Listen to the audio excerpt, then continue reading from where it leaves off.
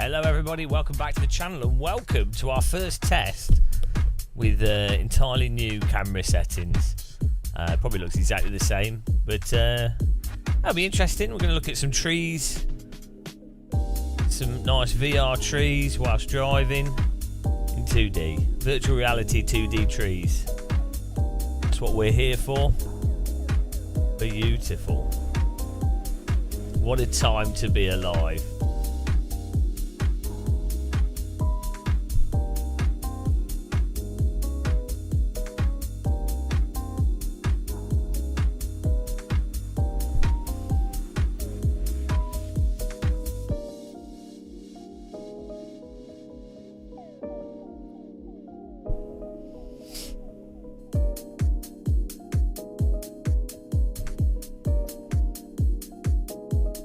Hello, Geoda.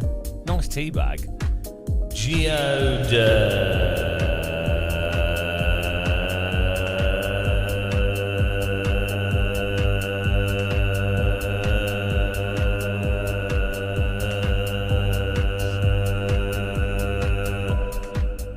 Hello. Well, everybody.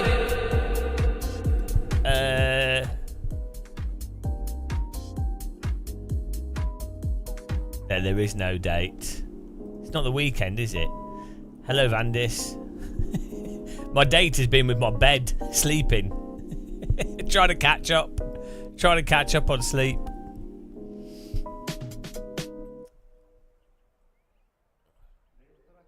Hello. How's it going? Do you like the new icons? Sad. Yeah, Freaky Leak, you were first on YouTube, but not the first on Twitch. Hello, Sim Racing Wales. How's it going, guys? I'm alright, yeah. Brain's a bit cooked, but I'm okay. The cameras seem to be working, which is nice. So, for those of you that don't know, we did some shenanigans last stream with the cameras. We got this camera that you're watching on is going into a PC capture card, and then it's going out into another computer. This is a streaming computer, and then the camera behind is going into. I don't like ACC, but I do like the normal SSD. A splitter box, and then that's splitting it. So basically, both computers can see my cameras. One of the or not the best. Bit of a charade. Like, even F1 or GT mods, it's really good. Thanks, Max. But yeah, yesterday we streamed for like 13 hours yesterday. It was a really bad idea, but it was actually alright. It was quite fun. It was quite nice. Yeah, so we streamed for 13 hours and then what happened? Oh, and then I played Counter-Strike till like 6 PM. Then I played like 3 games of Counter-Strike. And then I went to bed at like 6 PM. And then I woke up at 1:30 AM. And I was like, oh. And then what did I do? I had a bowl of cereal. and then I listened to some Noam Chomsky for a bit, and then I went back to sleep until 8 AM. So it's pretty good actually. Good, like the best sleep I've had in like probably last 6 months. So that's pretty good. Pretty happy with that. Feels weird having slept. Honestly, if any of you have insomnia, it genuinely feels like a high when you sleep. Like you're so used to being depressed that when you get a little bit of sleep, it feels like you feel like you're on like something like sugar high, and do you know what I mean? Because it's so much easier to process reality when you've had sleep. So yeah, maybe chronic fatigue's pretty good. You just have to suffer for a long time, and then you get the occasional good night's sleep, and you're like, oh my god. Lyro RC, what rig am I sitting in? I am sitting in the rig of SimLab P1X. The glorious SimLab from Holland. A lab of simulators.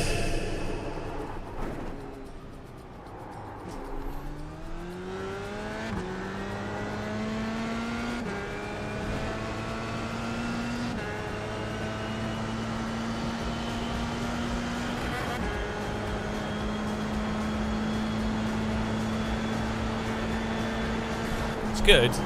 I would get a lighter one though. P1X cockpit's a bit big, so I would recommend. I don't think you need as heavy and big rig, to be honest.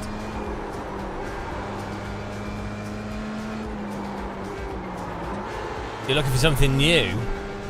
Have you ever considered lawn bowls? Ever considered doing that? Right, we've got like 30 minutes till the race. Should we make some techno whilst we wait?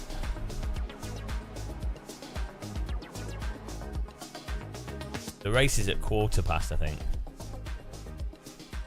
11:15. Let's make some techno whilst we wait. I can mute the audio from a PC, so you can watch without having to listen to the repeat beats. Let's see if I can do this, and then you can chat whilst we make techno. Routing. So routing system. Here we go. You shouldn't be able to hear this. You can hear that, can't you? Oh, I know why. There you go. Haha.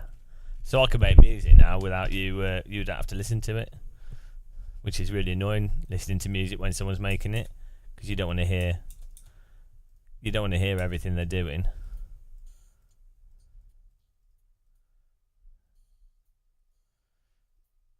Your NG Ultimate rigs, very heavy. Yeah, I think you know, it's nice having a heavy rig, but you don't need a super heavy rig, do you? Right, we need a good techno beat here. So we have kick drums. Techno's probably like 155 BPM. And then we need a bass line. Let's use Flex here. Hello Tony, how's it going?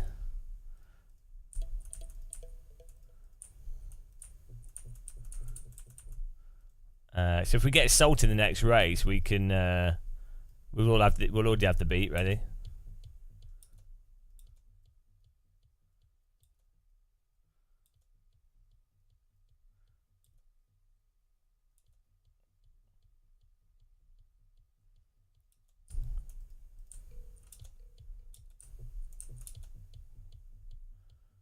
Hello, I heard about the Assetto Corsa Portugal map. I have, yeah, it looks good. Be interesting. Right, we need some hi-hats for techno. You can't hear it, guys, because I've muted the PC audio, so you guys don't go mental hearing loops. Right. Right, we need you have to compress the kick drum. You can listen to this now. Here you go. Look. This is what we got so far. We need we need to compress the kick drum. Nice and easy. Just put a compressor on that. Yeah, I mean, I only recently discovered the full power of compressors for drums. It's so stupid what you can do.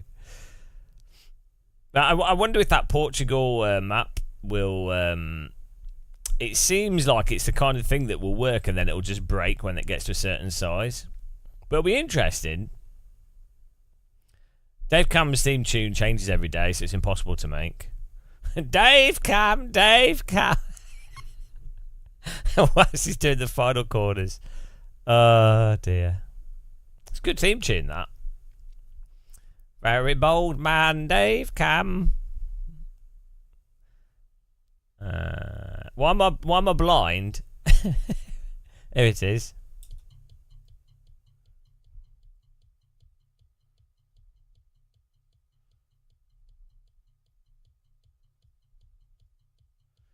Yeah, some people didn't find it funny. I thought it was pretty hilarious, to be honest.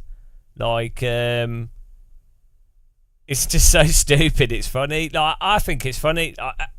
I've noticed in sim racing, there's a lot of very, like, serious people. Am I very dark on this camera, by the way, guys? Is the contrast a bit messed up? There's a lot of people that don't get absurdity, it would seem. And there seems to be a lot of them in sim racing. And which is ironic, because sim racing is one of the most absurd activities a person could be doing.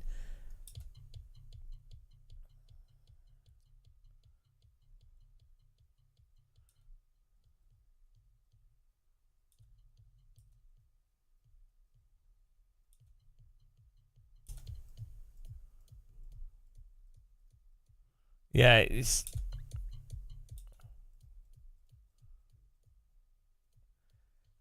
I can understand, like, some people find... you can find anyone annoying. I can see I'm pretty annoying, that's fine. But, yeah, it's just weird.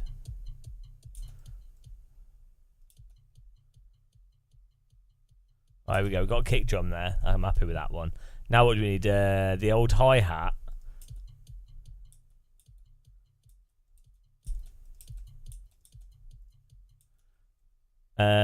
Steve Marshall, you tried LFM for the first time last night. Put me in an AI race. Oh, isn't that it with ACC or something?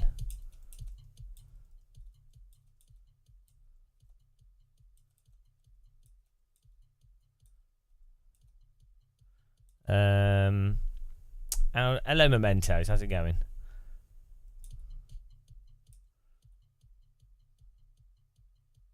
How does it do an AI race? With AC, how does that work?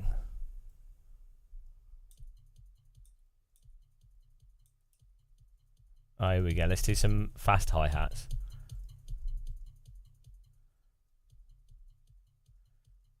What else do you need in techno? What else do you need in techno, guys? Yeah, we got 30 minutes till the next race. So far, we got hi-hats and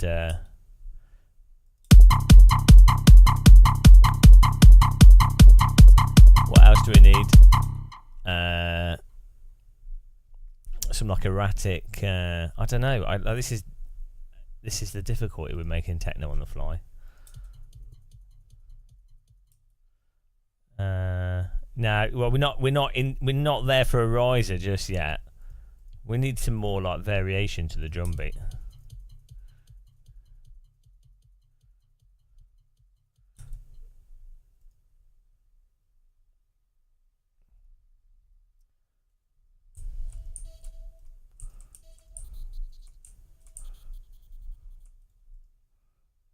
Oh, okay. Well, this will work.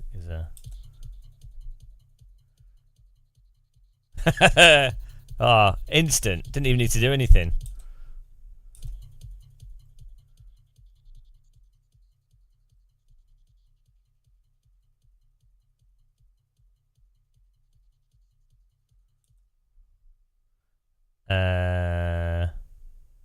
Now we just need like a lead.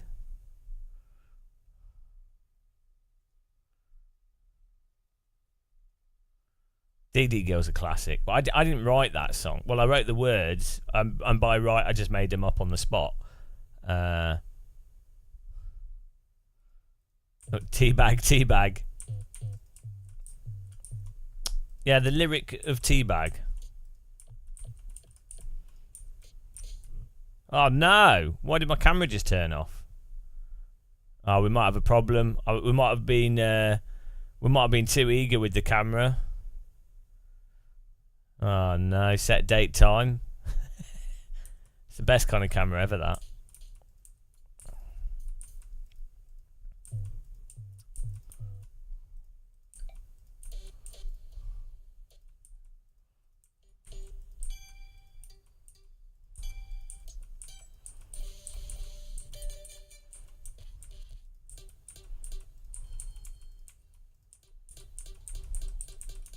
We're time traveling.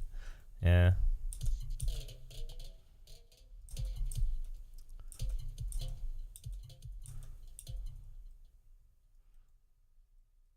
Look at this. You can be really lazy and you can just go.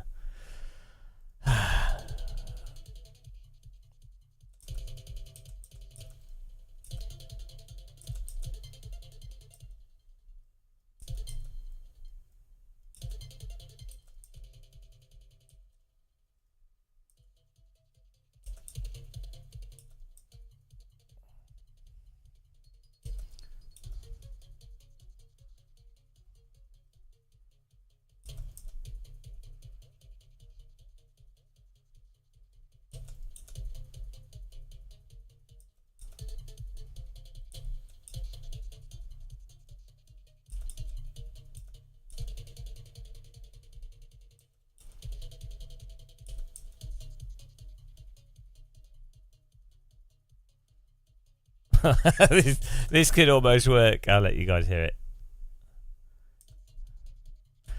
This sounds Chinese though. Accidental Chinese remix. You ready?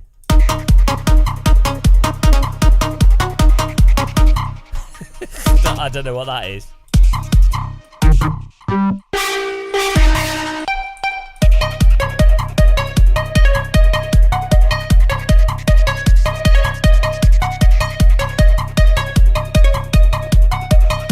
Random Chinese tunes.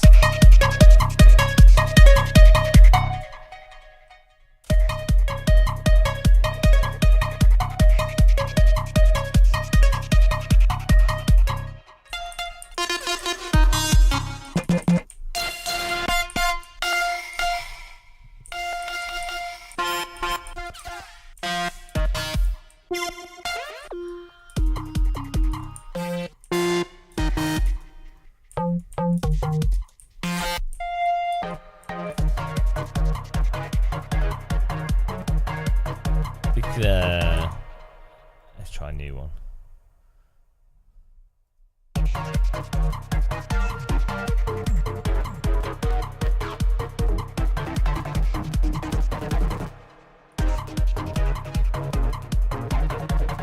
Hello, Kevin Maria. Service should be up in a minute.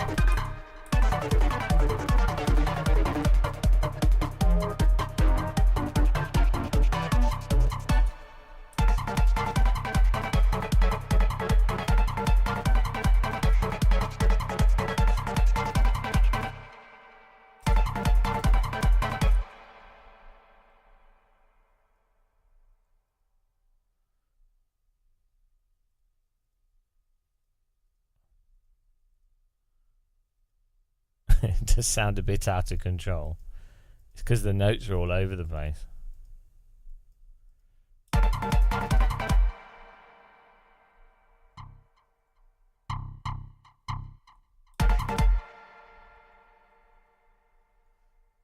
Everything turns into Darude Sandstorm. It's just how it is with music.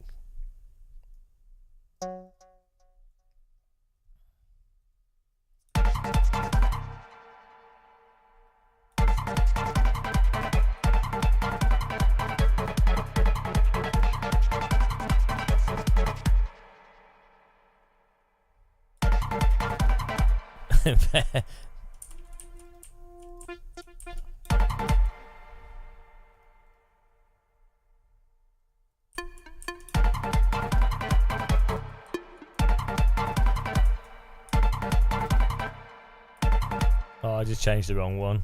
Oh. I know, I'm being...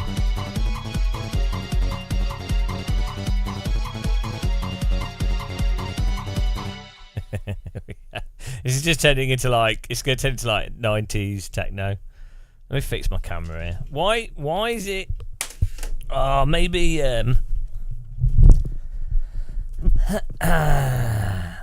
maybe it doesn't get enough power.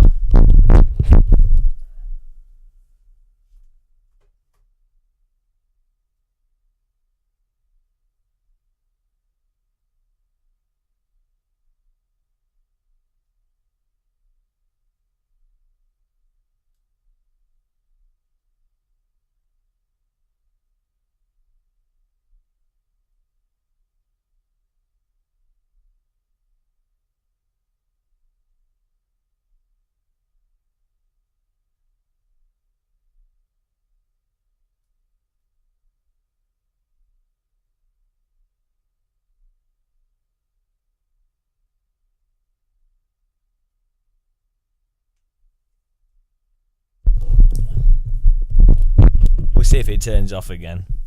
It might do. In which case, maybe it's to do with the. Oh, who knows?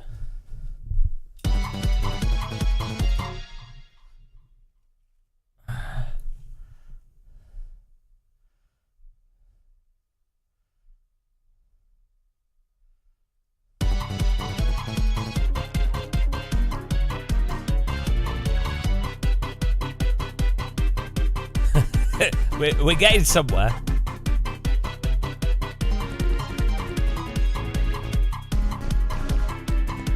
You can make a kind of yeah.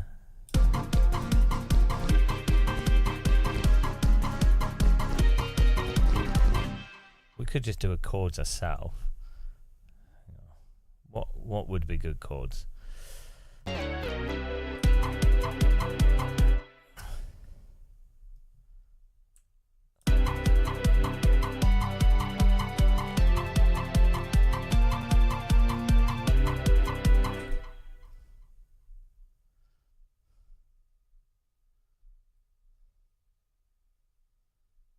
That was the wrong button.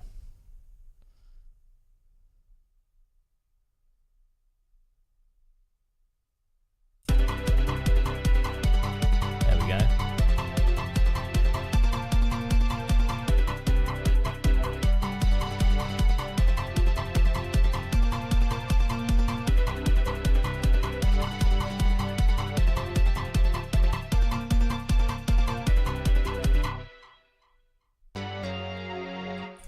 That's weird. This must be a newer version of Fruity Loops.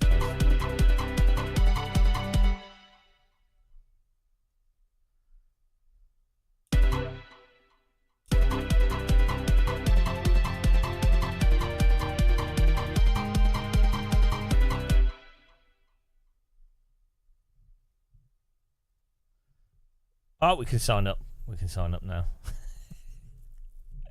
Does anyone else make techno whilst waiting for iRacing races? I think this should be like the way that you do iRacing.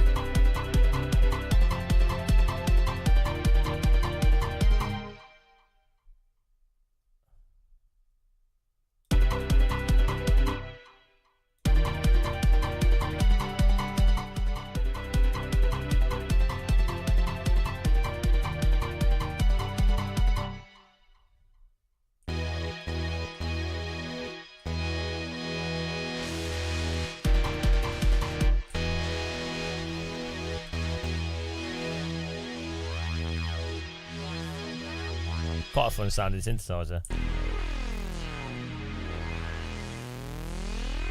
Oh, that just makes me want to make a Chemical Brothers style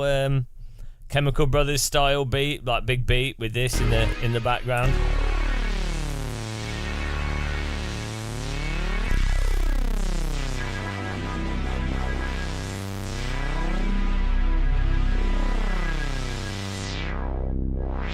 It's a well good synth.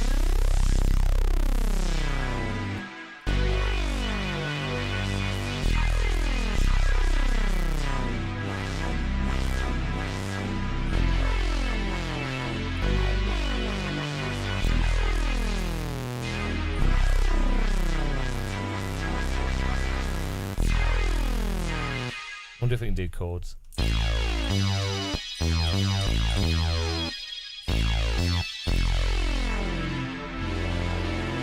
No. It can only do one note at a time.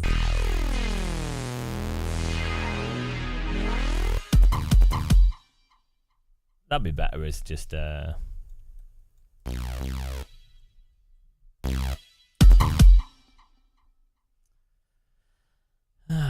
dear. This is wrong as well.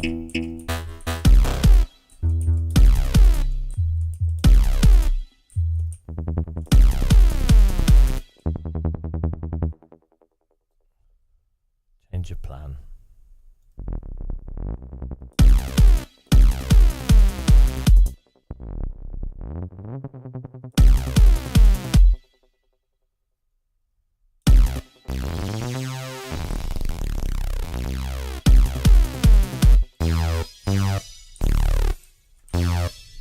I'm going to get in the server here. We will have more Game of Muscles musical notebook. Game of Muscles musical notebook. Oh, hang on, we're brighter now. Oh yeah, I changed the ISO. Right, let's get into iRacing, guys.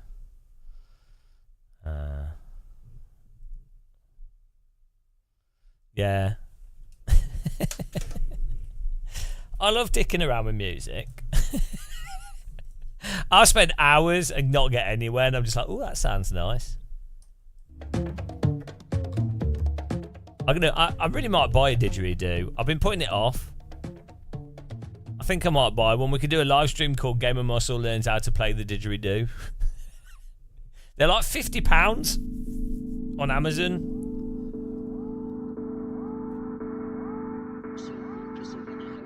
Thanks, Sim Racing Wales. I got this from Monaco. Fanatec invited me to the start of the 2020 World Rally Championship in Monaco, and got given this shirt, which is cool. It's pretty awesome. This is a nice shirt. You might still be able to get them. It does look like you've kind of vomited on yourself, though, so...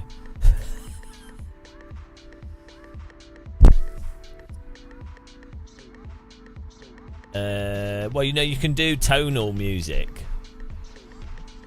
with a didgeridoo.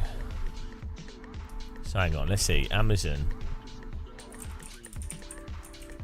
didgeridoo. So they do cheapo ones that are just display ones. They're not very good.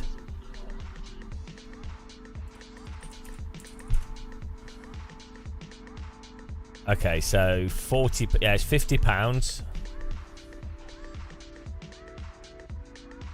I think it's made out of plastic, but yeah, it's got really good reviews. Shall I put a donation goal? Okay, donation goal. Oh no! My screen's gone mental. Ah, this always happens. I know it's back.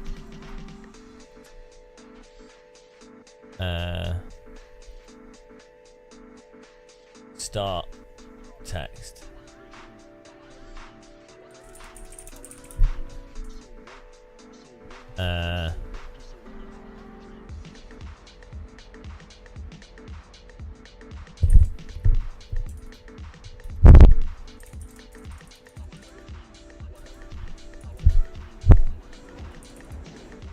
And didgeridoo donation goal.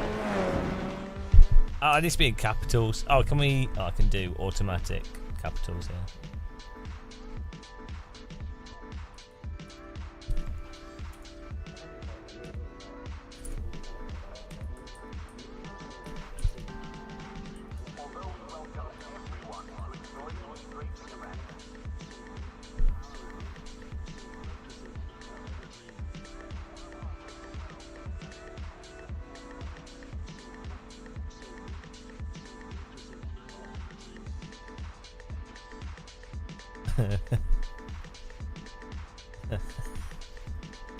This is how you beg for money.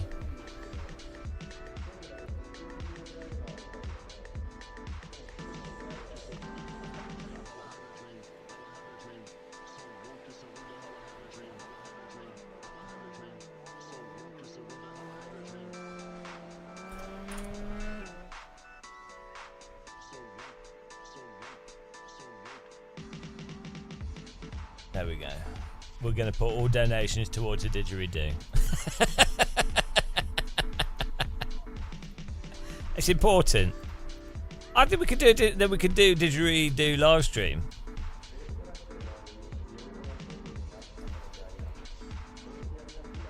Paste.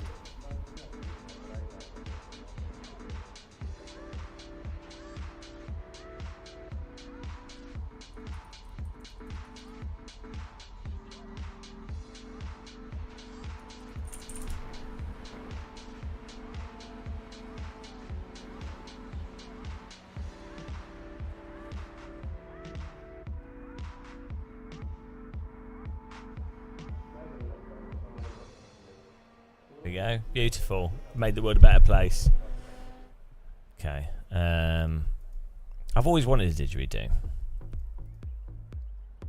Ah, Sim Racing Wales. Rolf Harris donation. Oh, thank you.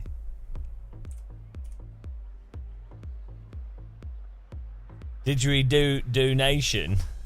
That's too clever for me. I couldn't come up with that. Didgeridoo nation.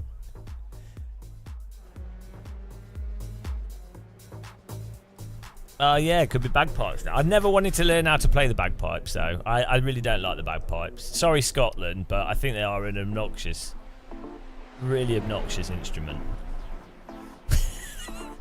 I can see why they're useful on a battlefield, because your enemy wants you to stop, so it causes them to charge. 3, 2, 1, go! Rolf Harris Didgeridoo Donation lolololol. La lol. Thank you very much, Sim Racing Wales. Really appreciate that.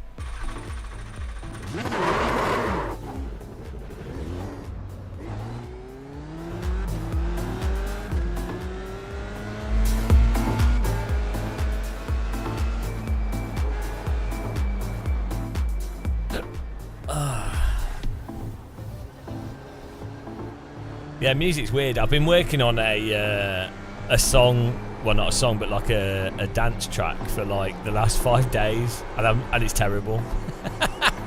It's totally. I'm trying to do something totally different, and it's not working. It's like it's got too many notes. But I'm like I'm gonna make this work if it kills me.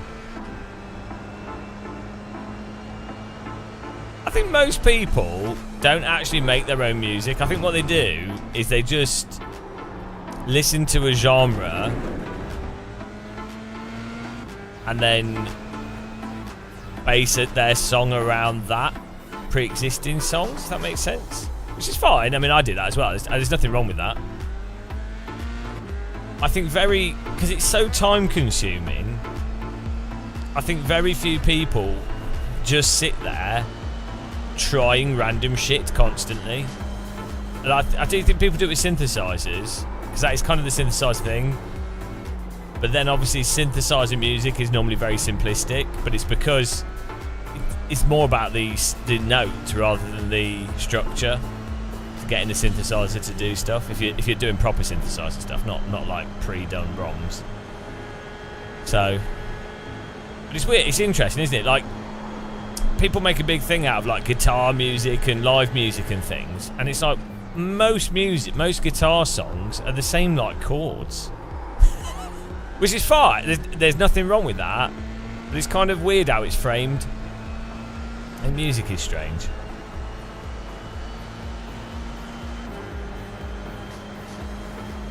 I think more people should just mess around making music though. Yeah, Udio's alright, but it's it produces like really, it's good for comedy music, but it produces like really generic stuff and nothing really. Yeah, basically people do what Udio does. That's basically what people normally do.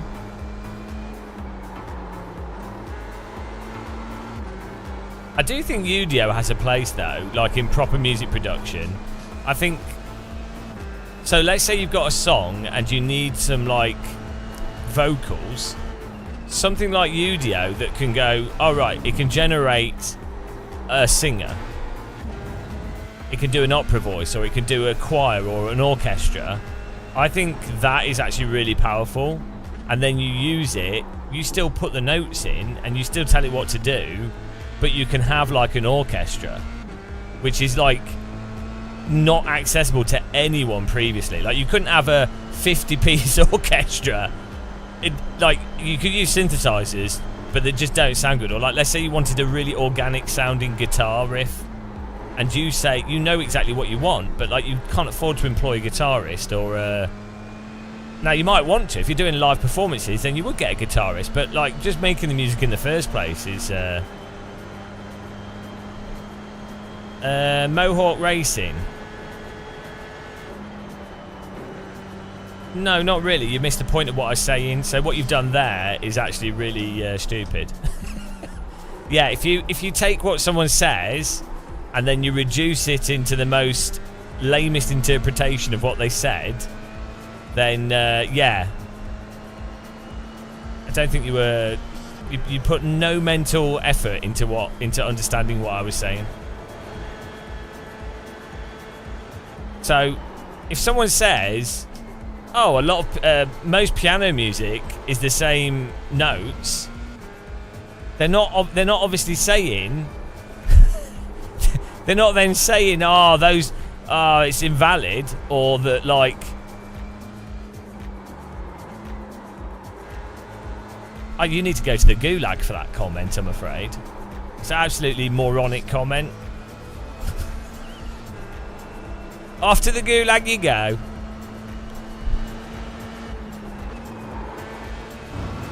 Do you need me to explain what I said more clearly? Shall I explain things more clearly?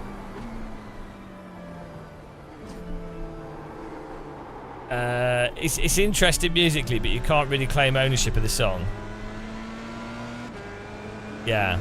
Well, yeah, it's a weird one with stuff like Yu-Gi-Oh!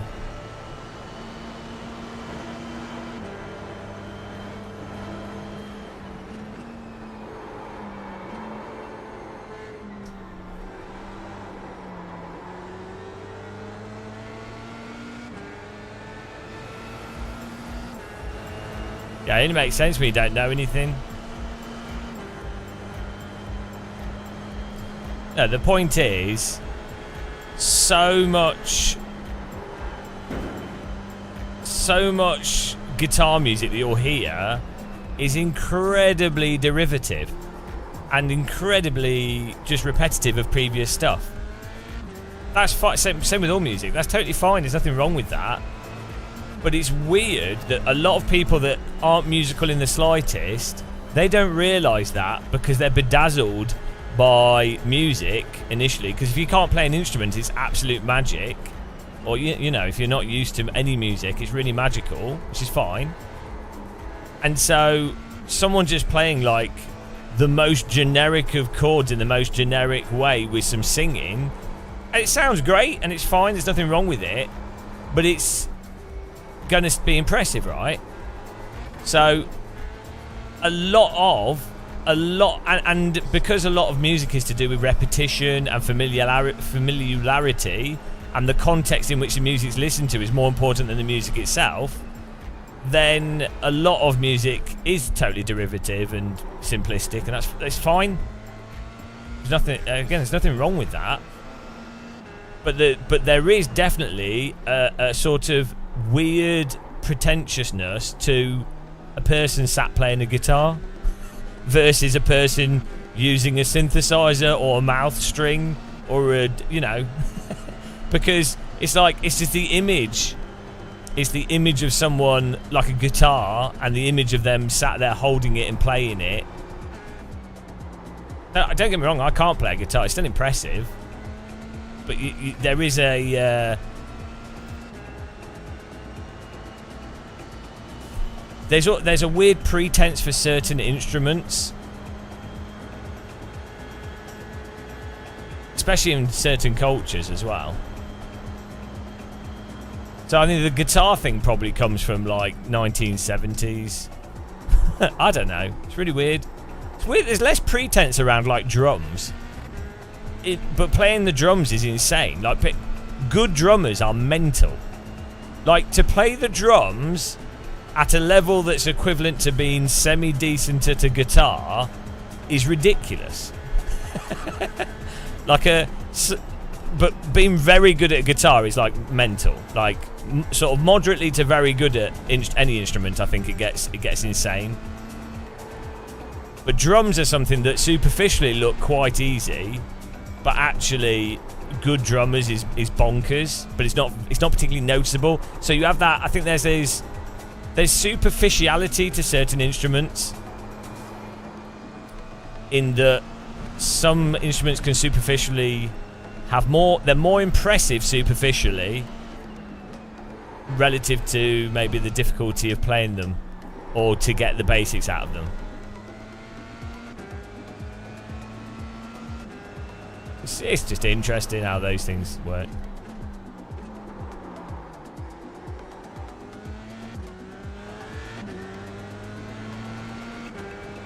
I can't remember what we were saying. Yeah. Yeah.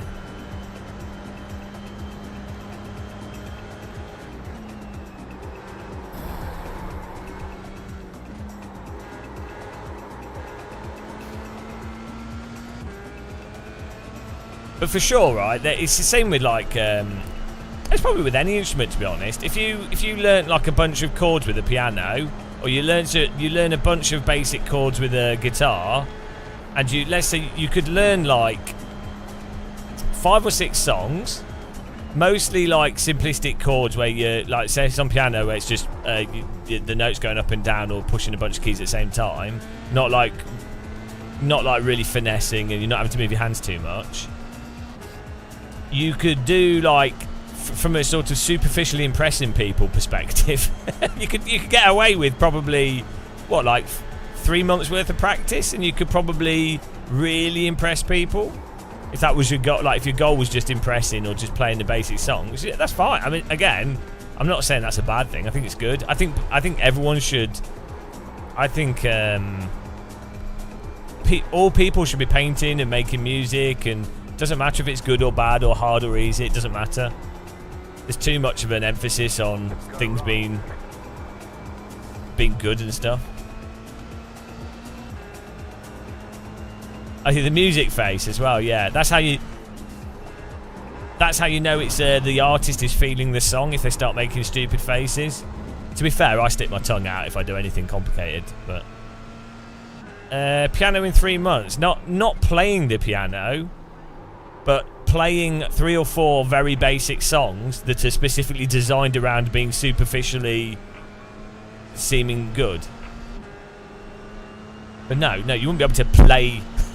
You wouldn't be able to play a guitar in 3 months, proper, like actually play it. But like, there's, it's like being able to do a level in a video game, one level, versus being able to quickly do lots of levels. I'm a very slow learner myself. I can't even do stupid stuff.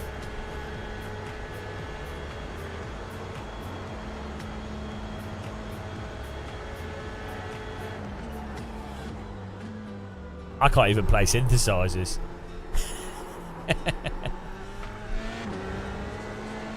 Synthesizer Patel.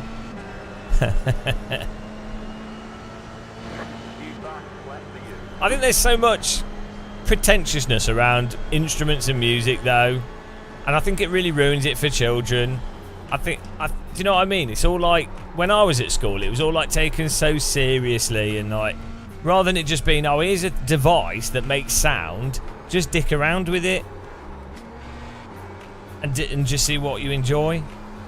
This is why I have a weird thing against. This is why I get annoyed by, like, not annoyed, but like, why the whole sort of coaching thing in sim racing is a bit like, it creates this like structured, pretentious context that's the antithesis to play. It doesn't have to be, and it isn't always, and it might not be the intention, but it's the context and the projection is one of work. You have to get a defined outcome, absolute goal setting, focus on improvement. Do you know what I mean? It's the entire context is one of result context rather than play, and I think that is I think that's fine. It can be good, can be a good thing, and structure's fantastic, and it can make people better. Can be a good way to be the best at something, and that can be fun in and of itself for a lot of people. But it tends to become the dominant way of doing anything, and then it becomes this like pretentious tool and then people tend to completely forget play, joy, experimentation. Do you know what I mean?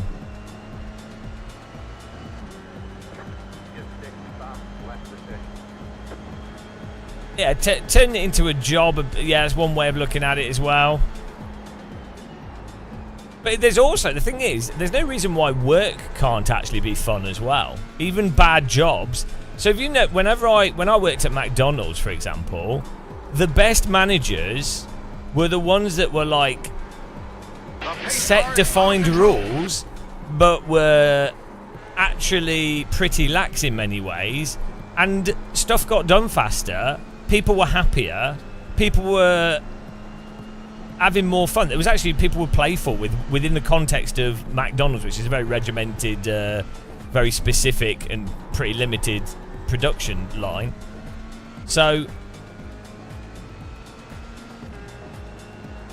I think there's just like there's a proceduralization that can occur, and people that are often a little bit joyless or a little bit lacking in playfulness then start promoting this proceduralization of life, which can then be the antithesis to play and joy.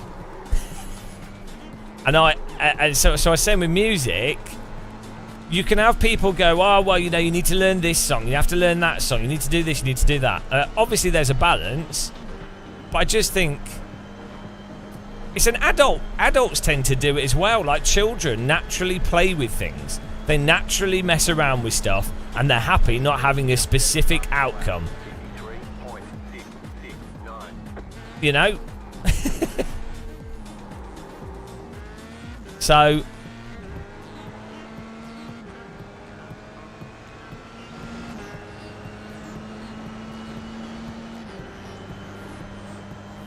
how I made gaming my job? Well, I'm not professional in the slightest, so I don't know what you're talking about. I am the absolute antithesis of professional. But yeah, as a result, I don't make as much money as I could do, for sure. But yeah, if you... It depends, though. You could... It depends what type of music you're doing. Oh, no, the camera! Why? Okay, why with the camera? Maybe it's the socket. Looks like the camera's resetting. It depends. There's lots of musicians that are actually very playful. So... I think it's the... it's probably this USB port. Let's plug it into another one.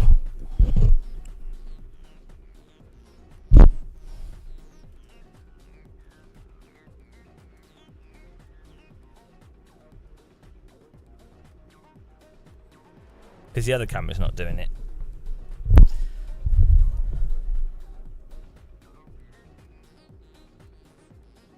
I think there can be fun in practice as well. Again, I think there's a balance. I think practice can actually be quite enjoyable. There is definitely a sort of meditative quality to doing repetitive actions. So that's why I'm not saying proceduralization is always not enjoyable. I'm not making a binary argument. I'm just saying I think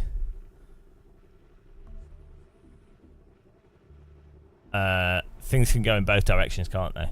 So this is the problem when you talk about stuff like this and you're making a claim. I'm saying that there's a pretentiousness. It's gone too far in one direction. There's too much proceduralization and a lack of joyfulness and a lack of play. And I'm not making the claim. I'm not making the claim that proceduralization and work and structure is universally bad. I'm not making a binary argument. I'm saying there's a culture, often in work, often with doing things, of a lack of playfulness, and I think that's actually counterintuitive. Yeah, way too much nuance. Let's try that. Hopefully the camera stays on. I plugged into a different socket.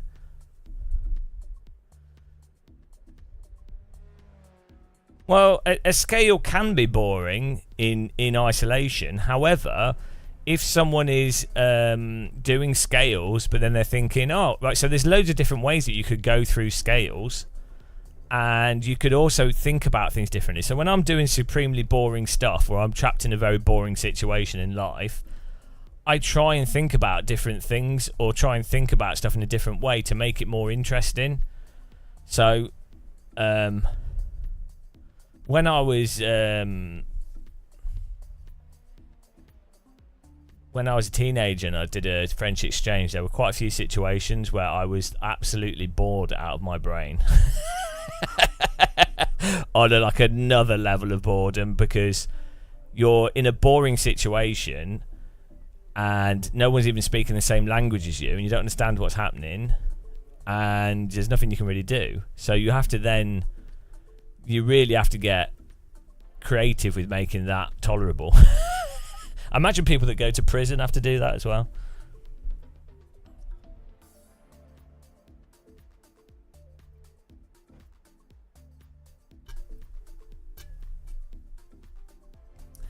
Well, so you'd have to define what you mean by shite.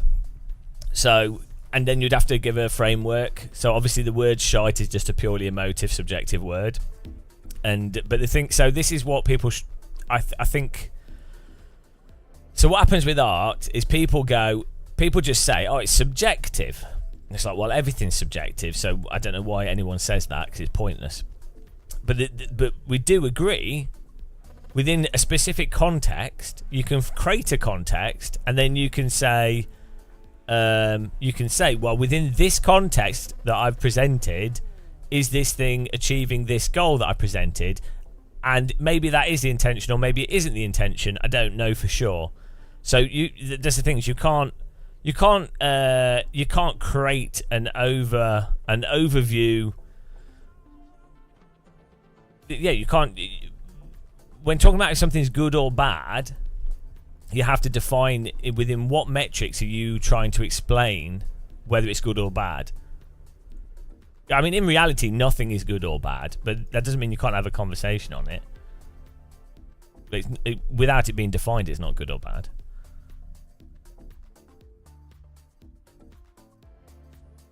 Yeah, but Steve, you're just talking about you can. So, for example, I don't like ACC, how it drives. So subjectively, to me, I don't enjoy Assetto Corsa Competizione, right? But I can say why I don't enjoy it, and I can also explain why other people might enjoy it. So, and I can also objectively say it's not universally bad. So,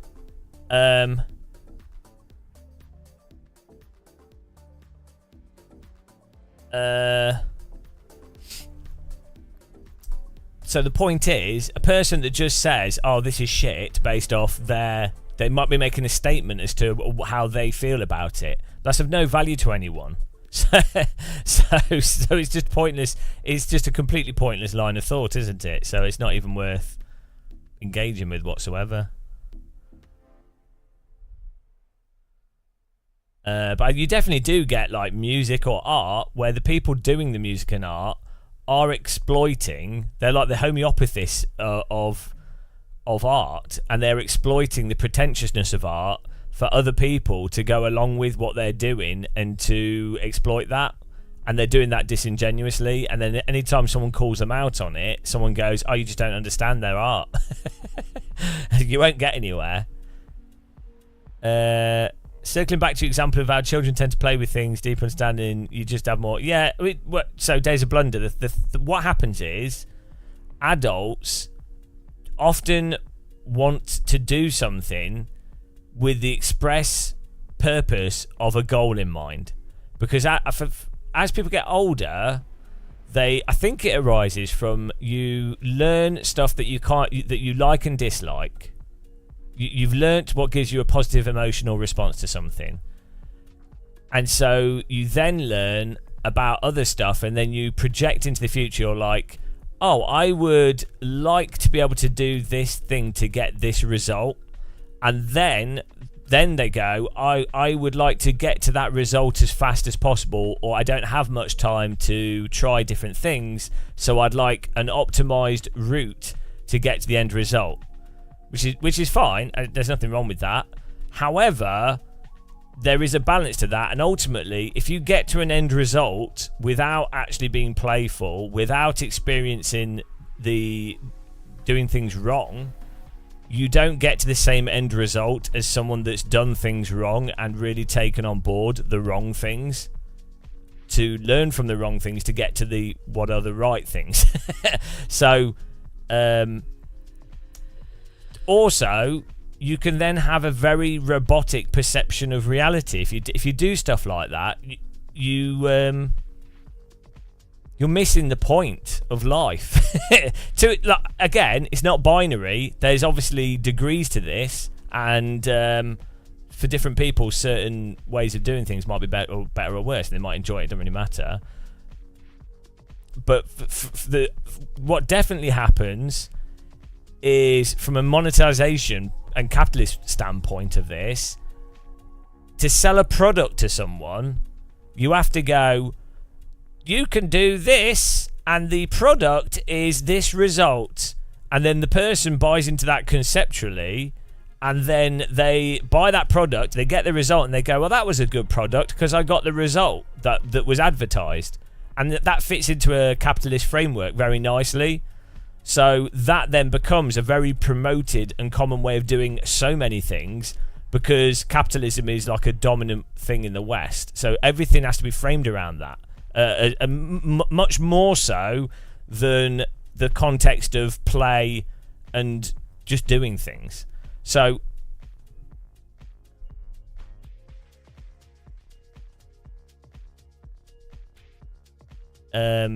yeah. Beckley, if you focus 10% into racing, you might just win a race. Well, yeah, but you see, the mistake you've made, Beckley, is that I'm not playing iRacing to win the race. So that should be pretty self-evident if you watch my channel. If I was playing iRacing to win the race, I would be like doing some regimented training process. I'd only do 2 or 3 hours of sim racing a day, if that, probably an hour. I'd be wearing a VR headset. I'd have a rig set up completely differently. I wouldn't be live streaming.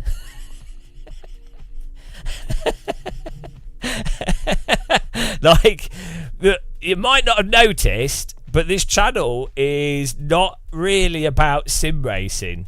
That's just a context. I enjoy real-time physics, and I can monetize sim racing, so it makes sense from a work perspective as well. But that's not really the point of the channel. Also, if you say talking absolute shite, I think I would argue that people would rather come to this channel and have someone talking maybe bollocks, but just having a conversation. I think that's more interesting or different at a minimum than going to other channels where they're just talking about the same stuff constantly. Orimu, thank you. Well, if it isn't my favorite bald British lunatic. Thank you very much, Orimu. Mind you, I do talk about the same stuff constantly, so a little bit of time.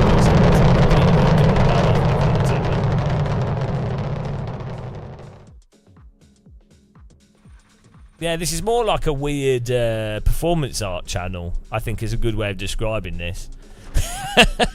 It's a very convoluted form of performance art.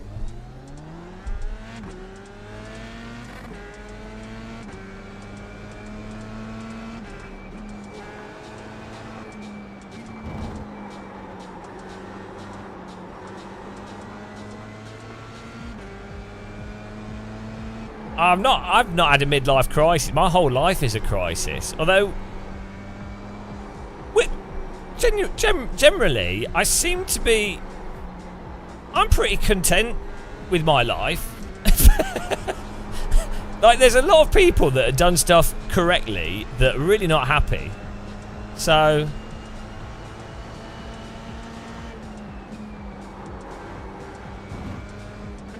I don't even know how you get art in the Tate Modern. I imagine it's some like really pretentious process. I like the Tate Modern building.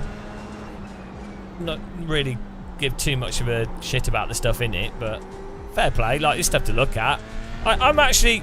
The thing is, I'm really pro art. I really love that people can make stuff and play around it. I don't like the pretentiousness of it, and the you know. I think everyone should be doing art and playing. People should be playing. That's it. It shows humans out. Everyone gets like so serious with everything instead of being playful. I think people are meant to play. You know? It's a cultural cancer of not being playful.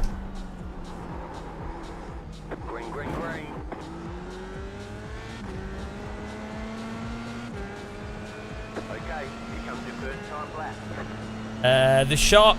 Oh, that was a long time ago. Bigger Ham, you've just dated yourself. You must be like at least 35 years old, maybe 40. Because that was from the 90s.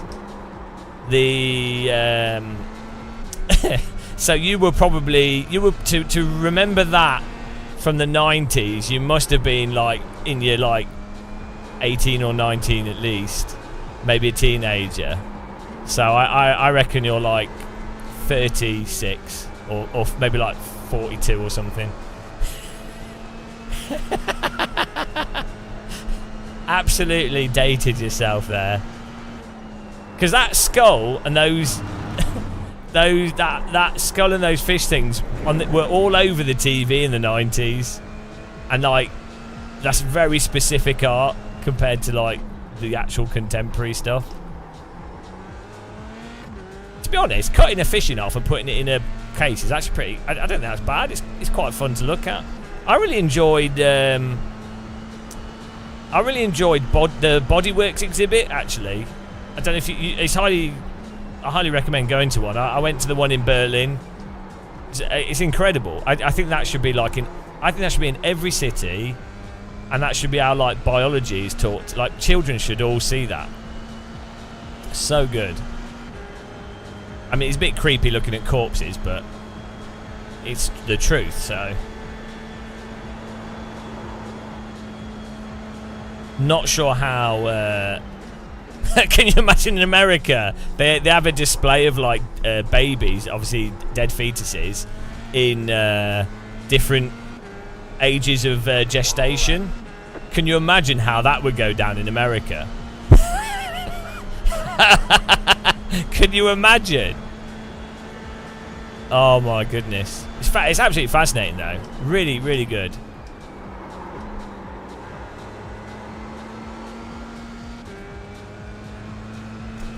Cutting stuff up isn't teaching out. Well, it is if you to look at it and you can actually see how things are constructed inside. It doesn't. It gives you a certain perspective. It is creepy at first, but actually it's not that creepy. It's like just like, I guess, cadavers and stuff, isn't it? It's very creepy until you really sort of, you know, if you've been exposed to it a bit, you'll be like, oh, actually, it's just a bit of body. James West, why is your last name in lowercase? Psychological warfare. I have to do whatever I can because I'm so bad. I've seen the warfare, you're always off the track. Would you like a cup of Yorkshire? This guy sounds well northern. Go to the toilet. Cups. Sounds like Devo.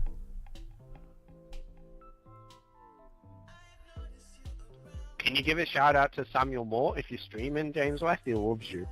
Samuel Moore. Is that sarcasm? I always assume everything's sarcasm. Don't know who Samuel Moore is. Probably a hater. Probably another person that regrets finding my channel. Oh dear. Right, let's go. Fix that up. Hopefully the camera stays on. That'd be nice.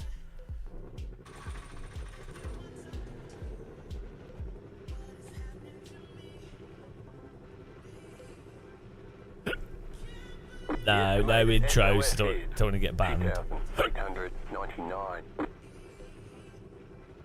I just had some yogurt.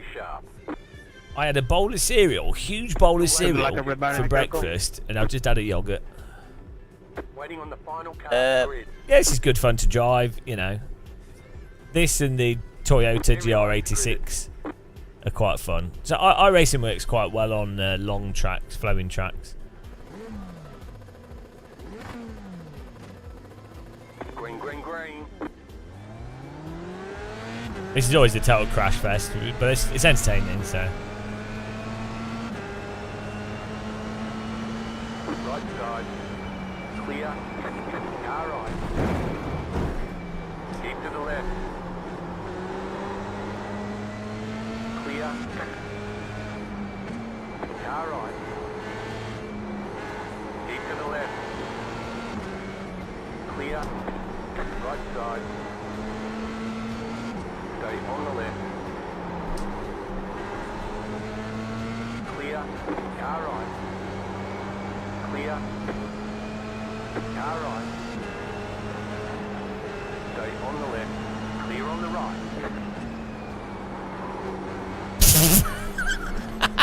I let him go past and then he missed the apex and just missed the corner.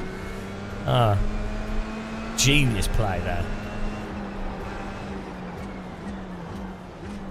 Right side. Clear.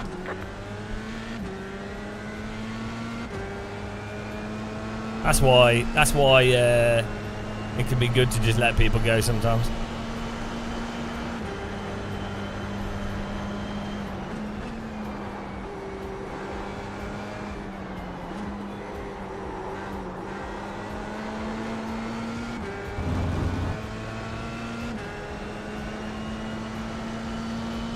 I think this is a good car track combo, to be honest.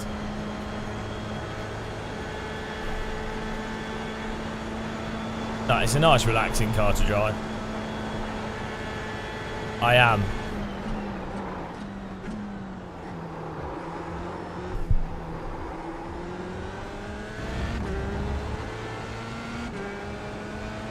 I had a mental dream. I had a mental dream about food. It was like a pie. It was a pie, and it was served with curry sauce. Right. Oh, it's so good. Right. So it was a pie, and then it was served with like it was a curry sauce pie, and then it was served with curry sauce in a separate pot. And then there was a little pot of rice, which also had a pot of curry sauce. And then there was another pot of curry sauce. And then and there was just like every single thing. And I kept looking at the table. And each time there was like more and more curry sauce for everything. And in my mind I was like, why are there so many individual portions of curry sauce? And then, but the logic was, oh, each individual thing, like so the rice or whatever, each thing had its own separate thing of curry sauce. Because for some reason my brain was like, rather than going, oh, you could just have a big thing of curry sauce if that was what you wanted. But like it was like I was at a restaurant. I was trying to work out why is there just constant curry sauce? It's like, oh, there's some peas there. Ah, there's some curry sauce for the peas. It was absolutely insane. It was like a fast show sketch or something. Yeah, everything with curry sauce. I don't even know what that was from, because I haven't had curry sauce for ages. Oh, don't go there, thank you. Don't send it, matey. Let's catch up a bit.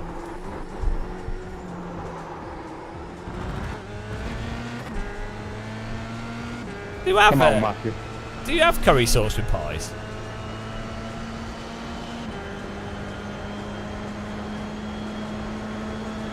Right side. Clear on the right.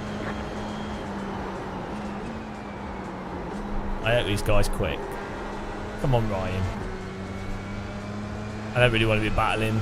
I'd rather get on the tail of these other cars. Yeah, it's like Chinese restaurants or Chinese takeaway would have that curry sauce, but it's a weird thing, isn't it? Because it's not really proper curry sauce. It's like turmeric sauce.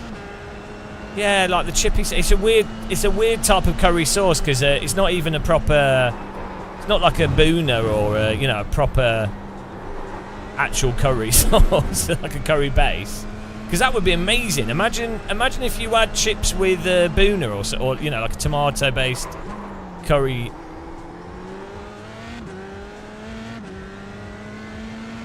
Yeah, it's just straight. It's not a particularly nice tasting type of curry either. I wouldn't even describe it as curry sauce. It's like, but that's what it is. Maybe that's what my brain was trying to like process. Max Verstappen or what, Matthew?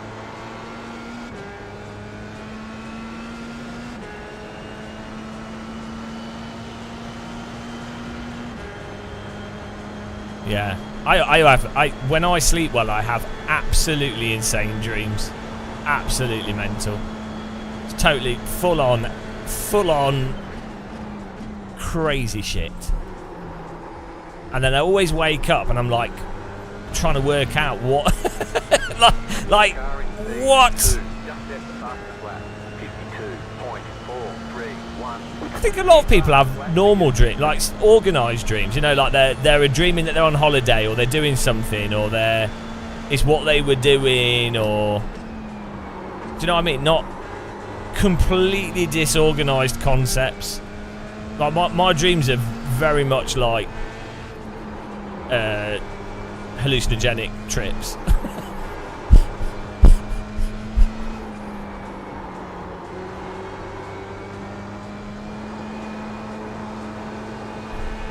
They're so incoherent, Cat Debate. They're very similar. You know where those AI-generated images that are mental, where stuff goes totally all over the place?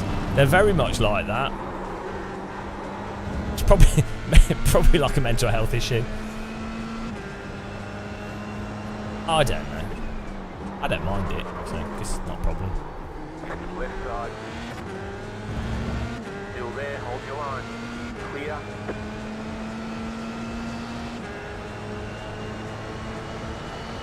Car right. Stay on the left. Clear. Thanks, iRacing. You've got wheel damage.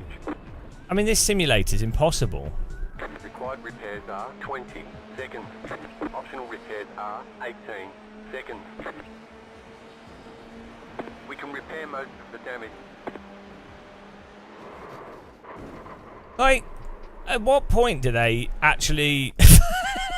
It's ridiculous. How are you... Alex, ¿tienes el coche tocado? Pues no lo sé, tío. This is like constant in this sim with Formula cars. Like, what on earth? Y no lo sé. How is this? Why don't they fix this? And why do people?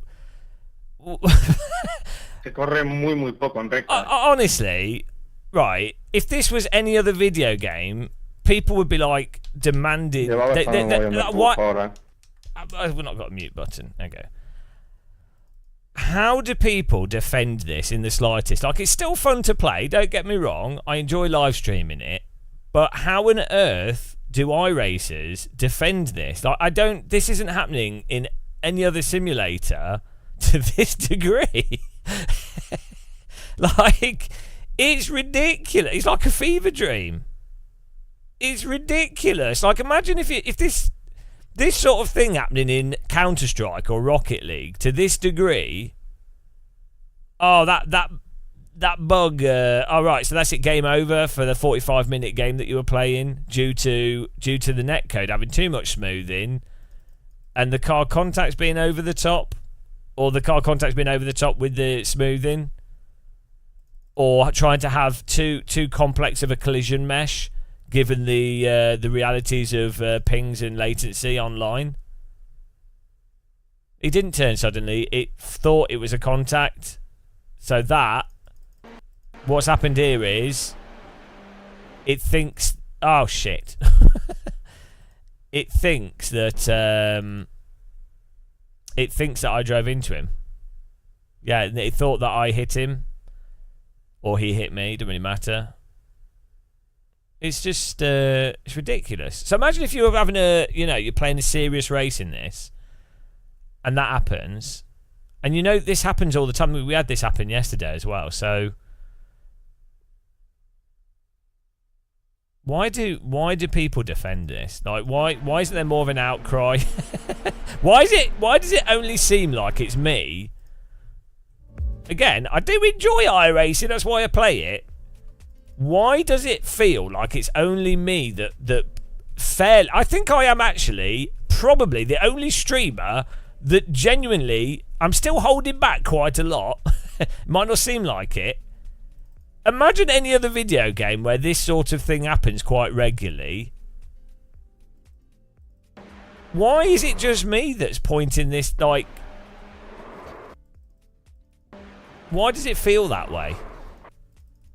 Both of our races totally ruined by technical problems of this simulator,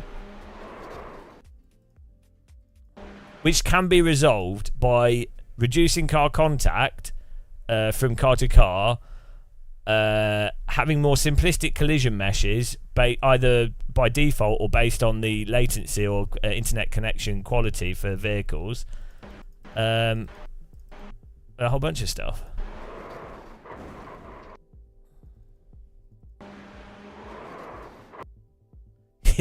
Hitbox is too big.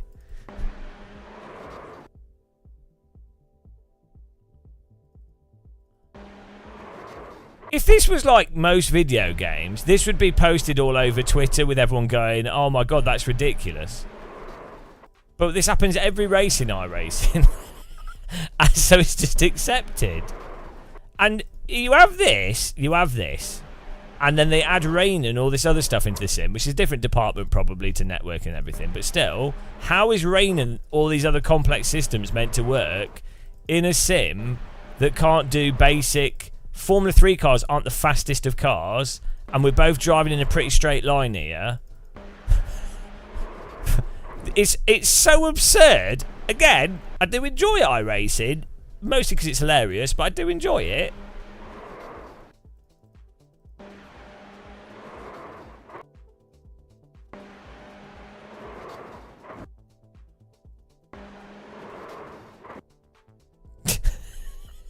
Right, we're done with that. Ah, dear. I was enjoying driving around the track there.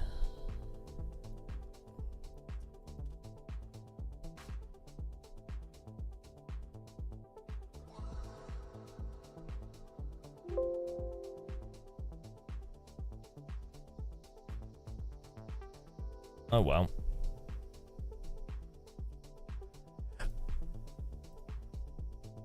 No, I'll do Road to 6K once they sort the tyre model out, so it'll be fun to actually get faster at it. So to get above, like, even to be at 5K, you have to actually be at a good track pace, which requires you to do, requires me to do quite a lot of hot lapping because I'm not very good at driving.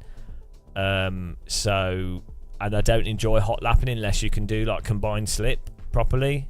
So if they make the tyres so you can drive the cars naturally, then I'll personally enjoy it. So I'm waiting for that. So that's why, like, I didn't mind doing AC hot lapping and the single player in AC, because generally I'm more of a person that enjoys racing with other cars. But I don't mind, same in actually Race Room as well, I don't mind doing hot lapping competitions if you've got combined slip, because it's fun. It's fun adjusting your trajectory and gradually chipping away at the corners and then refining it with a bit of slip. It's a sort of small drift mechanic. I think that's really fun from a gameplay perspective. But without that, and iRacing doesn't have it, it's just tedious. It's just really for me. I can see why other people enjoy it. Either if they don't notice the physics issue, or they just don't care. It's probably not a problem. Let's open this. Yeah. Well, I mean, I wouldn't say. Well, that's why I'm only waiting for it in the sense of doing a 6K challenge. I'd still play in the game, but yeah. So I wouldn't. I know you're just making a separate point. Personally, I would enjoy what's available right now. If someone's doing general stuff, like philosophically for most stuff, you're better off rather than waiting for new things or waiting for some hypothetical thing or anticipating some future thing. You're better off just finding something that you enjoy currently. But yeah, specifically for me, for doing that challenge, I would have to, there you go. Does that make sense? Oh,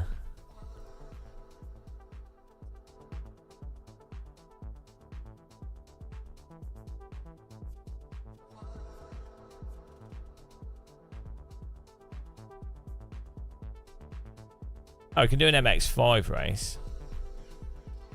Oh, there we go. The GR86 is good fun. Josh, do I like the slip in Le Mans Ultimate? I do think, generally speaking, do you mean like draft? Oh, you cut the slip, the handling. I don't mind. Yeah, that's fine. Le Mans Ultimate needs better force feedback for where the limit is and for braking, but it's good car contact. I don't really care. Like Rennsport has even more slip, especially since the update to Le Mans Ultimate. Rennsport's crazy, but I think it's fun to drive, and I think there's a range to what you could describe as realistic physics. But my thing would be, is there a physics hole? So in rFactor 1, there's and Race Room used to have like an auto bin. When you brake too much going into a corner, you just hit a binary point and the car would just spin and you couldn't catch it. So that would be a physics hole. Same with iRacing's tyres. When you push them, they just turn off. So from an enjoyment perspective, I would look first to, does a sim have a physics hole in that sense? And if it doesn't, then I think it can be quite enjoyable to drive. And I would argue in some senses that's more realistic, because it's like you're just driving on some weird tyres or some weird car. But then after that, I would then like the car to be like nice, tight and snappy, like Automobilista 1 and Assetto Corsa, if that makes sense. But for me, the problem with Rennsport is the force feedback's nowhere near as good as AC1 or like Automobilista 1 or Automobilista 2. But the biggest problem is that it doesn't run well. I can only get like 80 FPS on lowest settings, so that's not good enough. On my system, I need to be able to get like 120 FPS on the lowest settings. It's the 3080 Ti. Thomas, Thomas, I won a game of Counter-Strike this morning, so your rating's even lower than mine, I'm afraid. But it was only for 100 points. But I won the last round. I got 4 kills in the last round, and it was amazing. I outwitted the entire enemy team on Vertigo, and I had 5 health and killed 2 people. It was incredible.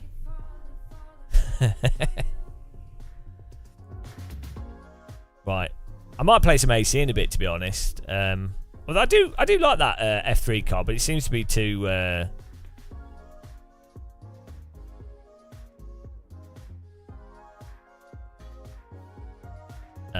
Yeah, it's just the lag's really bad. It might have been a dream. Is it too late to fix Rennsport? No, it's still in development. I think it needs like 1.5 years of development, to be honest. I think there's a difficulty with Unreal Engine in that it's hard to optimize, I think, in many ways. So Unreal, basically, it's really weird. The frame rate that you get is normally very consistent, but it is the frame rate that you'll get, and it doesn't matter what settings you use. Oh no!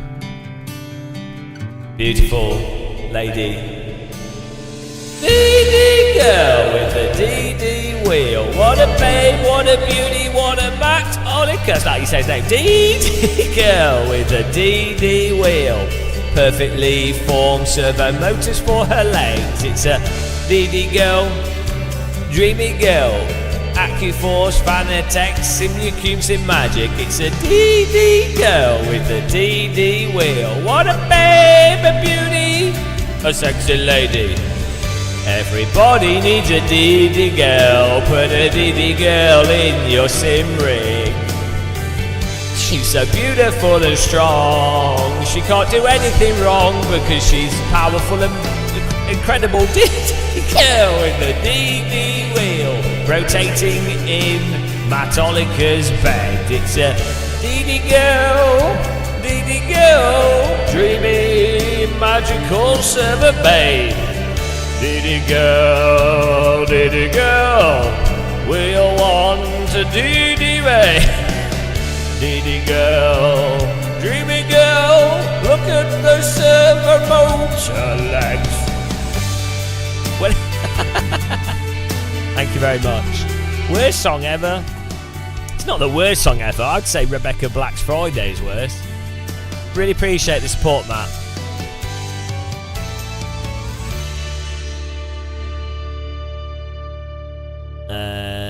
Yeah, thank you very much. Welcome to the Teapot Zone.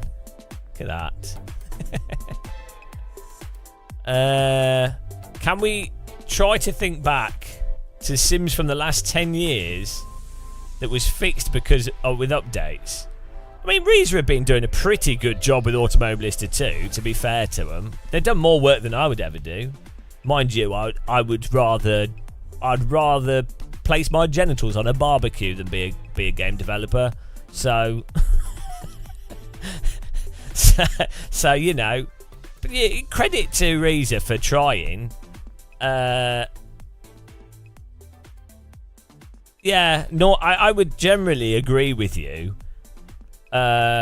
What you would want is when a game launches, it should at least fundamentally work well, because normally the normal development thing is that games get worse as you put more stuff into them.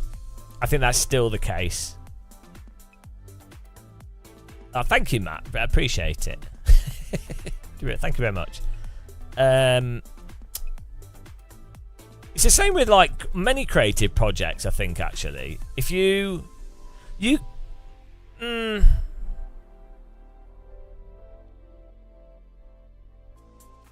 a weird one.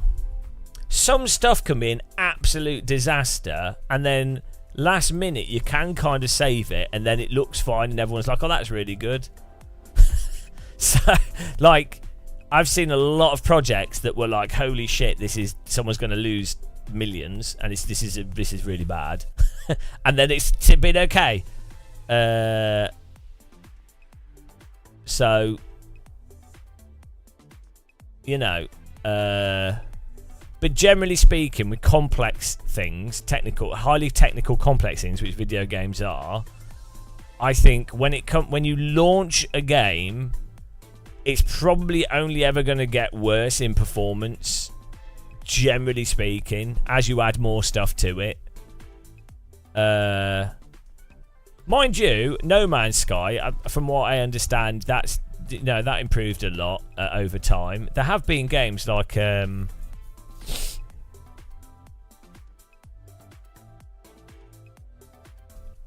trying to think off the top of my head. I can't think off the top of my head.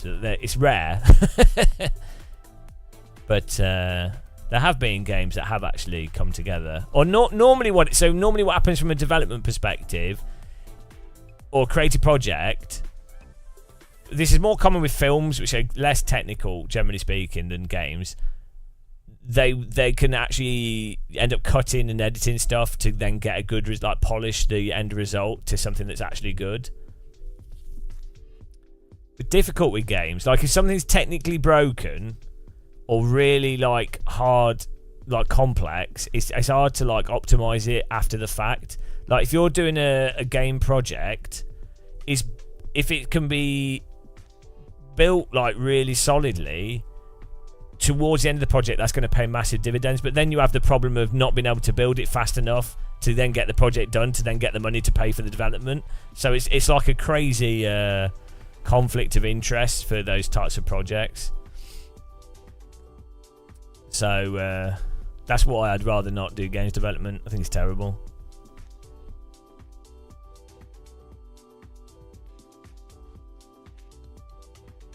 Well, so the thing is that tire model problem, isn't it? The more advanced a tire model is, the harder it is to get a specific result out of it. So it's the same thing. It's the same problem. The more complex a video game, the harder it is to get a specific result out of it. You know, this is one of the downsides, I think, in some ways, of stuff like Unreal Engine or any engine that's very complex. If you then do like, you're like, all right, we've got Unreal Engine. We can have really realistic lighting, shadows. We can put loads of objects in the environment. Okay, right. So we've got artists. Okay, we put them to work, and they'll want to use the tools as best possible. They'll do a really good job. Okay, great. Oh, turns out that we actually have overshot the frame rate, the target frame rate, by 30-40% or something. And Unreal Engine has no way to like automatically reduce the detail or do something to get better performance, or that the inbuilt graphic settings don't knock things down. Well, you're screwed, aren't you? you can't go back. So I would like to see. I think if a sim developer used Unreal or like something like Hell Let Loose or those types of games. If they used Unreal Engine, but they actually really dialed things back, like they didn't go crazy with the terrain, they didn't go crazy with the textures, they didn't go crazy with all the buildings, they didn't go crazy with map size, they didn't go crazy with skyboxes and everything, don't go crazy with the animations. If you use Unreal 5, but you're like, right, I'm going to use Unreal 5, but we're basically going to really keep it as, you know, really not try and push it. We're going to absolutely keep things well under what we know the engine can do. Like, so like, you know, when games are designed for VR, so you have to, you're like, right, we need to make sure that someone on a 1080 can run this game at 120 FPS at all times with no issues at all. And then that produces, yeah, okay, it's not going to look as spectacular in screenshots, but you end up with something that's super, super solid. I think that's kind of what happened with AC1, to be honest, with Kunos, is that they, from the get-go, it was quite a like refined engine because it built on the Netcar Pro engine, and then you can add stuff to it later on, but it's like you look at some of the older video games where they're really well thought out, like in terms of the graphics, in terms of what's going on, they're really well thought out. They're not full of bloat because they couldn't, because they knew that the the system, like N64, PlayStation 1, PlayStation 2, Wii, you know that those platforms are completely awful at, you know that the end result's very limited, so you have to be very careful. And so I think I have a suspicion that process has died out a bit, because one of the selling points of Unreal 4 and Unreal 5 and some of the new game engines is this whole idea of, oh, you can just stick everything in it and it will do it for you and it will render nanites, all this stuff. And it's like, well, in theory, but I don't think it ever does work like that. But it's easy to say. As I say, the problem from a development perspective, from my understanding, is you have to just get something done. So it's just a rush to get something to market because it costs so much. It doesn't really matter if it doesn't work fully. You just have to get it done, and whatever way, because if you don't, you're not getting any money. So Martin Hall, I don't know what's going on there.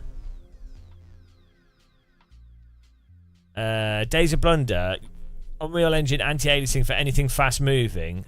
You don't know, even if it's scaled properly. Yeah, well, it's because anytime you use a deferred renderer, you can't do MSAA. It all has to be like post-process AA, and it always looks terrible.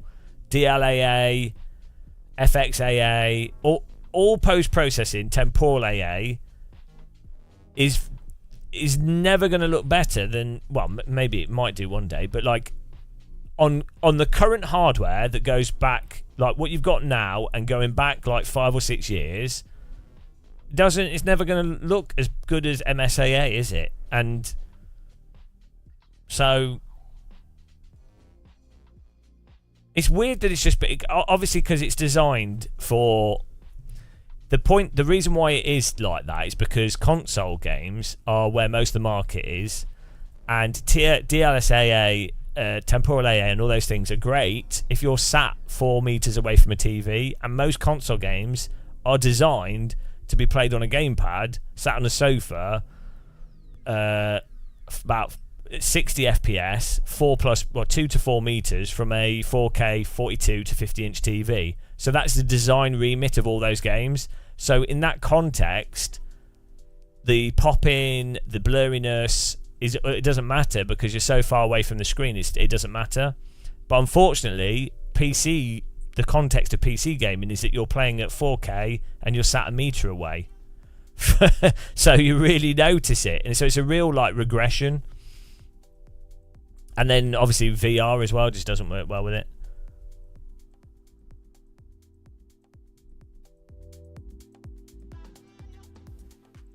Jash, Polyphony and Windows have the budget to keep developing the sim in the background for years until it's ready for release. You mean with Forza?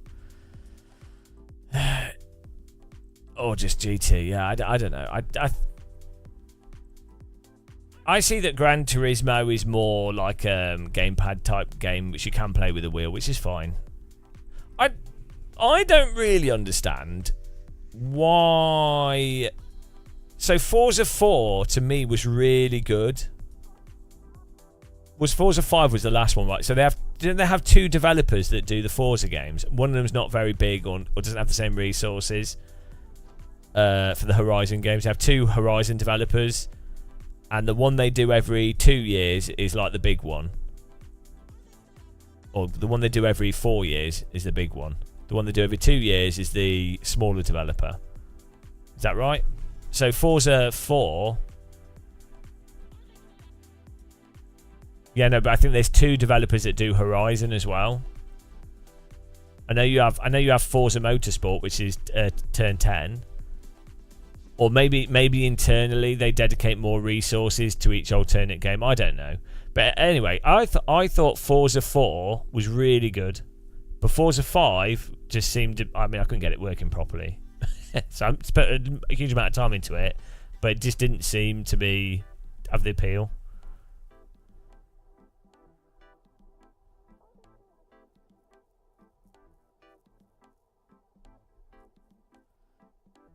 So, oh, my camera's working. This is good.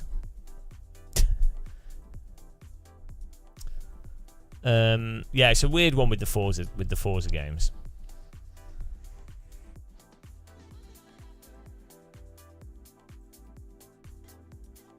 But the thing is, you got to think about it from a business perspective. Well,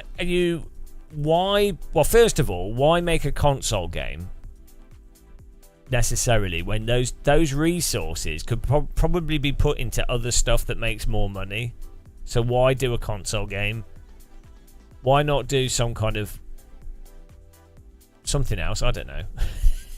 Why not do anything else? It doesn't make any sense. Like, it's like with Nvidia. Why make graphics cards if you can make AI chips using pretty much the same resources, production facilities, staff and everything for 15% more profit? Why bother? Why do graphics cards? You can make less money, and so why bother? Like, they don't care about the art of it. They don't care. So like if you're Microsoft, it's not like I guess there's a soft power thing of So if you have a platform that has really good games on it, it works as like it's basically a form of marketing for that platform. So actually, it then a form of marketing for the company that then gives a prestige to the company, which then can actually help with other aspects of the business that are more directly profitable. So that kind of makes sense. But then again, I guess you've got stuff like Fortnite that makes billions. So why would you not try and...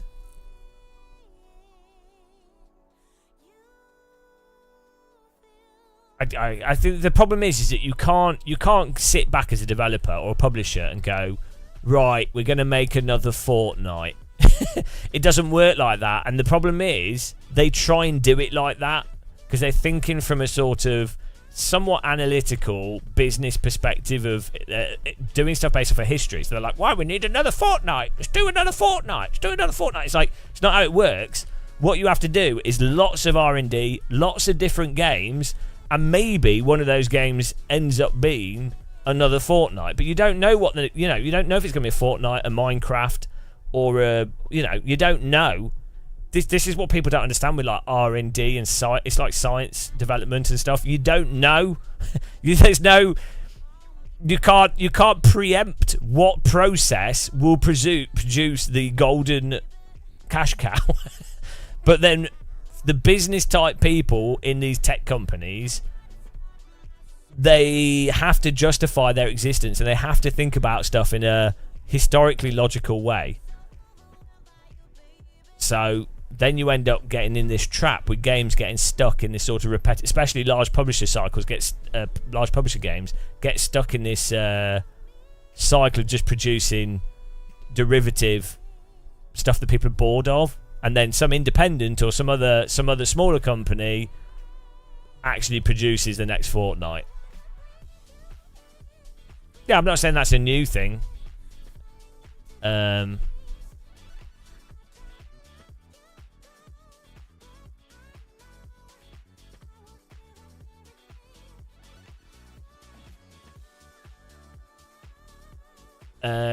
Look for example on mining, they sold consoles bundled with Forza as a flagship game.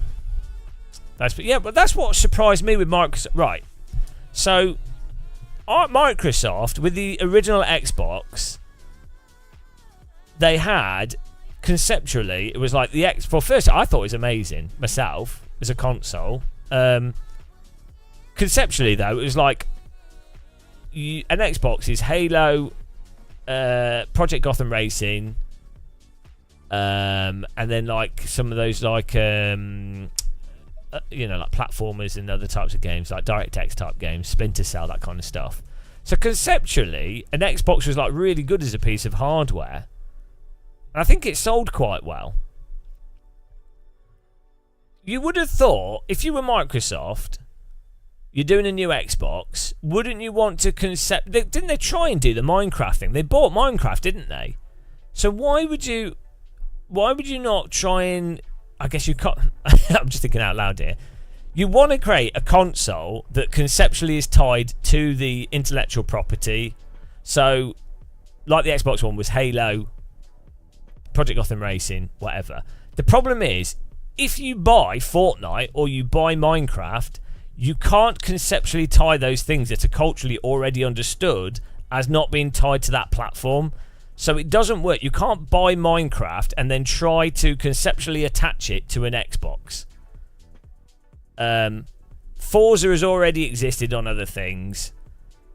It's a bit stale conceptually.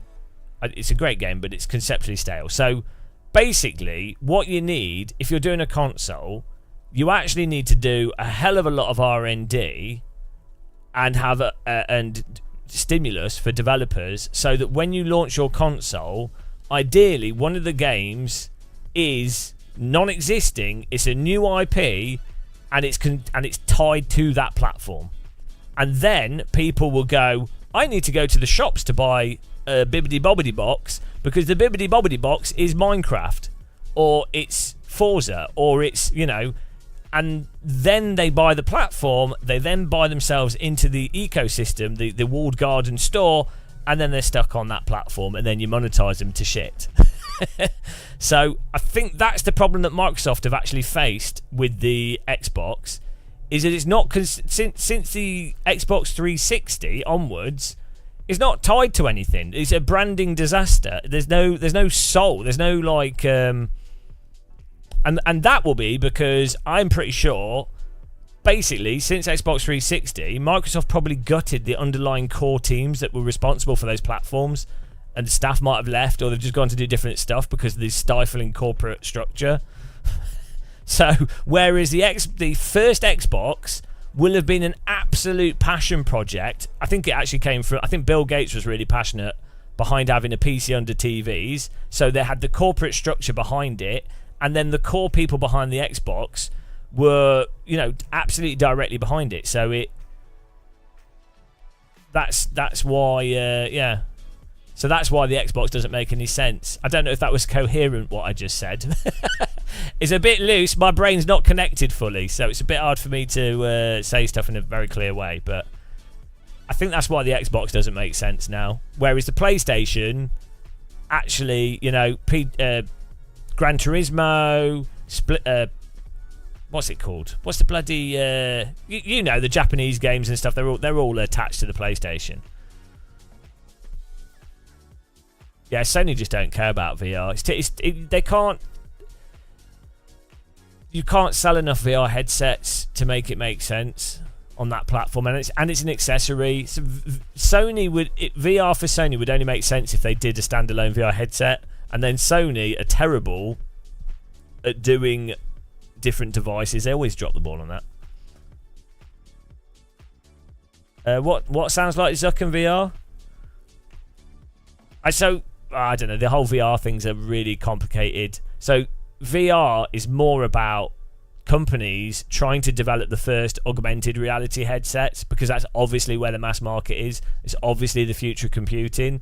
So the VR headsets are merely a stepping stone to actually get to AR, and it's really hard to try and develop all that technology that's required for AR. 90% of it is VR technology, and then it being minimized.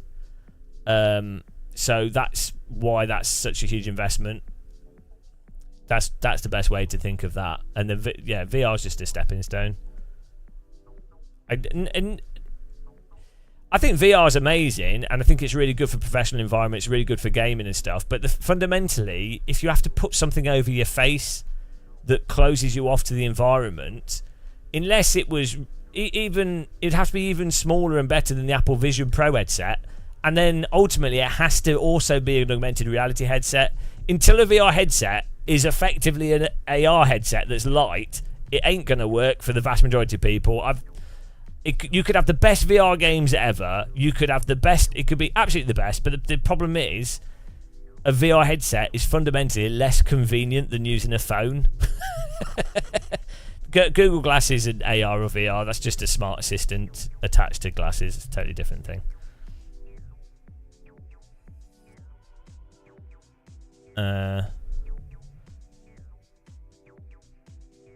Yeah, so the problem with VR is, it makes games better, but it's less convenient. And gaming is an entertainment. Is entertainment that's mostly predicated on it being a more convenient way to get enjoyment out of stuff. It's a lower effort. Largely the most enjoyable parts of gaming are because you're doing mechanics that in reality would take a lot of effort to do, but in a game require really little effort. So it's really fun commanding a huge army using a mouse cursor, or running around a map quickly shooting stuff with a shotgun.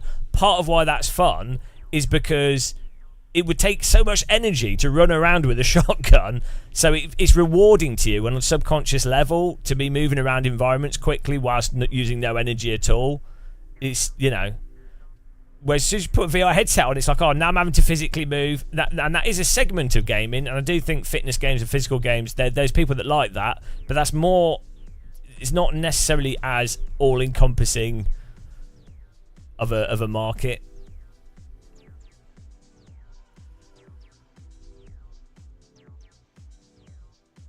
Rodney Kennedy, VR is like phone tech from a brick to what we have now. Yeah, I don't know. It's hard to like. Hello, Itchy. It's hard. Hello, Necrodogs. It's hard to like. It's hard to draw like a direct analogy between phones and VR.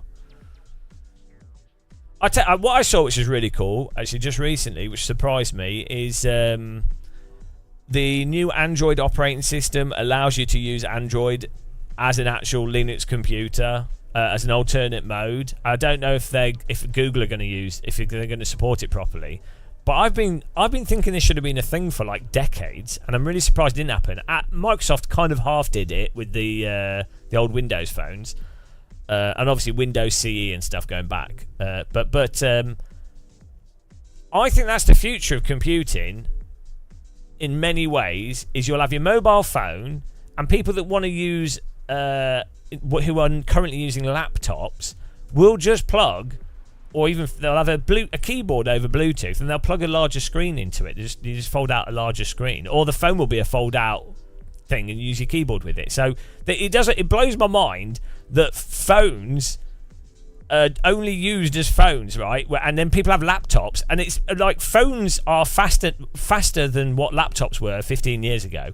And for 99.9% of work, even video editing, photo editing, which is quite demanding. But most like Excel, most office stuff can all be done on a current like Pixel whatever, like from the last 2 years. So it's like really weird that it's taken so long to have a mode where you basically just plug a screen in and it's like, oh, it's Windows but on your mobile phone. It's like the most obvious thing that you would think people would want to use. That seems like that might actually be happening. Because also, like, the Windows Surfaces were really good. They just needed that in a phone as well. So you just got a device, you plug a screen into it, use a keyboard. Like, you really don't want to carry a laptop around. So the point is, all these things, I think, all come back down to convenience. Whatever's the easiest way to achieve stuff always ends up being financially successful. Well, not always, but I think that's like a really good... a really good metric for what tends to be the direction that things go in is whatever's the least amount of effort, because humans are driven to be lazy at such a deep level.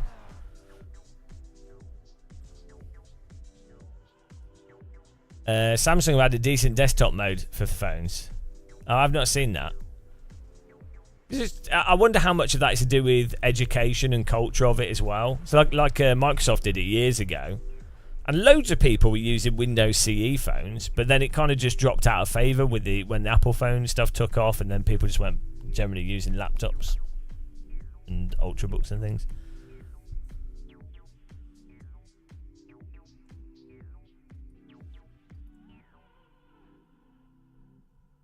Pelucan, yeah. Well, so the motion sickness thing with VR, there's a lot to that. Like, once screens can do variable depth, if you've got AR, so you can see the room around you, and stuff's grounded in AR, that gets rid of all those problems. There's defined like resolutions, frame rates. There's a whole bunch of stuff that massively mitigates any form of motion sickness. But there'll always be a percentage of people that will get motion sickness for sure. Like, some people just get motion sickness wearing glasses.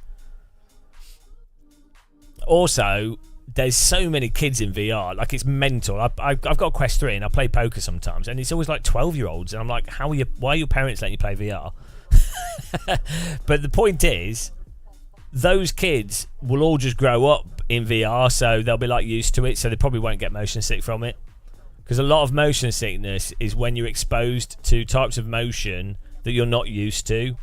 So it's like if you're on boats all the time, you get land sick instead of seasick. And if you grow up around boats or vehicles, like car sickness, people that grow up around cars generally tend to be less car sick than people that get into cars later on, you know.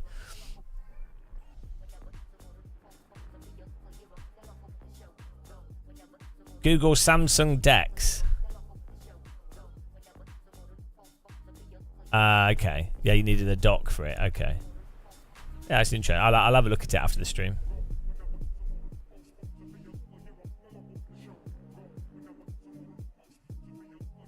Oh, by the way, guys, we have we've got a donation goal for this stream. To buy a didgeridoo. If we hit £40, I'm getting a didgeridoo, and I'm going to learn how to play didgeridoo live. So I've always wanted to learn how to play a didgeridoo. It's been a dream of mine since I was like since Rolf Harris took his oh no, hang on. Childhood memory. Yeah, it's always been a dream of mine. Palooka, the older I get, the easier I get motion sick. For instance, if I sit in a car and look down, yeah, it's to do with that. I think it's to do with your brain not being able to adapt to stuff as well. Your brain's getting slower. That's not motion sickness. That's just your intellect disappearing with old age. Calcification of the brain cells.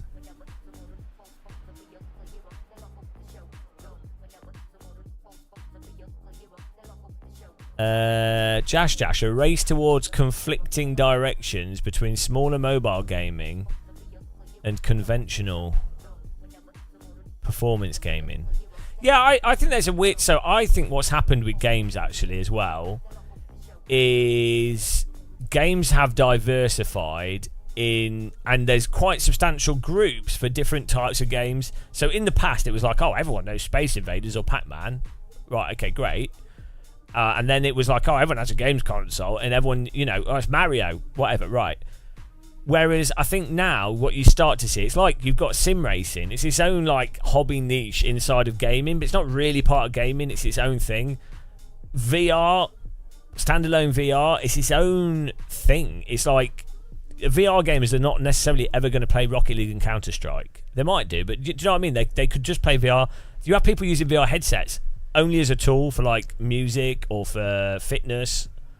That's its own thing. Like PC gamers, again, like the sim thing, people build like crazy sim rigs. It's this whole thing totally in and of itself. Whereas in the past, say like if you had an Atari ST, you'd probably play most of the games that were on the Atari ST regardless of who you were. If you had an Amiga, or if you played driving games, it'd be part of that. You wouldn't just have a high-end gaming PC for one thing, whereas I think that's what you have now.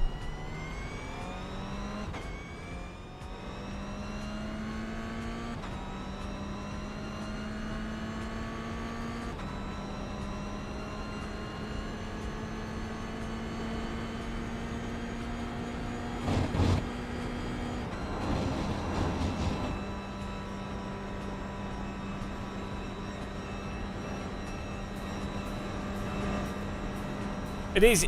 I think you've seen that with lots of stuff, like with music and films. There's like I don't know what the word would be, where people expect, it's like hyper nicheification, where people expect, people want very specific, tailored stuff, and I think AI will actually allow this more.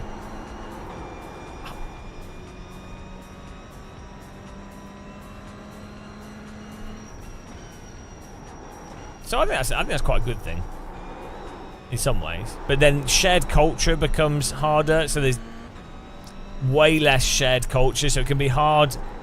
You might find people in your niche or people that do similar stuff to you in your culture, but as you get cultures that are smaller and smaller, it could be harder for people to identify or connect with people that are culturally exposed, like fragmented through their own culture of what they do. But then again, maybe some things will go like really across culture, across many cultures. There'll be certain songs and things that everyone will hear, be exposed to. Certain games that really sort of catch across everyone. Who knows?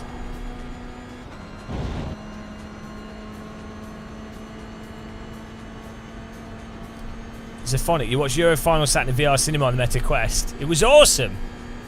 Oh yeah, I used to use Rift Max Cinema, and I definitely think that that social experience of watching stuff with people or being in a space in VR, that works really quite well, and I don't think it's been fully capitalised with VR headsets. Like, I really don't understand why when you put a Meta Quest on, why the default menu space isn't a shared room with other people in it. If you want, like, you could turn it off, but like the first time you put a VR headset on a Quest, it should be like, oh, I'm now in there's a 3D space and there's people I could talk to.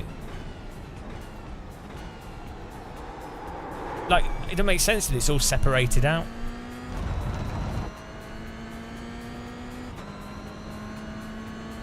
Xavier Gonzalez, the centre of gravity of the rear is above the roof.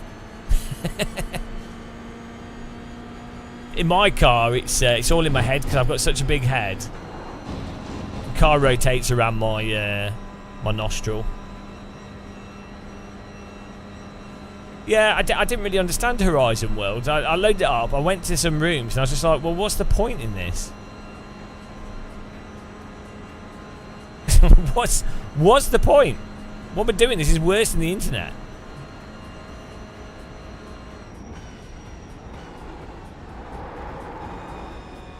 It's worse than Club Penguin or something.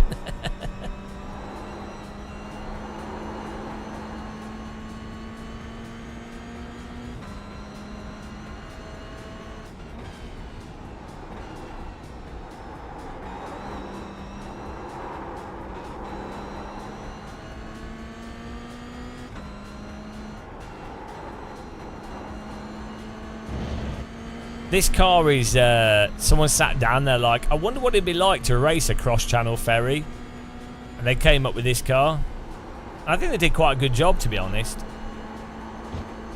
So if you ever wanted to drive or be a conduct, I don't know what the word is. If you ever wanted to pilot a Dover to Calais ferry as one of your childhood dreams, and it certainly was one of mine, you can relive that with this vehicle. So fair play to iRacing and Toyota.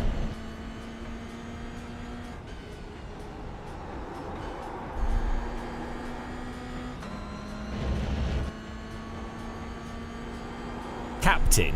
Yeah, that's probably the word. You're a captain. Wow, the captain's not piloting necessarily though, are they? They could do.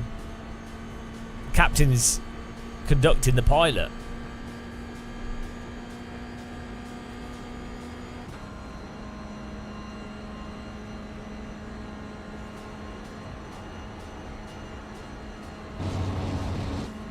Well, I know I kind of agree with you, Lorenzo, but I kind of see it as it's something that has to happen in many ways, just to build the audience, and then we need Valve to do a standalone VR headset, which is I think what they're doing, to be honest. Valve basically need to do a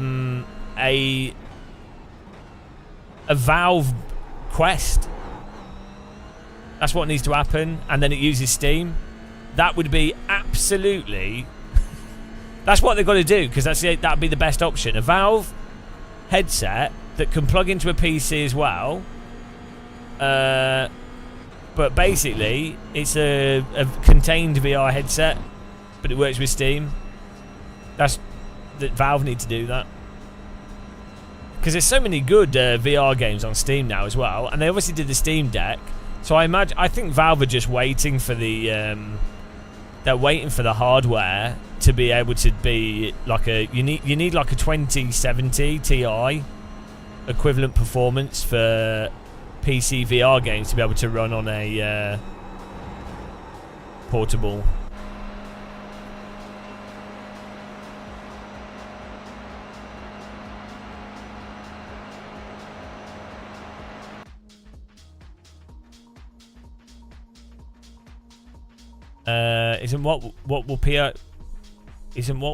No one cares about PSVR. PSVR is Sony dropping the ball on another device that's potentially pretty decent, not supporting it properly, and them going, oh, but our hardware's pretty good, so we can still make money out of the hardware. Let's half-arse some PC support, and we can keep rolling out. We've got stock we can get rid of. That's what PSVR is. So that's Sony having the gaming department going, we don't actually care about VR, and one department going, oh, we really like VR, this is really good, and then the money bean counters going, well, VR's actually got a long way to go until it's mainstream. Sony is so like messed up as a company, so disconnected. You can just see that their departments are all over the place and they don't communicate properly. This is just a huge company. They did the same thing with the PS Vita, the Sony Bravia TVs, the Vio laptops. It's always the same. Sony do it all the time with everything. Absolutely drop that. Like, they have some amazing talent, amazing engineers, amazing design, but their company is it's too big and it's just a mess. They're, you know. One lap to green. Line up on the left side. Oh, the bloody... Because I had a... Yeah, I can't remember what I had. But then, yeah, when I was 17, I had a Sony device. I can't remember what it was. But yeah, you had to buy the Sony memory sticks, which were so expensive. And memory was expensive back then as well. Like a 8 megabyte thing was like 40 quid. For me, that was insane. That was like a day's work. Well, more, actually. But that was like 3 days' work. From like McDonald's job for a shitty small memory stick. No. I think you've just poisoned yourself. Why would there be an air fryer on the screen? Are you mental? Exporter racing. If you're watching on YouTube, guys, you can click the like button. If you want to support us, you can become a member on Twitch or YouTube or Patreon. I really appreciate it. It allows me to remain being totally independent and also talk about we talk about politics and have a humour that a lot of people don't appreciate. So I really appreciate the support, guys, because it allows me to actually have free will, which is nice. And yeah, there we go. We're currently, donations are all going towards a didgeridoo at the moment. Post car is off, time to do your job.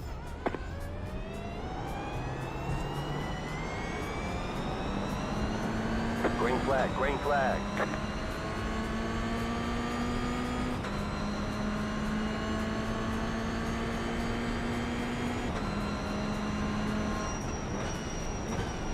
Car right. Still there, hold your line. Stay on the left. Well, this will be interesting. Stay on the left.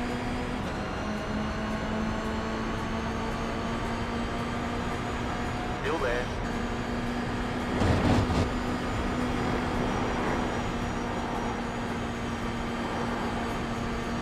Keep to the left. Huh? Surprised we got through that in one piece. Still there.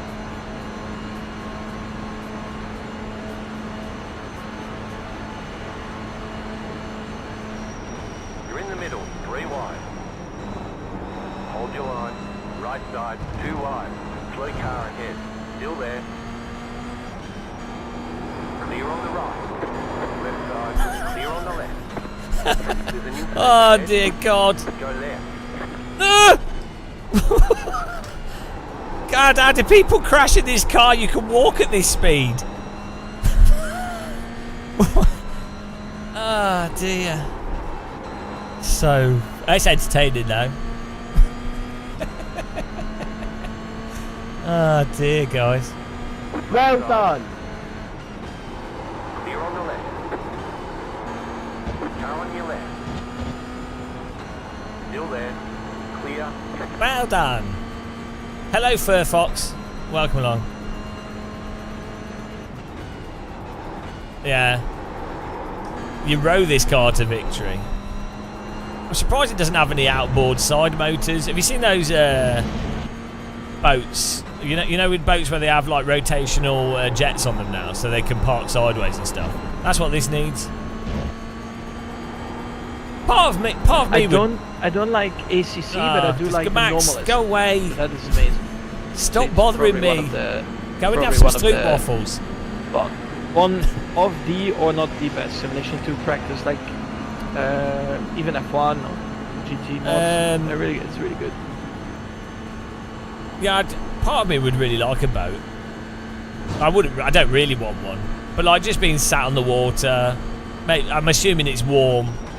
I'm assuming it's in like Mediterranean or something, in a little cove, fish swimming around. You know, a nice. I'd need like a yacht that has a sim rig in it. We could have wireless internet. We could. Car on your left. Keep to the right. That'd be good, wouldn't it? Still there. Clear on the left. It doesn't need to be that big of a boat, but the thing is, it would cost like £500,000, and it'd be a right pain in the arse. What would I call it? Well, anybody? I don't know. Yeah, no, I couldn't be bothered with the upkeep.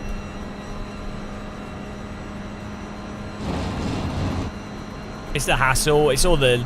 Well, we talked about this before. It's all the mooring and servicing, and it's actually a right chore.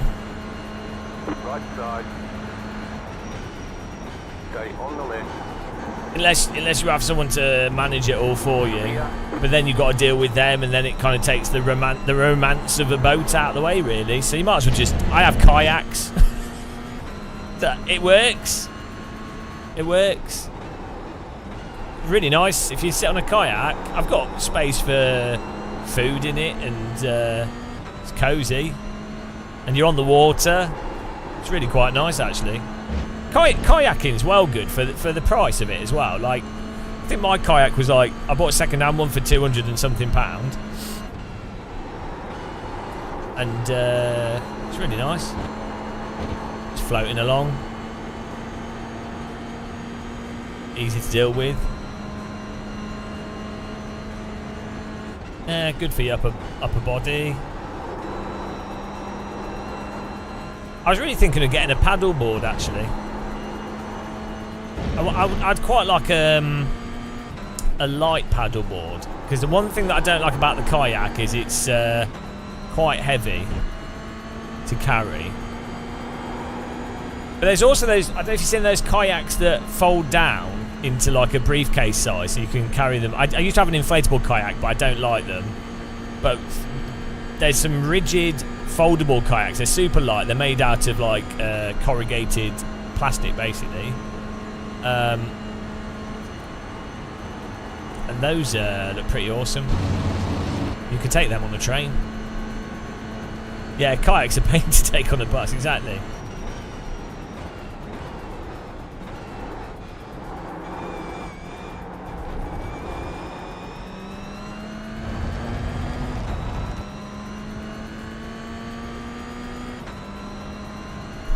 That's the thing, walking is so much more convenient. Hello, Swolio. When are you doing skincare sponsorship? Why am I not working with you? I will do when you do. When you do like stuff with sims that are realistic. Just, when you do stuff with Assetto Corsa Evo, I'll work with you. I'm not prepared to monetize deluded iRacers. Yeah, well, you should do. Obviously, it makes sense. You'll make a killing from AC Evo because, well, assuming it's not shit, it could be. Who knows? But it'll be on console as well, so it'll be massive for you. If it replicates what happened with Project Cars 2, I don't know if you were doing sim stuff back when P-Cars 2 came out, but Project Cars 2 was like, just purely because it's on console and even way more popular than ACC, it's like 10 times the market of even iRacing. So for what you do, if you target it with AC Evo, you'll be able to buy 5 Radicals. You'll be able to do GB4. and then F3. You might even, that could be a path into Formula 1. Yeah, you'll easily be able to afford GB4 with AC Evo stuff. For sure. Get in there. I want to see you in a proper Formula car. I mean, although Radicals are the best, let's be honest, but still. Yeah, no, but I'll enjoy doing, assuming that AC Evo's got decent physics, and maybe it'll be shit, who knows. But if it has good physics, I'll enjoy trying to do lap times from a decent driver. It'll be fun.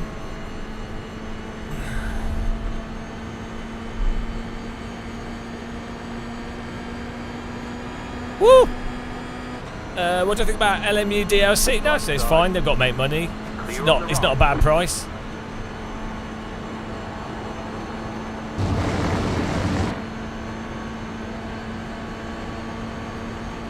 Left side. Clear on the left. Left side. Stay on the right. You're in the middle. Bloody hell, Three this wide. You're in this the car middle. goes on Three to wide. 2 wheels when you go around corners. Just left the fastest lap. This car thinks it's a London bus. 47.6. Still there. The car in P5. Just left the fastest lap. 47.763. We're on the right. 3 wide. Stay on the right. Car stops on the right. New fastest lap for you. Still there. Hold your line. It's getting Car on your physical. left, 2 wide. Stay on the right. Clear on the left. Yeah, guys, check out Swolio's YouTube.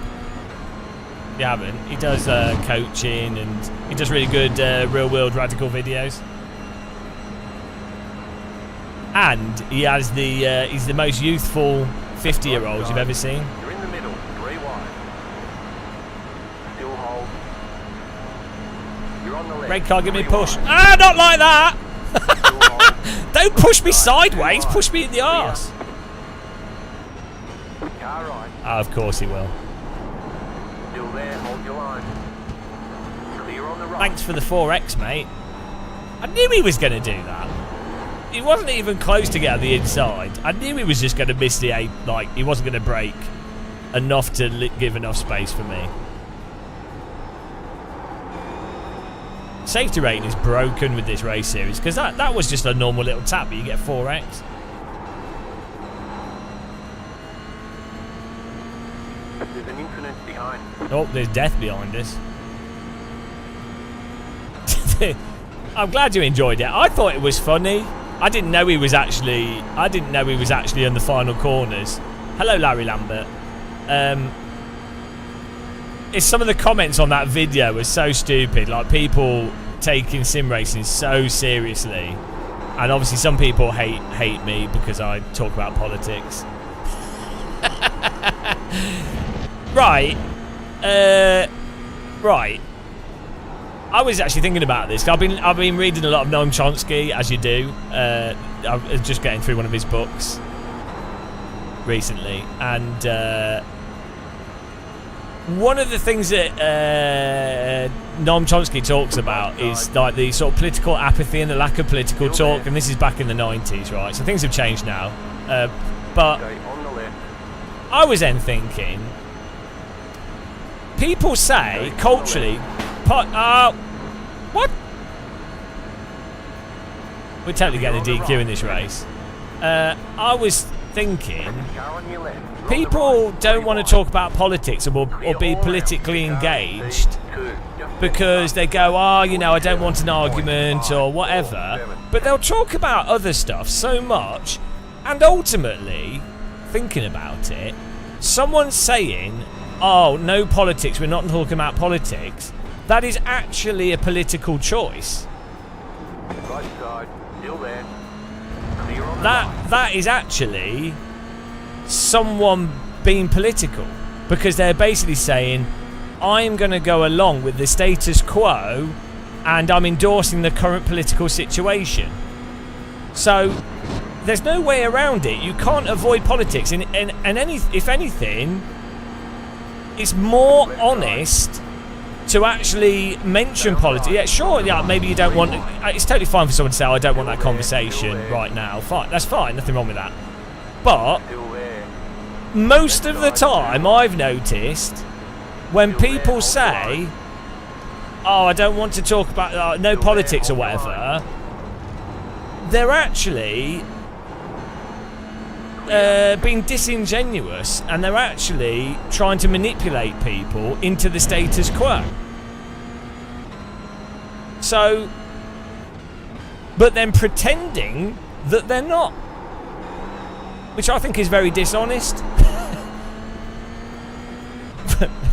So, and if you look at like influencers, for example, and media personalities that don't talk about politics, well, that's very convenient, isn't it? Because when you're donating and sending them money or consuming their content, you don't know what type of person they are, do you? They could be complete arse. They could be like really bad people that are going to use your money negatively. But you wouldn't know, would you? Because they haven't actually been honest about what they actually believe in and what they actually do. Oh, that's convenient, isn't it? That's convenient, but it's presented as if no, they're the good people because they're so agreeable and they're so anodyne and I really like them. Oh, funny that. Funny that. So, when I see comments of people going, oh, Game of Muscle, you're talking about politics. Funnily enough, I'm actually pretty mild on politics because I'm very pro-democracy. I'm actually quite libertarian, and I'm pro-free will, and so I'm actually pro people that massively disagree with me and politically disagree with me. Oh, for Christ's sake. I'm going to get a DQ. So really, it's a bit weird how people are, but yeah, I forgot where I was going with that because I got distracted by cars driving into me. Bloody hell! I'm totally getting a DQ in this race. Then why are the X's in this? This is good fun driving, but it's been ruined by the stupid safety system in this game. You kind of went deep and like, you just hooked. It's no one's fault. Racing incident. And if it is, I'm sorry. Car on your left. Still there, hold your line. You're in the middle, 3 wide. Still there, clear on the left, 2 wide. Keep to the left. Stay on the left. Clear, car right. Clear on the right. Oh, this has been fun driving. Car on your left. Stay on the right. Clear. Right side. Stay on the left. Still there. I'm going to let him in because it'll be funny.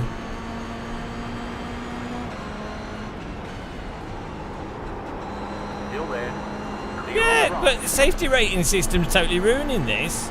iRacing is one of the worst designed video games I've ever encountered in my life. Oh, car in front is blinking on and off.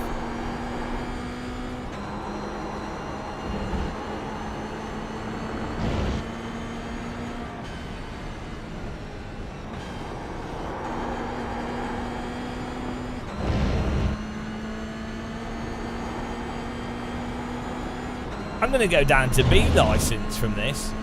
Ain't done nothing wrong. Just been normal driving, really. Yeah, it's like a very normal race room battle. But in iRacing, it's so rare. Oh, dear.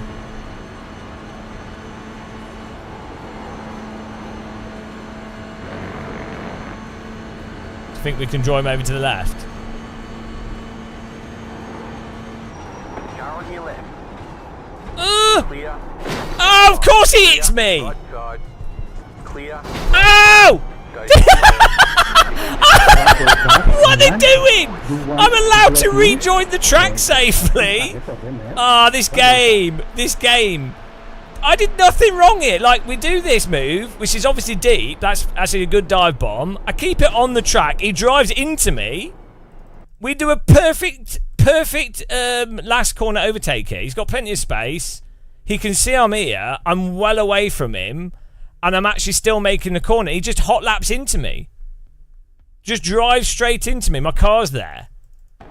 So that pushes me off the track. I did a really good move there. And then I'm rejoining in a really mild way here. And then these guys, no... Like, absolutely no... Obviously, my car is obviously going to be coming onto the track. I mean, you can blame me a bit for that. But still, the result, the DQ is ridiculous. The DQ is ridiculous. Because it didn't really even do anything to that car. It's just, you know, super mild. So, I said, like, well, I tell you what wasn't safe was this guy that punted me. Like, you can't race in iRacing. You can't race in it at all. Because if you do... This move by me was really good. Toot my own horn here.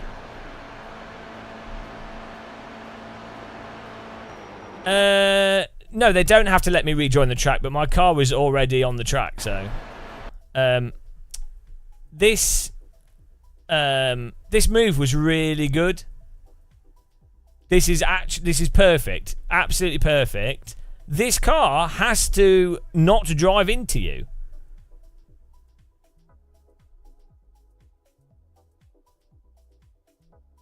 Yeah, the reason, right, the natural thing to do here would be to rejoin up here. That'd be safer, but then you get like the bizarro track cut thing.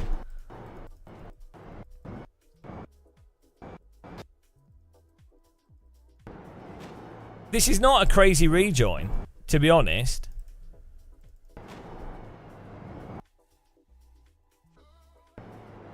It's not. This car is like going at 2 miles an hour. Well, look at... Right, how much space is there? Is this guy blind? And my car's already turned here. Like... Well, no, but it's like 3 miles an hour. It's not hard to, like... He's witnessed the car go off the track. I'm already on the track. By the time he's there, he's decided to apex as if there's no car there at all.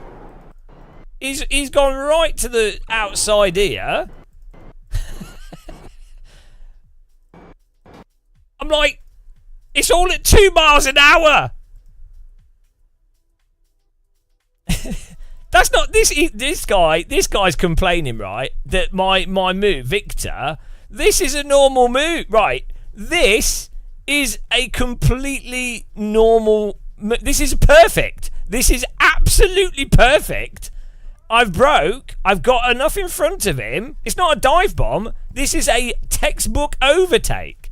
He's nowhere near us. I've got up the inside. I'm not close to him at all. I'm not going to hit him. I'm ahead of him by the corner. And I'm slowing down to make the corner. And he's driven into the back of me. What else overtake are you supposed to do? This is... No, I have made the turn. I've completely made the turn. Look, car's slowed right down. And I'm turning. And then he's only because he's rammed me. 100% making that turn.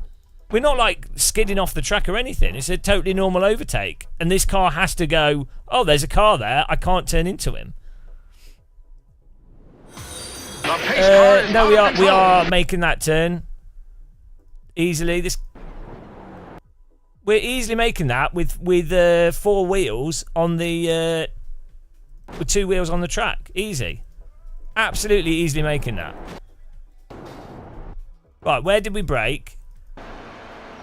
We started braking here. We can test it in single player. Where's this? It's like... Is there a mark on the road? Yeah, we would have made that turn easy. Yeah, before the contact, you can see the car's rotating easily. No, this is such a good overtake. The car behind can't drive into the back of you. We are making that turn easy. We've been punted by this guy who can't comprehend someone driving in an actually decent way. No, he can. He needs to not be on the accelerator into the corner. He needs to not turn into this car. This is this guy ramming us. He's on the accelerator. That's entirely his fault. But the problem is with iRacing, if you do anything that's normal, that would be a normal move in many other simulators.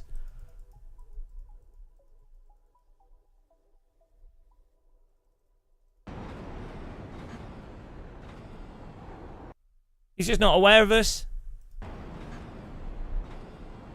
He's going down through the gears. He's not. I don't think he's on the brakes, but it doesn't have. It doesn't matter. You can't turn into a car that's there. iRacers are conditioned to not drive at all because of how bad the sim is. It's really funny.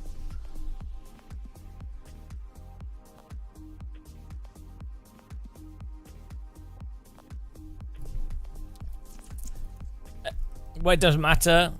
It doesn't matter. We've. It doesn't matter. You see, it's this car's responsibility. I'm in front of him by over a meter. He's just assumed that my car's going to not make the corner. Out of control. Yeah, he's missed the apex as well. He's just assumed that I'm not making the corner because he doesn't realise how good I am at cross-channel ferry driving.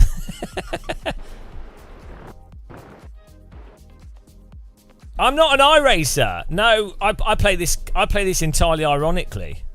I'm an ironic racer.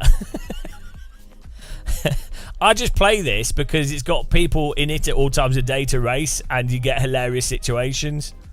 Yeah, it was an unsafe rejoin, especially in the context of iRacing. But what's funny is, right, normally, if this was any other sim, I would rejoin by going round here and joining here. But iRacing's penalty system is so insane, it's generally better to just rejoin the track straight away. But yeah, you know. I knew we were getting a DQ.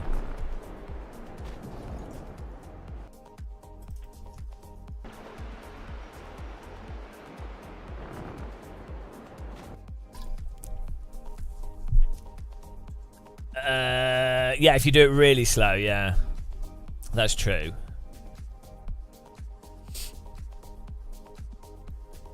Let's have a look at some of the other incidents. You get the most transferable driving. In what sense? iRacing has the most limits. Real life has limits. I mean, this is such a boring conversation because we have it every single day. Unfortunately, because so many iRacers have no idea of like tyres. I don't know what's going on in their heads, but you could. So if you can't drive in combined slip and a car can't be balanced at the limit, how is that transferable? Other than the sense of, yeah, the skill of underdriving, and then in real life you can then overdrive if you want to. Fine. But, yeah, you know. Also, who's actually driving in real life that's doing iRacing? There's a very small percentage of people that are wealthy enough to do real world driving. So I definitely think iRacing is a great training tool, don't get me wrong, because I actually want to make a video about this, about the unrealistic physics of iRacing are actually useful for training, because it forces you to underdrive and memorize driving and conceptualize driving in a totally unrealistic and ridiculous way, which then when you then do real driving, you'll have the ability to then overdrive the car if you want to. And so iRacing forces you to preemptively drive and pre-calculate corners in a ridiculous way that's insane. But it then means that you can then, when you come to real driving or driving realistic simulators, you can then use those skills and then actually balance the car at the limit properly. It develops flinch reflexes. I don't know what you mean, but all simulators develop reflexes, so...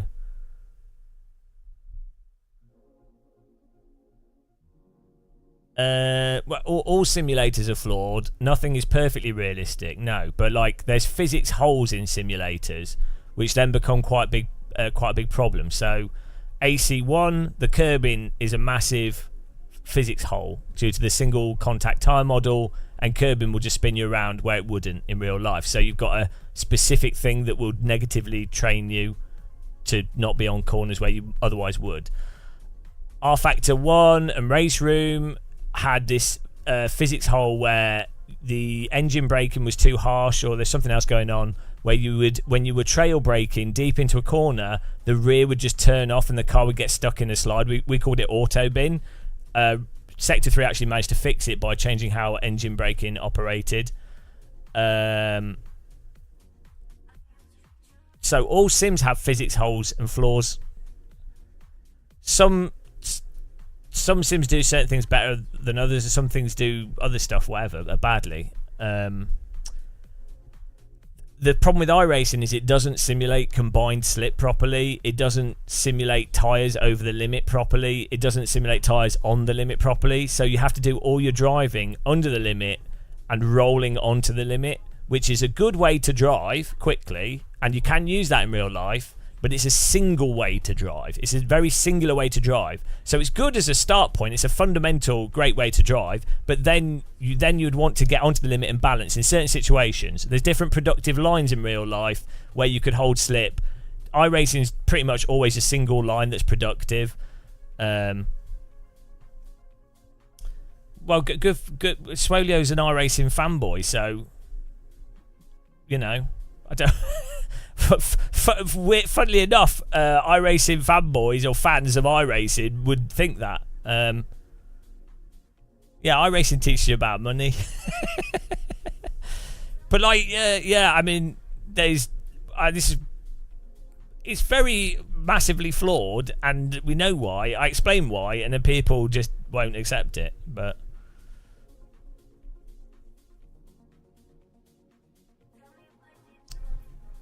well, iRacers won't accept it. Most normal people do.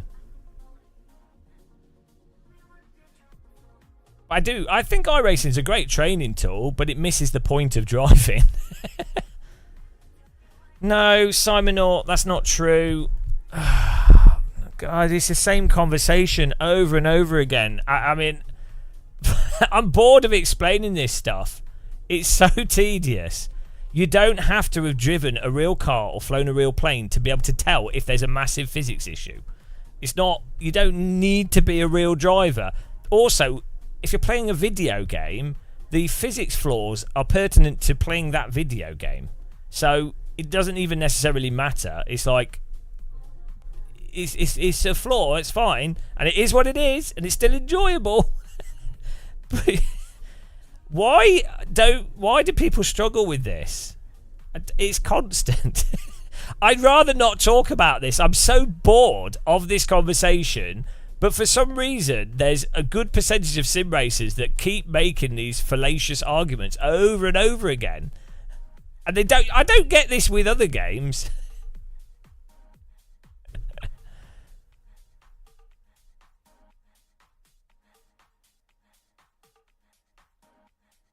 Well, there's a limit to any sims for training as well. They train different things. If your goal is training, you would just play multiple sims. That's fine. I think iRacing is a great training tool for fundamentals, specifically because it's so unrealistic with its tyres, and because you have to underdrive so much, and because you have to drive on the brake in iRacing. It will train you to be way better on your brake pedal. But it's because it's unrealistic. It's not because it's realistically good at braking. It's because if you lock up, you're screwed. If all four tyres are in slip, the car totally breaks down. If you in a slide through a corner, it's a baked trajectory that you can go on. You can change the rotation of the car, but the trajectory is like baked based off the initial momentum into the corner. Not with all cars. I mean, if you've got a car with downforce, that helps stabilise the tyres. And yeah, but there's also no force feedback for braking in iRacing, so you have to use the audio, which is absurd. It's absolutely absurd. Nobody. If you lock up, you're screwed in real life. That's just not true. It depends to what extent you lock up, and also in real life, you have so much feel before like all four tyres lock up. It's easy to lock up an inside wheel on a turn and stuff, but like, you're not totally screwed if you lock up in real life. Where are you getting that from? Like, have you watched like, do you do like junior racing, or have you watched junior race drivers? like there's so many examples of people driving like F4 or even F3 or even F2 horrendously bad, and they just can't. It's fine. Like, there are situations where it's not fine. But no, it's nothing like iRacing in real life if you lock up. The tyres don't... Half the grid would be dead. Half the grid would be dead. If it was like real life, if iRacing tyres were what real tyres were like, half the grid would be dead in most race series. It would just be like... Motorsport would be insane. It'd be very entertaining to watch. I mean, it'd be even better to watch. BRT, people who've driven iRacing cars in IRL versions. No, so the grip thing, again, that's different. I actually think iRacing has a lot of grip. The problem is when you start sliding, the tyres heat up and the grip disappears. The initial grip in iRacing is probably higher than most other sims. It's just once you start sliding, the grip disappears. So it's the profile of the tyres rather than the initial grip. And also in real life, you have G-forces that makes things feel much grippier than a simulator as well. So most real drivers, when they come to simulators, will be like, oh, this sim feels like it's lower grip. And it might have lower grip, and it might not do. And some of that's perception. Some of it is the truth. Sometimes the sims are lower grip. You'd have to look at telemetry and stuff. But yeah, big lockups is more flat spots. Exactly. Exactly. If you do a massive lockup in, say, like an F3 or an F4 car, the whole car will be going like that. It's insane. But the car will generally just straight line it from a really big like rear wheel lockup in the braking zone. It's lockups in real life are much more similar to you know, the lockups in LMU. Unfortunately, in LMU, you can't feel a lead into it, and there's no audio for it, so that's a problem. But what happens in LMU when you lock up, the car generally, the tyres flash heat, so they do lose grip through the corner, and they're not optimal, obviously, for a little bit. But as soon as you come off a brake, like, you have to think how... I don't know if a lot of people maybe haven't seen slick tyres in real life that have been driven. Like I don't think they realise how sticky slick tyres are. Like, just conceptually, imagine like honey or something. What's really sticky? Imagine like what's that? Imagine blue tack, right? It wants to stick. So when you lock up a tyre that's like, it's kind of like blue tack, almost like blue tack in texture, right? As soon as the brake comes off, the tyre wants to rotate. Do you know what I mean? It doesn't just get stuck or turned off.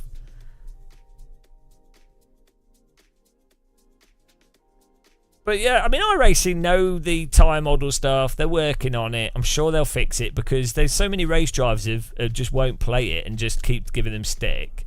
But obviously for marketing and for business, you have to say it's fine. And fans of it, obviously, you know, if you're your people, like, part of why they play driving sims is the delusion or the idea, the role playing, that it's real. You know, I've spent money on it, I've got equipment, and I'm getting to be a real race driver by proxy. So the problem is then if someone says, well, actually no, this is really quite off from the real thing in many ways, then they will be like, oh, you're upsetting my role playing. You know, you remove it, like, especially when you say the tyres really do not work like tyres. You really actually, you know, you're going against their role playing of the point of a simulator. So,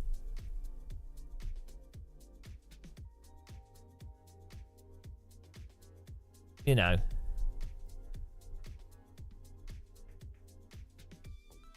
Don't shatter my illusion.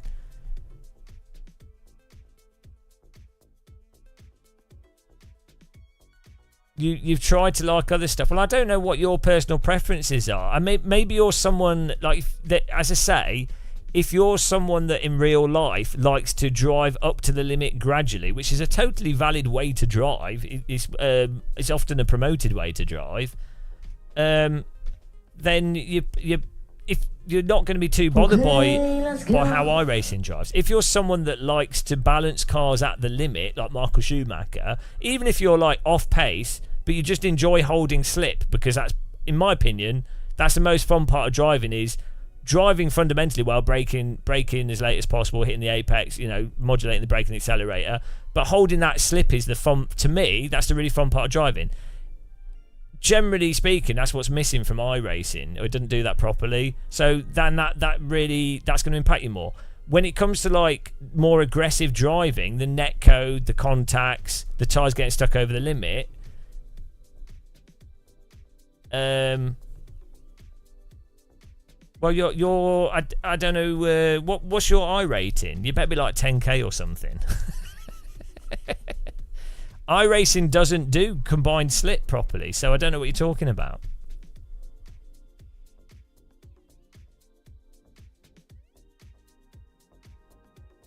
What percent? I don't know. A lot of drivers don't. A lot of drivers in real life are really bad at driving. There's a very small number of decent real wheel drivers. A lot more in go-karting. The problem is racing is just so expensive that it's ridiculous. But real cars can be driven around, overdriven quite easily, most real cars.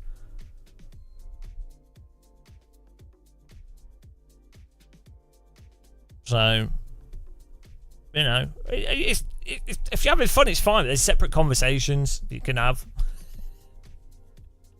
Just like, it's honestly, I do really think that if iRacing actually fixes their tyres, it's going to upset a lot of iRacers, because it's going to have to drive very different. I think it'll be better, but I think a lot of iRacers think how it is now is fine.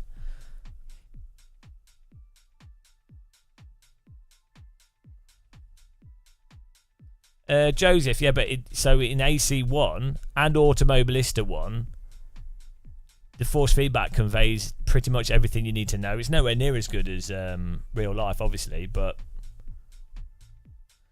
what do I mean by combined slip? I mean when all four tyres are sliding, when all four tyres are sort of on the limit, you're in that sort of limit poise, or when you're crab walking a car through in the braking zone or through the corner. As soon as you start getting on the tyres in iRacing, it completely breaks down, because the tyres have they heat up from the slip, and it keeps adding. And if you do steering, it adds more heat to it. If you put more braking, it adds more heat to it. And if you accelerate, it adds more heat to it. And the grip just disappears. So the tyre model in iRacing is like, it's like you have, it's a meme really. Like it goes up like quite smoothly actually, way less harsh. So real slick tyres are probably more peaky than what you actually generally get in iRacing. Real slick tyres are actually super peaky. Like they go up very quick in to peak grip, and then they kind of flatten out, and then they tail down, right? iRacing is like more like almost like a bit like a road tyre, but it's totally dependent on how much slip you've had and how much temperature you put in them, and then it just drops off. but then it doesn't come back again. So a real tyre goes up quite aggressively, has a sort of a weird shape flat area, which is like the peak grip, but it's not flat lines, it's like a weird sort of divot almost, and then it goes down quite aggressively. But crucially, when you go over the limit on a real tyre, it wants to come back again very quickly. And not in all situations, certainly not in the wet, certainly not in when the tyres are off or the setup's totally wrong, or there's loads of situations where it doesn't. But optimal conditions, a tyre like comes back quite quickly. In iRacing, it doesn't come back quickly at all. The difficulty there's a difficulty with games I noticed, and the F1 game is a really good example of this. If the developer basically artificial, it's all artificial. If a developer makes it so that the grip returns very quickly after you've gone over the limit, it can then cause the issue of cars, the driver just absolutely throwing the car into the corner, effectively going over the limit, and then relying on the car grip to snap back. So you notice that's exactly what happened with the Formula 1, the F1 24 game. They actually made the tyres, this is really ironically, they made it more realistic in a sense, but what it did is it then exposed the game to esports drivers throwing the car into mental slides and then the grip coming back, and that actually being the optimal way to drive. Whereas in a real car, you would not throw it into a crazy slide. You would get it onto the limit as quickly and smoothly as possible, and then hold it at that limit, and then then they would go back, go out of the limit as you come out of the corner. You wouldn't like absolutely chuck the car in, because the tyres would start to flash heat, and you wouldn't be productive, and it would be bit more like iRacing in a sense. So the problem is, it's really complicated and really hard for developers to get this absolutely spot on. AMS1 and AC currently have done that the best by far. They might have other problems, but that basic quality of driving is what they nail. iRacing is not even close. iRacing is like a 90s driving simulator in where that is. iRacing is not even doing baseline driving simulation. It's absurd. It's great under the limit. As soon as the tyres heat up, as soon as you get to the limit, which is the objective of driving, it breaks. So that's the problem with iRacing. It's not driving. It's driving until you get to the limit. And so it's good enough that people that don't understand how tyres work will be like, and people that aren't very good drivers, or people that drive in a super specific iRacing way, it's good enough that they will be like, I love this, it's got depth, it's fantastic, or it's like real thing. but if you're someone that knows how tyres actually work, have played AMS1, have played Assetto Corsa, have played Richard Burns Rally, have maybe been in some real cars that have been driven over the limit, locked up, and then brought back, and someone that maybe likes drifting as well, or someone that's maybe not a really good driver and likes to actually overdrive a little bit, and that's enjoyable because it doesn't kill you. Maybe someone that likes to do more aggressive overtakes. Maybe someone that likes to be a bit creative in their driving and drive different lines. Maybe want to focus on balancing the car if it's 3 wide through a corner and having to drive spontaneously because I haven't pre-rehearsed a line. If you're someone that likes that, and maybe someone that's got 20 years of sim racing experience and so enjoys that nuance and doesn't want to feel like they're driving a bloody tram, that will grate on you with iRacing. So, it's still entertaining. It's still what it is. Still fine. It's still a great game to play. But bloody hell, why do people even continue going on? Why? I mean, it's marketing, isn't it? That's because I've been sim racing for like 25 years. It's a rant. 25 years I've been doing this, and iRacing has been like this since 2007. And rFactor 1 had the similar kind of issues in a different way. It was fixed with Automobilista 1, thanks to people like Niels Housenveld and other people that understood that cars can do combined slip relatively easily with lots of vehicles. You don't have to be Michael Schumacher.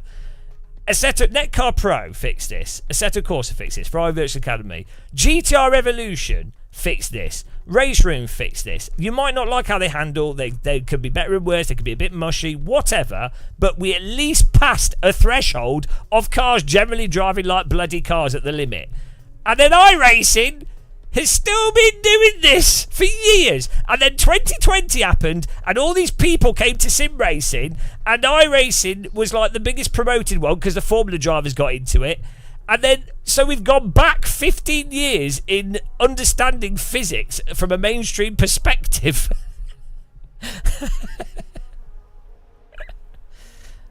Yeah, no, you're right, Joseph. You do get horrible driving and everything for sure. But iRacing exacerbates it thanks to its tyres, its netcode, and its poor moderation. But yeah, you know, you're going to get crashes and everything. I didn't think that was that bad, that last race. I quite enjoyed it. It was more just a penalty system.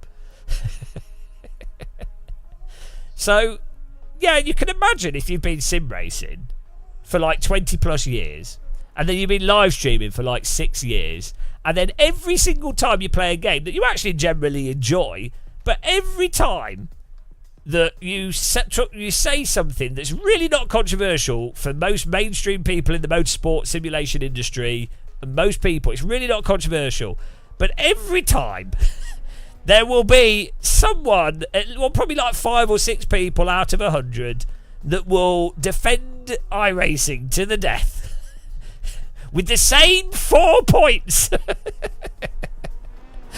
And you wonder, and yeah, you go mental. You actually go mental. It's like flat Earth, but it's fine now because I just find it funny. It's funny. It's a funny rant. How dare they?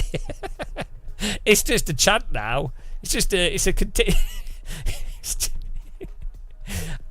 just silly, isn't it? Like, I've wasted my life, so oh well.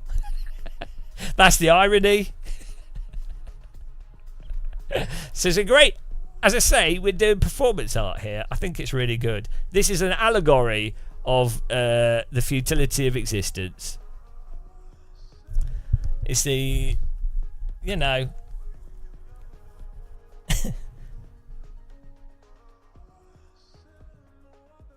Well, look, 07 Buck, I get paid a hell of a lot more if I just went along with it. If you go along with the sim delusion of what's the most popular stuff, you make a lot of money, hundreds of thousands of pounds every year, many hundreds of thousands of pounds. If I was my personality and I played iRacing, always been promoting it constantly and not mentioning the flaws at all, and then I would also play Gran Turismo 7, and I just went along with it as if it was totally fine and wasn't massively limited and weird for what it is and stuff.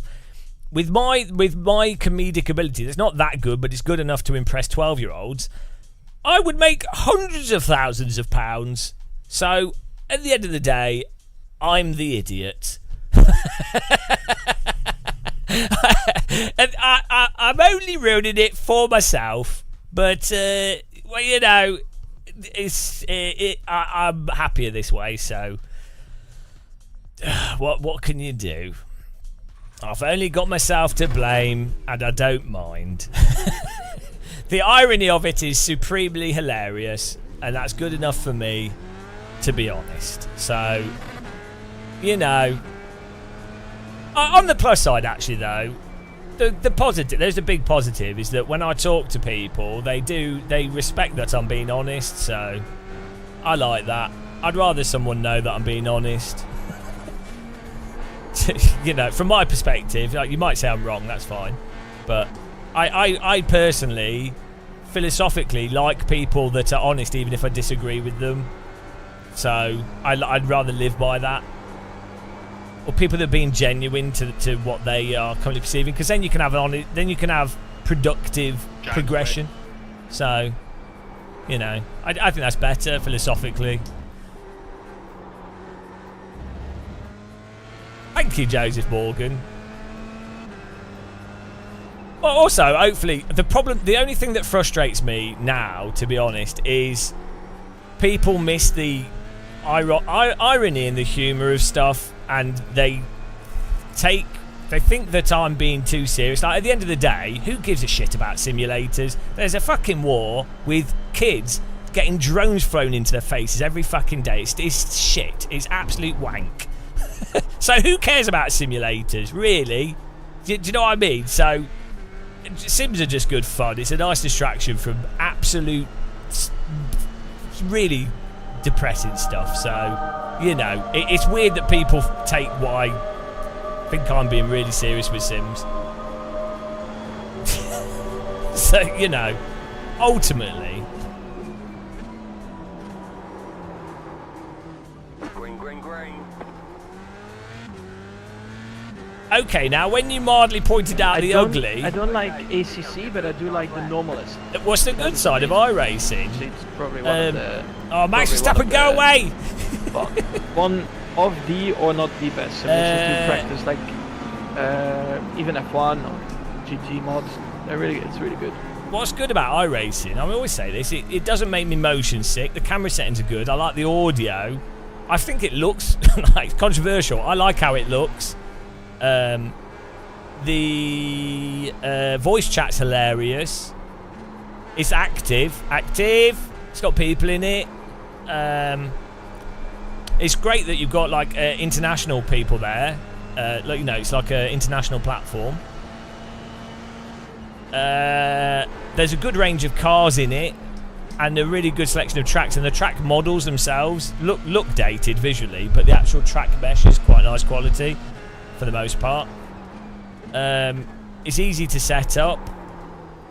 There's loads of like good things about it. It's just the physics and netcode, really. And the grass used to be a joke, but they fixed that.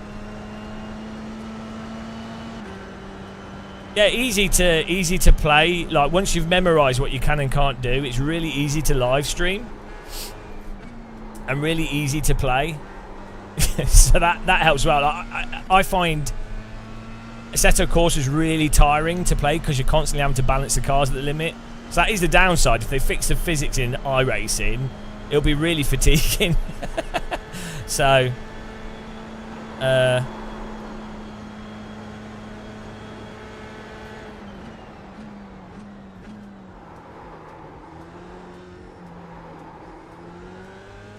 iRacing runs quite nice in VR as well. When am I and Dave Cam doing a Christmas #1? I don't know.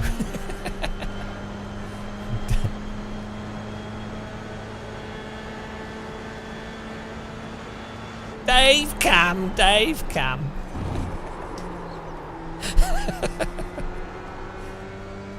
Oh no, I need to. I actually just bought a solar panel, Lorenzo. The planning's been going. I need to do more walks locally. So the issue I have is I still have some problems with chronic fatigue. It's very mild. It's not it's not a huge thing. I mean, it's fucking terrible, but it's not that bad on the grand scheme of stuff, to be honest. I know there's a lot of people that are way sicker and stuff. So the issue is if I do too much exercise, like pretty mild exercise, and it can trigger it off, and it takes like a week to get better, to week and a half to 2 weeks. So the problem is trying to work out how much I can do to do this lock walk and how much to do beforehand without it affecting other things. And it also compounds the insomnia, so it's yeah. But yeah, I've just bought a solar panel though. I'm gonna do it. I have to do it. It's just working it all out properly.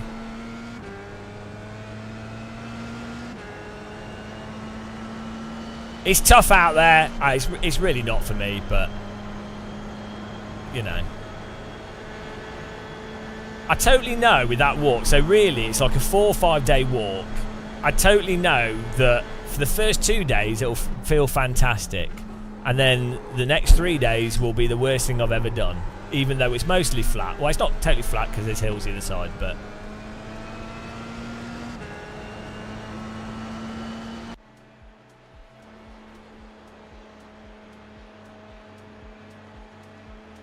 Oh, that's cool, Joseph. What about water treatment? How's that working? Is it just treating rainwater? I like the thing is, so I like the idea of off-grid houses, generally speaking, but they end up being a lot of work. So I think for people that want to do proper off-grid living, there's a lot of people that are like, I want to do off-grid living to get away from stuff, and it's like, well, I think you might need to consider how much stuff you need to plant to eat, how much maintenance you need to do, how much like for materials. But yeah, if you've got I think the difficulty with the off-grid living is if you don't have the upfront capital to have a setup that's good. But if you have the capital to build an initial high quality like place to live in, then I think it can work really well. This is from my research, because it appeals to me, but I wouldn't ever do it. But I looked into it a lot.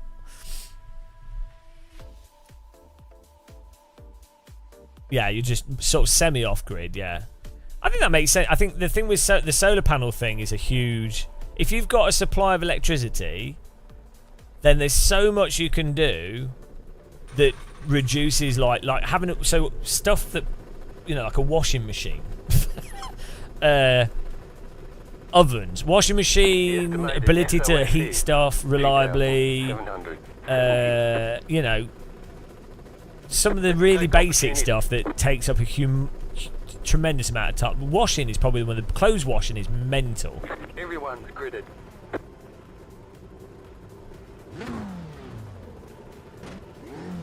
But yeah, that's cool. It'd be interesting to see.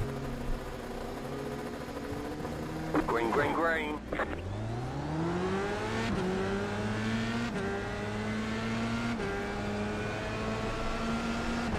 I'm quite I don't know if it's because of live streaming you're always talking, but like in There's an incident ahead. Left side. Go right.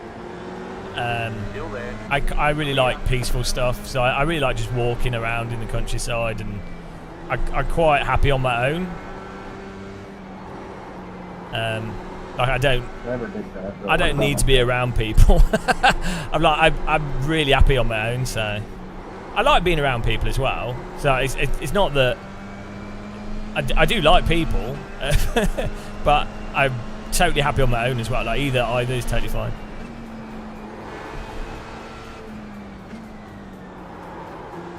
I was talking to a girl about this recently, and she couldn't understand. She was like, she didn't seem to get it. Like, I was like, no, I'm totally happy. Like, I don't need to be with someone or around people. I don't mind either way, and not a negative. Both are fine. I think some people have to always be around people. Like they it really bothers them. But my sister's the same as me. She's happy on her own. Maybe it's like some weird autism or something. I don't know.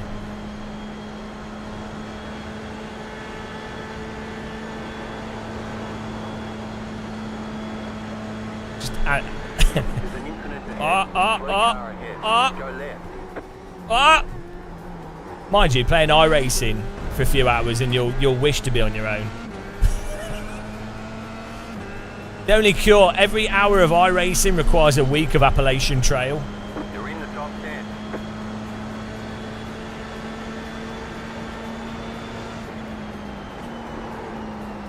Why is it foggy? I just noticed. Those with no internal dialogue. Well, I don't have an internal dialogue. I've been through this.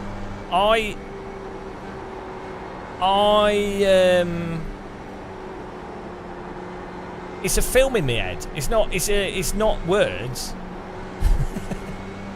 It's like concepts. I'm normally thinking about stuff. Oh, he's gonna drive into me. Oh, he's got no nose, so he's not. He can't make the corner. Yeah, like for me, it's normally me. I'm normally thinking about things, but visually thinking about them, like as if it's like a sort of allegory or like a metaphor or like a film, like a three-dimensional conceptual film. And I don't normally talk to myself.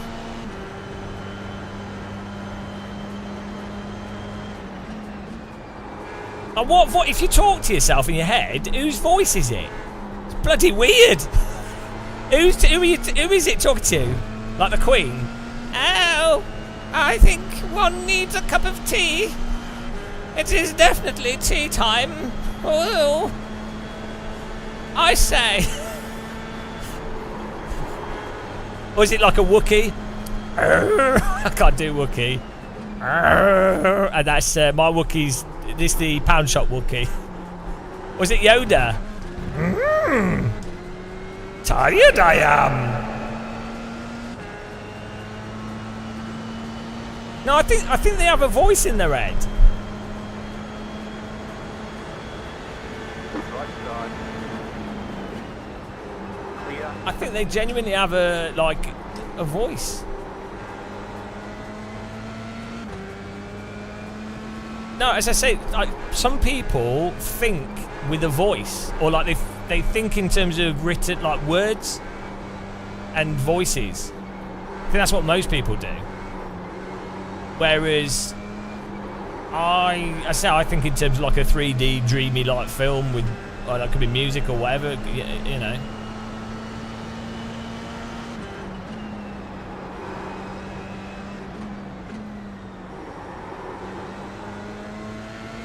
It's the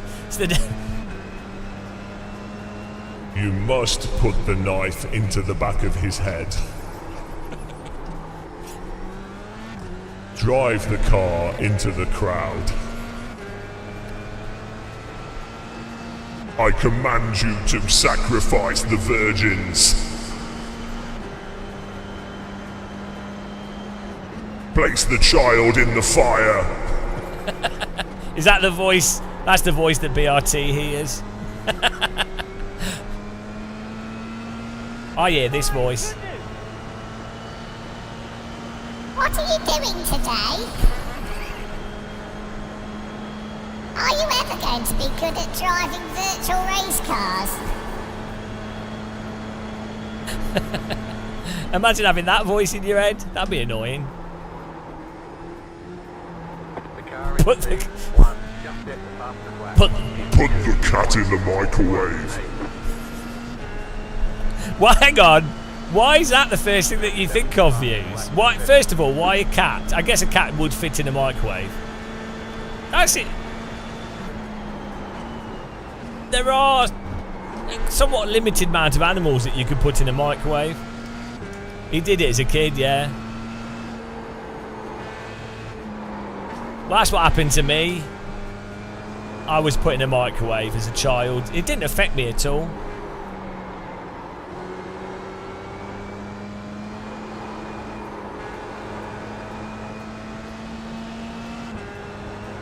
You must find a German woman that looks like a man.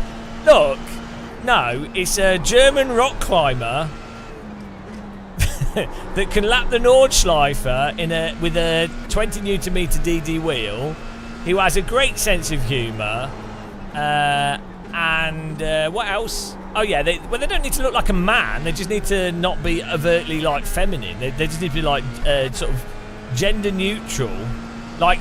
They can be feminine, but not toxic feminine, or not toxic, you know, like they're just a normal human with a good sense of humour that can rock climb and has a German accent. It's not much to ask for, is it? Come on, there's going to be one of them out there. They don't have to have great abs, no, they need to not be overweight, but they don't have to be like sporty or like whatever. Just base level of health. I'm not being picky. Okay, you go. I'll let you have it. I'll let you have it. You can have that. Fair enough. I didn't defend it.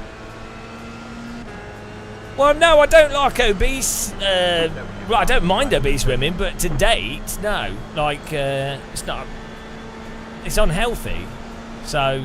I mean, I'm overweight as well. It's unhealthy, so it's totally fine for someone to say, "Oh, you're a bit too fat, mate." And I'll be like, "Oh, fair enough." You know, I don't think there's nothing wrong with that.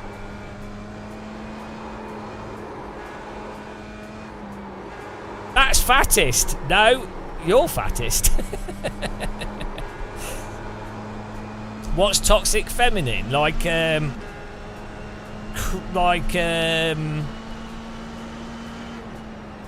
over the top feminine consumerism and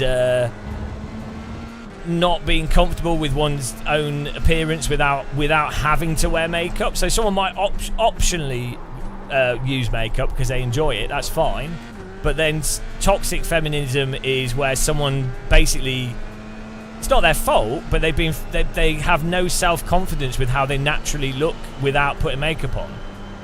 So I'm not blaming the individual for that, but it's the same as like with toxic masculinity, where men might feel they have to have like muscles in order to have basic self-confidence, you know, like, or they might want to have muscles and they might strive for that, and that's fine. But do you know what I mean? It's like there's degrees to it, but when it becomes like a toxic thing, it's that men fall into the toxic consumerism as well, which is also within that toxic masculinity framework. So it's basically it's just it's from a mixture of like cultural things and capitalism, and it's just toxic behaviour, basically. It's not as I say, I wouldn't even necessarily blame that individual. It's just unfortunate parts of cultures. Sim racing, it's not toxic masculinity, no. It's it can be toxic though. Like you can have like toxic competition. You can have competition without it being toxic. You know, there's a range to stuff.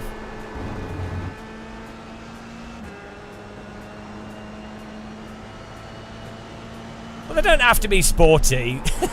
Look, I just take anything, to be honest. Let's be real here. If it breathes, it will do. I mean, I'm at the point where if they just need enough brain damage, that's where we're at. It's fine. Ideally, someone that's got severe concussion, that'd do. Yeah, and I think it's really nice. I saw it with gaming, especially with younger, just from the sort of gender neutral thing.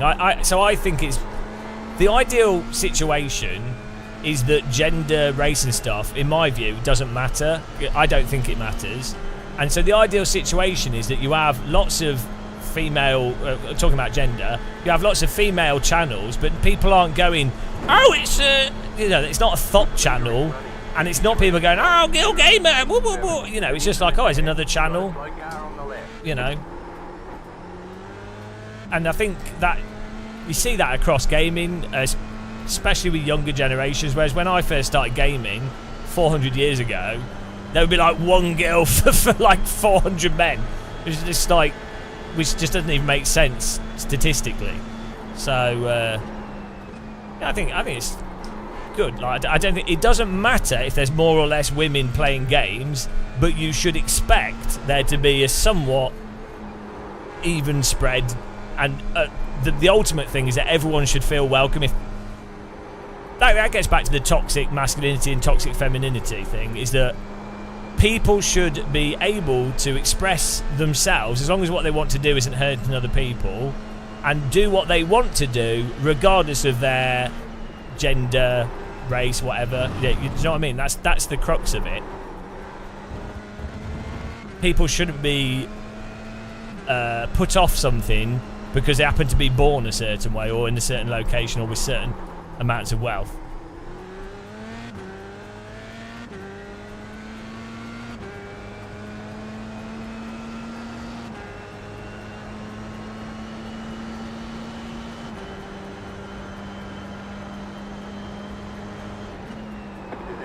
Oh no!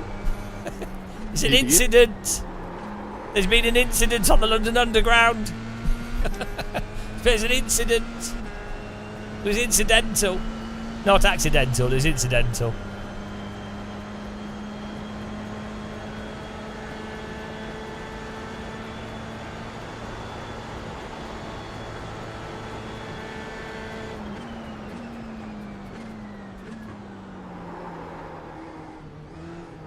You hate girls with muscular legs. Why?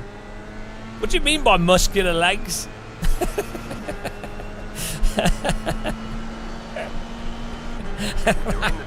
What about some people have like really like they're not large muscular legs, but they're very toned. Can't you just shorten that sentence to you hate muscular legs? Yeah, you should see my left leg. Pure brake muscle. It is the gamer muscle.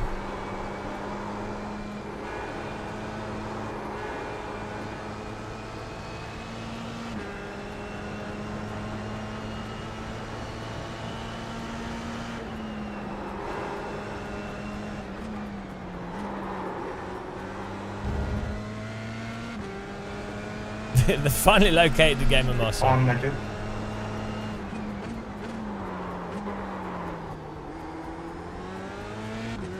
Neil Sunderland. Is on dog chat? Oh, I don't even know what's going on.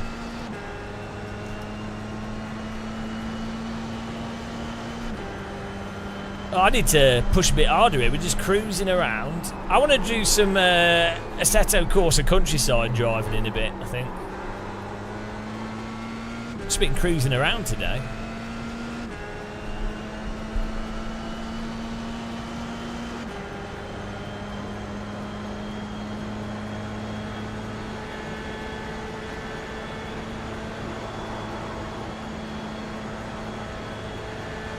TikTok trendy girls. Oh, it's from person to person. I know a few female TikTok influencers. They were nice. They were nice and friendly.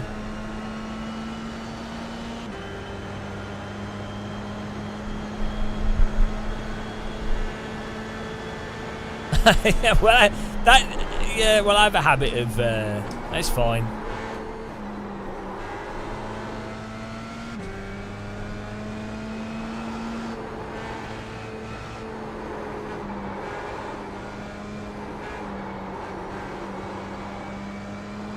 No rally. I want to maybe that. It's that German track. It's nice driving vintage cars with that. Oh, he's got no rear wing. He's bunched him up. Get ready for liftoff. Is that Minty from yesterday? He ended up in the wall.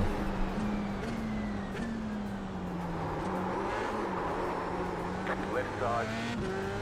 Clear.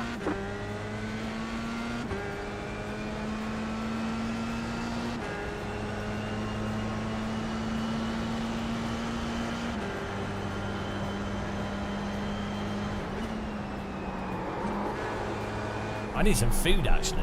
We can get the second place. Behind. Starving. Bloody hot in here. It's like must be like 28 degrees in here.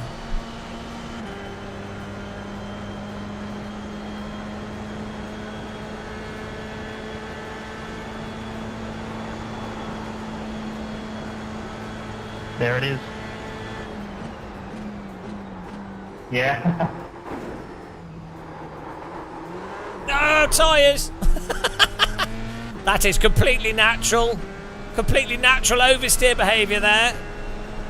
Ah yes, I always like to push the brake and the accelerator to catch the car instead of counter steering. You're losing on the car. The gap is That's one of the great things about iRacing. You learn techniques like that.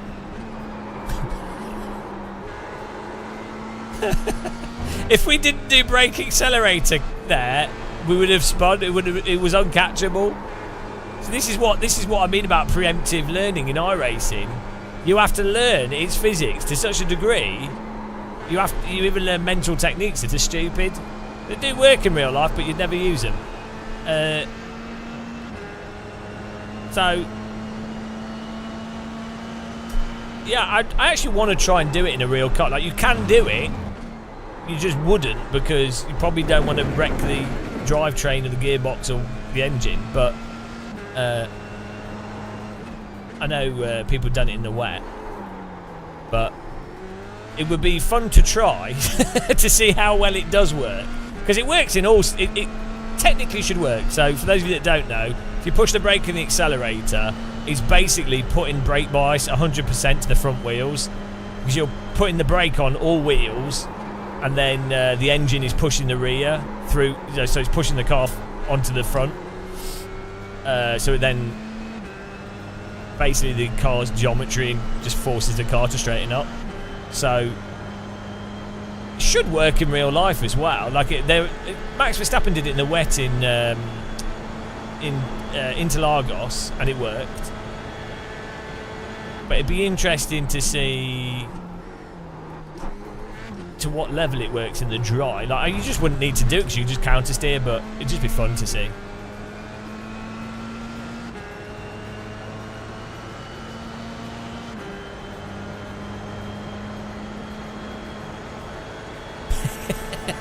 Yeah, I just don't. But I think the situation where you might do it is if you've completely lost the car for whatever reason, maybe like some technical thing or some whatever, and the car's going to rotating towards a wall or grass, like the rear's rotating towards a wall. I don't know, a situation where the car's gonna be a write-off. It might actually be a good thing to do.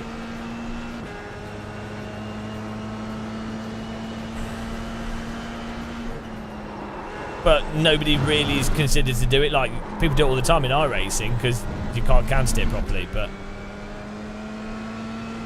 it works really well in LMU actually. You too. It works great in all sims.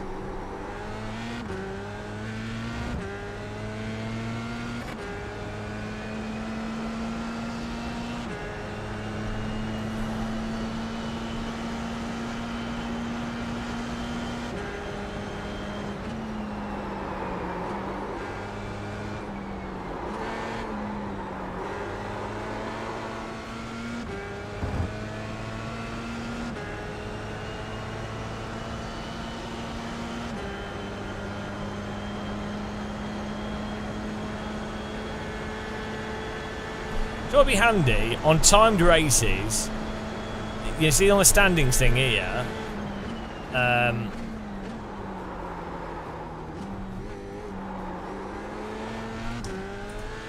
the relative, it says laps in the bottom left-hand corner, but when you're doing a timed race, it doesn't show. It doesn't show the time left. You have to go to the first tab. So it makes sense for iRacing to put the race time where that laps thing is as well.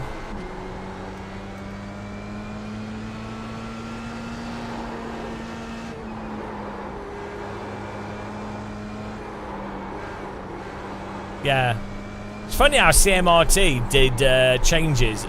I suggested some stuff, which I'm sure they were already doing, and they had it done within like 2 days.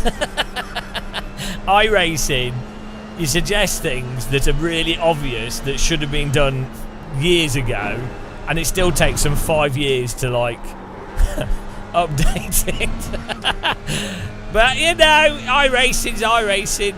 They have to work in the Florida swamps, so can you blame them for being slow? They're probably sweating on the keyboards. It's very hard to type and write code. Computers are all rusting. That's why the netcode's so bad. It's all the swamp heat.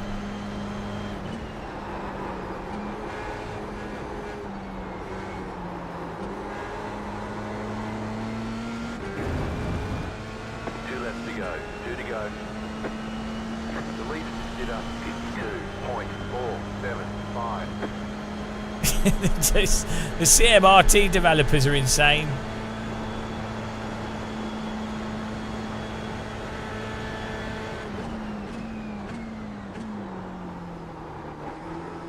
They did a good job though, so fair play to him.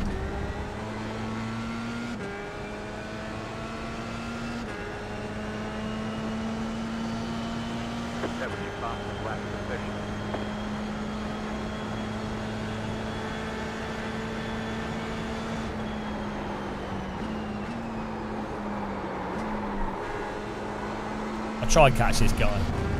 I'm trying. I'll actually try.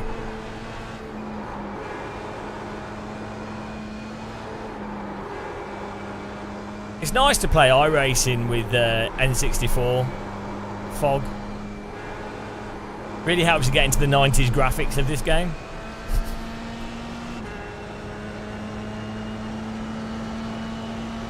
really sells it.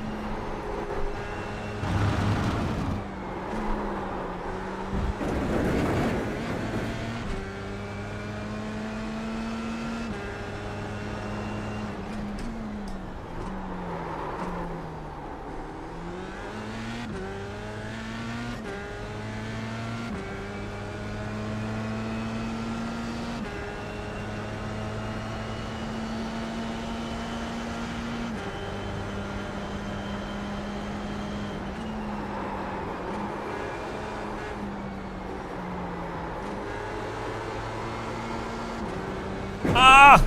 1x. Pushed it too far.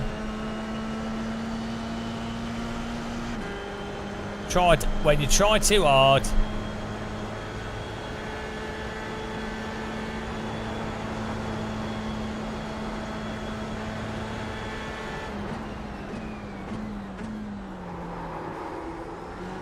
White flag this time.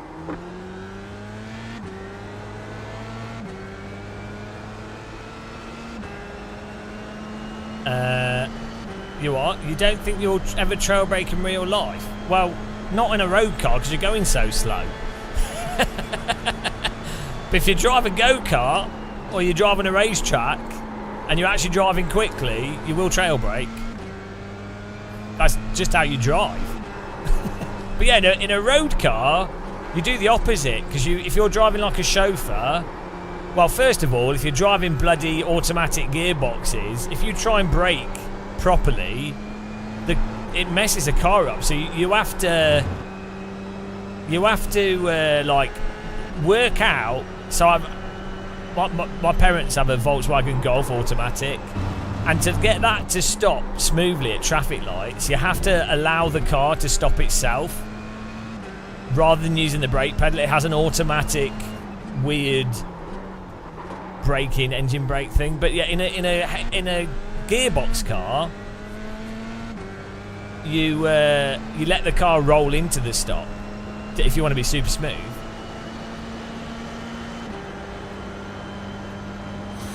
But The pace car is out of control. yeah, if you're driving a go-kart or an actual race car on a track, trail braking is just how you steer. like you can't not trail brake. You're right, man. Hello. Oh, You're well, right, Peter. no, you followed again now.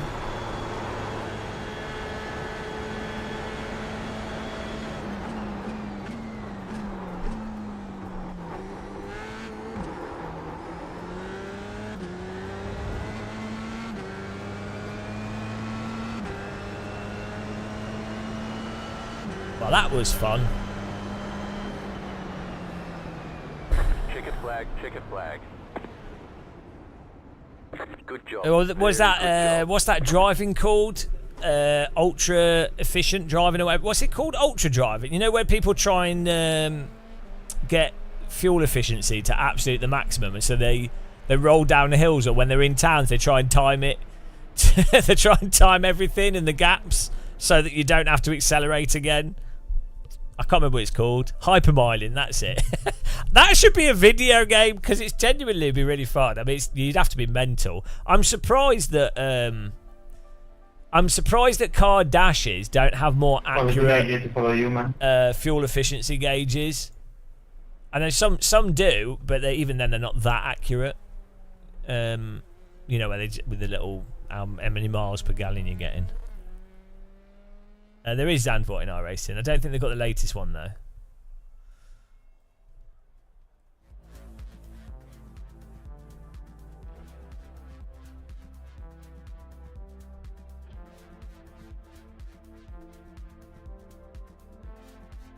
It's the old one. No one's doing Skip Barber at Brands Hatch. Oh. Like, this is the problem with iRacing. When it's paid tracks and certain cars, nobody drives it. They've divided this used to be Skip Barber at Brands Hatch would have 5 splits. But now anybody that's come to iRacing will not buy a Skip Barber. And hardly anyone buys Brands Hatch because they don't actually run it that often, weirdly. So it's largely dead. This is a good example of iRacing adding too much stuff to their simulator and their poor sales model, which is making them money, but it's ruining the game, and it'll get to a point where the equation doesn't work. If you drive a road car on a racetrack, do people... well, if they're driving it quickly, they will do, yeah, because you would brake as late as possible to then be able to corner at the limit of the tyre grip, and then you would come off the brake and roll the car through the corner. So, yeah. Like, if you're actually driving quickly, but to be fair... when I've been to track days with friends, almost no one driving on the track day was driving at the limit. Maybe 1 out of 30 people were like were driving the cars. You know, like maybe out of say 30-40 people at the track, there were maybe 3 people that were actually driving. One of them was a race driver that was testing, I think it was a vintage Mini or something. One of them was someone that had a 90s DTM car, and they were testing it, so they were a race driver as well. And then my friend, who's a very fast driver. So that was it. It didn't matter. There was people with like loads of different cars, road cars, race cars.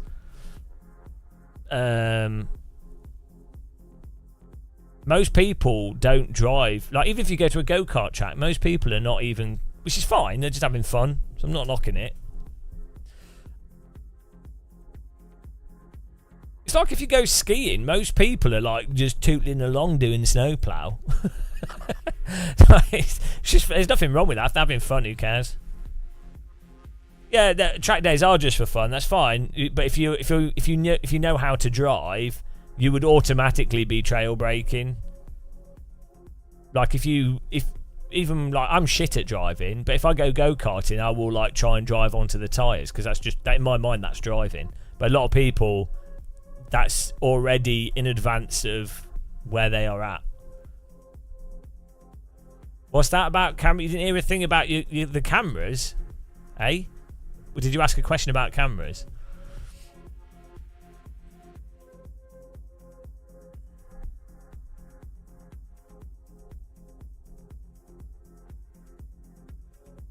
Oh, let's do this. This is always hilarious. Ask the question again, I missed it. How do I have the automatic switch? I pay someone in chat to push the button to switch the cameras. And they have to they remotely plug and unplug the cameras. It's a really hard job, but they get paid well for it.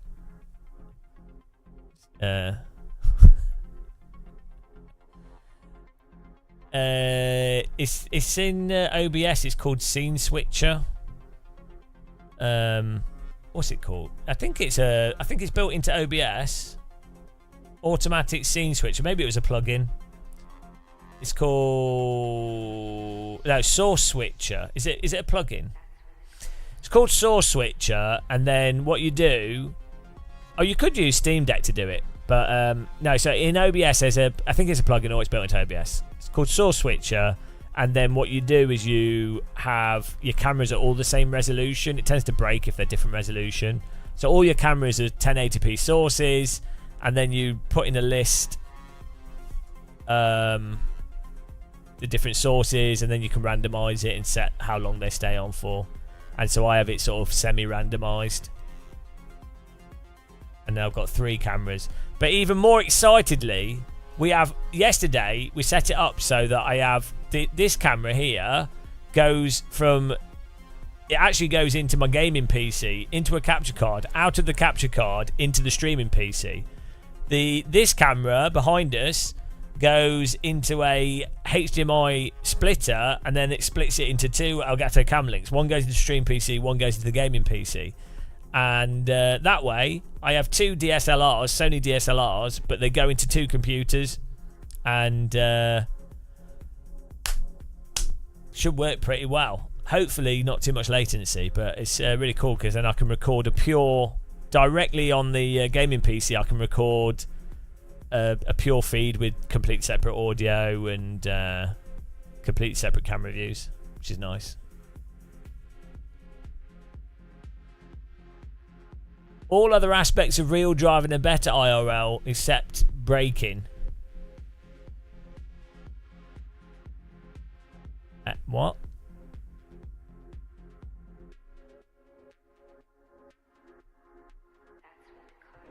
Ah, blessed be. Blessed be. And lo, on the Fourth day. filing account was blessed with too many tea bags. And after 38 months of wasting monthly amounts of money supporting the channel, he cried and said, "Why? Why, dear God, why?" Thank you very much, Filing Account, for supporting us. Really appreciate that.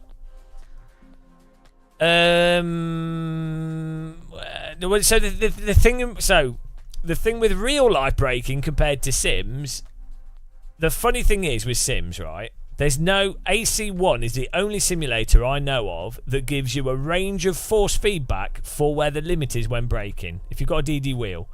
And funnily enough, nobody talks about this. It's really weird.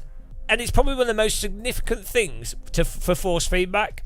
Nobody talks about it. No reviewer, nobody. I know like 2 other sim racers that talk about it. One of them's a real-world driver. So, it's really weird. I don't know what's going on in people's brains. The funny thing is, in real life, you brake based off the G-forces. As you brake, you can feel the G-forces of your body, the inverse acceleration, and that is dependent on how much grip the tyres have. As the tyres start to slip, you get less inverse acceleration, which you then feel as less G-forces, less G-load on your body, which then allows you to modulate the brake based off the feel. But also, obviously, you'd have expectation of prior knowledge of braking and everything and what have you. But that's what you brake in real life. The pedal in a real car can be absolute shite. It doesn't matter because you're not braking off how the pedal feels. You're braking off the G-forces. In a simulator, apart from AC, in a simulator, you have to just use the brake pedal feel. And so you memorise, and maybe the audio as well, but you can't balance based off audio, but you can use that to know how close you are to the limit. You can have rumble transducers, but again, you can't balance based off that, but you can it can give you an idea of where you are. So you use the pedals. So the pedals have to be super duper precise. In real life, there's so much more random noise, tyre weird fluctuations that cars aren't as precise as simulated cars. They're way more imprecise and deep.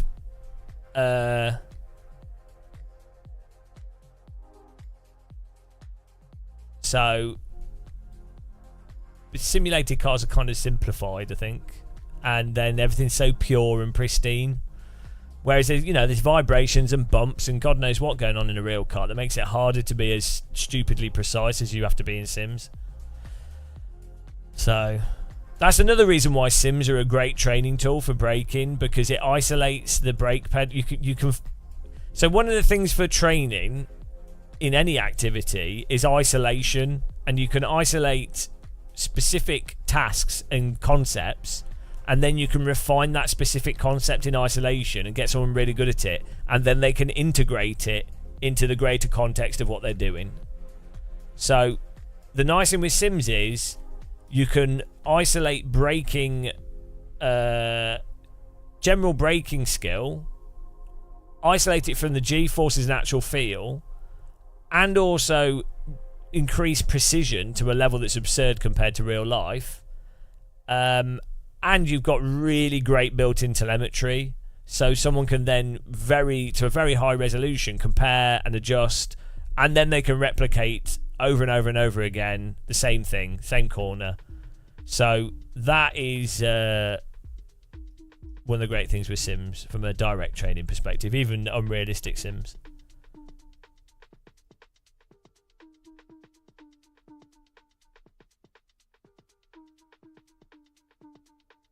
What? We're scared to enter the corner quickly that we need to try. I don't know what you're talking about. When I turn in, when you turn over the limit, I just wait and see until I make sure the car won't turn. That's when I go to run off. I'm not sure what you're saying.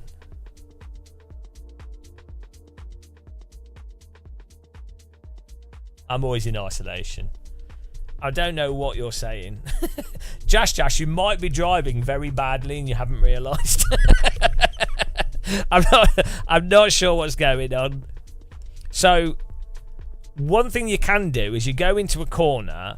When you turn, you can feel through the force feedback if the front is biting or not, and then you can use that as a reference for the grip of the tyres.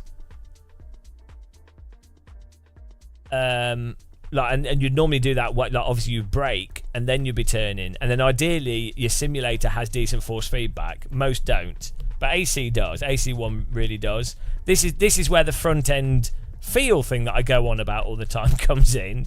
Is that you need to be able to feel a range of load for the front tyres, so you know how much you need to brake to be able to then make the corner. iRacing doesn't actually have that. Like you're already rotating the vehicle, so again it's really weird that more sim racers don't talk about it, and more YouTubers and reviewers don't talk about it despite reviewing incredibly expensive sim racing equipment, and they don't mention the actual fundamentals of force feedback. It's very strange. It's really weird, but that's sim racing. It's just yeah, it's a very strange hobby. Doesn't trail braking mean that we keep our foot on the brake when cornering? Trail braking is when you first brake, you brake as hard as you possibly can initially. It's almost in a lot of real cars. It's very hard to lock up at speed, especially with downforce, because there's so much force going through the tyres. They're not going to lock up. You're not going to be able to push the brake pedal hard enough to lock up. So you brake really hard, and you do that. As you go through the corner, you then lift off the pedal, because basically, as you slow down, there'll be less downforce or less. As you slow down, you won't be able to have the brake as hard as like fully on without locking up. So as you lift off the brake, you're then basically allowing yourself to brake as much as possible in accordance with how much grip the tyres have, but also, as you lift off, it will change the loading of the car to some extent, depending on brake bar settings, and it will also help you, and you'll also be able to direct the vehicle. So it depends. Like if you're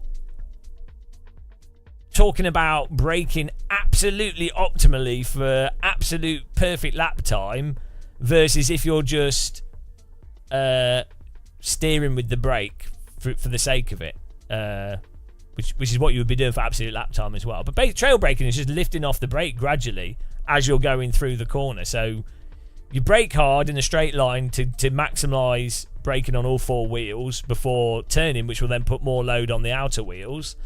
And then you haven't used up all the braking, all the required braking, and as you go through the corner, you're lifting off the brake.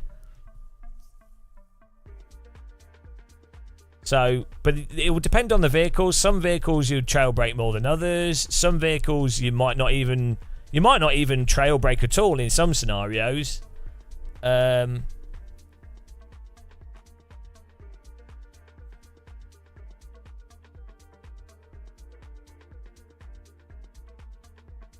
know, it depends on the car and the.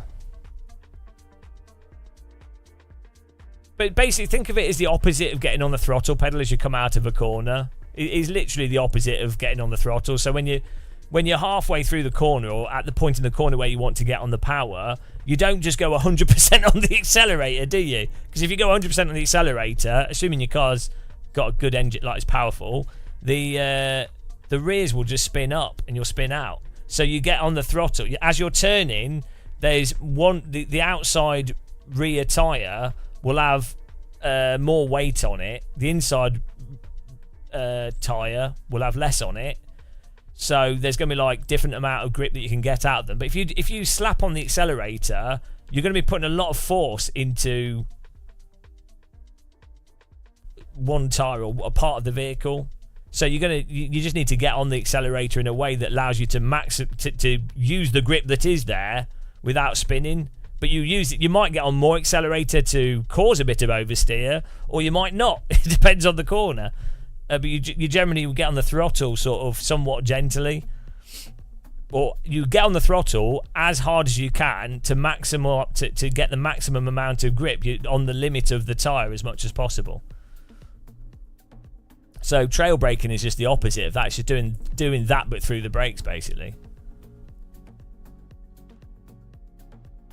And then if you're doing it correctly, you basically are effectively steering. Going into the corner, you're basically steering with the brake pedal, and going out of the corner, you're basically steering with the accelerator.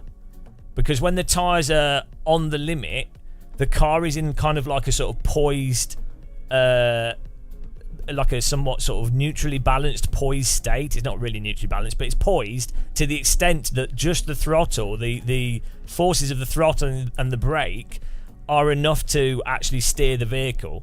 And so that's another way of knowing that you're actually on the limit, is that you are able to drive the car with the brake and the accelerator. Because if you're not near the limit, the grip of the tyres will be such that the accelerator and the brake won't cause the car to rotate that much, because you're nowhere near the limit, and so you'd have to be using the steering wheel. But then the next point onwards would be that you sometimes purposefully use too much brake or purposefully use too much accelerator, and then you use the steering wheel to balance that accelerator and the brake to then have even more control over the vehicle at the limit, which is stuff that's not supported in iRacing but is fundamental to driving. So there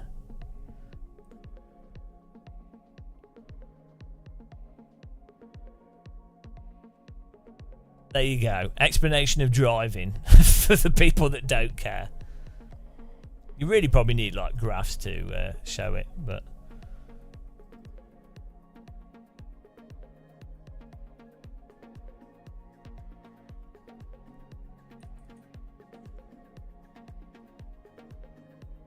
it's funny though. It's weird that with motorsport, to a lot of people, just the concept of oversteer and understeer is like some crazy concept, to the point that you would have even in something like Top Gear, they would have a laboured explanation as to what understeer and oversteer is and make a big thing out of it. Just like, oh, okay, is that the level that you're at? Okay. Which is fine, like, everything needs to be explained, and so there's nothing wrong with explaining it, but it is weird. Like, people understand curling a football into a goal from a free kick, or how backspin lifts a ball up and vice versa. So you'd think they could understand more complex concepts of driving, or that could be put into like productions of Formula 1 and stuff, but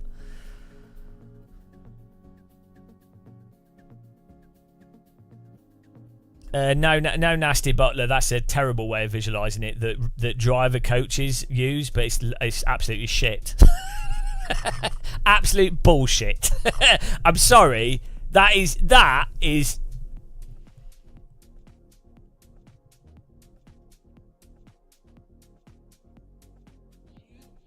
bollocks. Like, it is totally that. What you've just typed there is exactly the kind of bollocks that driver coaches will use, which is actually a terrible analogy that has zero utility, other than someone going, here's some completely arbitrary, non-utilitarian example, but because I've just explained it, you now think it has utility to it. That is precisely the kind of bollocks that driver coaches do and get away with. What a good way to think about using the brake pedal is to imagine a sausage balanced on your nose that falls off when you push the brake pedal. It falls off to the left or the right, depending on if you push the brake pedal. And then you get all these people going, this driver coach that I paid money towards, or I saw in this video, he used the example of a sausage on your nose, and it was a really good way to visualise it. It's like, was it though? Was it really?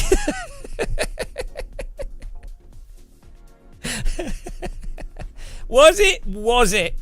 Honestly, was it?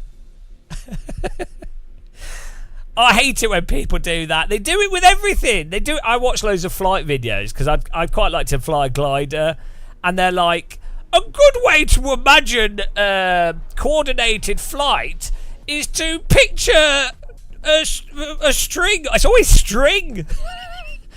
Imagine your bottom is connected to the like what? Oh, the other one. The other one is turn into the slide. What? Right, do people accept that? Right, turn into the slide. That is so useless to say because first of all, into is not defined. Like, what does into mean? Are you talking about into relative to the rear or relative to the front? You've not said. So, conceptually, a person needs to know if you're referring to the back or the front of the vehicle. And then, it is such a stupid thing to say. And then people are taught it in driving schools. And it's this thing that's regurgitated. And then loads of people repeat it. It's like, but actually, have any of you guys actually thought about this and broken it down and really thought, hang on, this is probably not a good way to explain countersteer? Like, the term is countersteer. So surely turning out of the slide would be the most logical interpretation of that.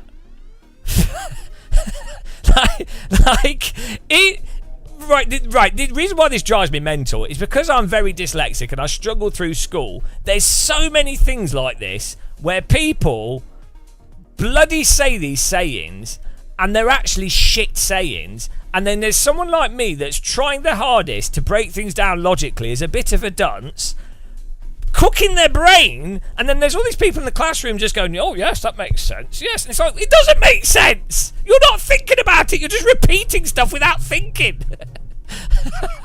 Drives me mental. Oh dear God. Right, got that out. It's my therapy session. Well, no, turn into the direction of the slide is still not very good.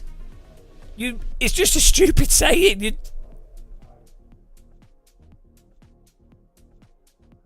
Well, also, the wheel on a car that's set up correctly, the wheel should automatically countersteer.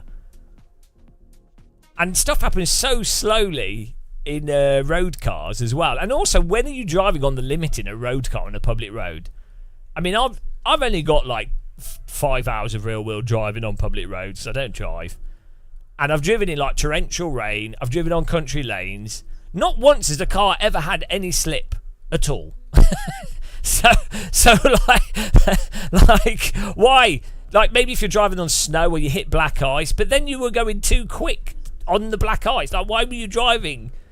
Okay, it might be like a few miles an hour on some ice and stuff, but then you probably shouldn't be in your car on the road in the first place. Yeah, but then counter debate, what's the point of saying it if it doesn't actually convey anything useful?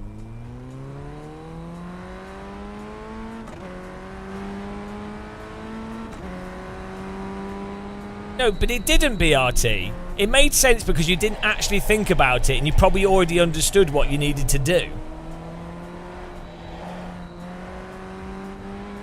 So, no, you already knew what you were doing and you just accepted what they said. And then because you already knew, you were like, oh, that saying probably makes sense. As I've just explained logically why it doesn't make sense unless it's defined clearly. And this track doesn't run well, which doesn't make sense.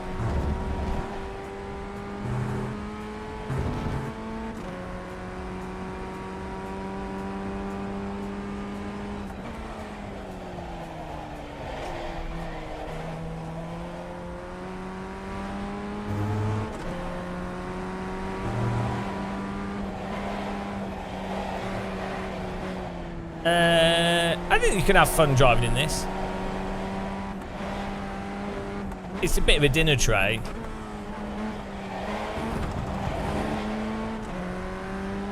Oh, this track runs so badly in iRacing. These are the trees.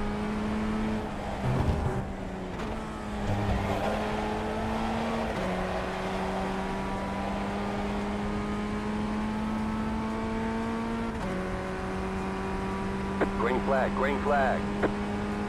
What I recommend for Okay, driving here comes the pleasure first time lap. with a DD wheel, anything in Assetto Corsa.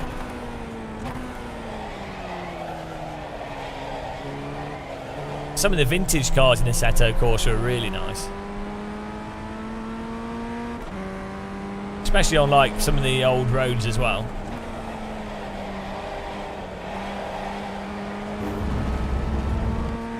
The pace car is out of control. Yeah, no other sim has as much force feedback detail as Assetto Corsa. Unfortunately, probably only 30% of sim racers know that. So, yeah. Hello, D. D. Thanks for following.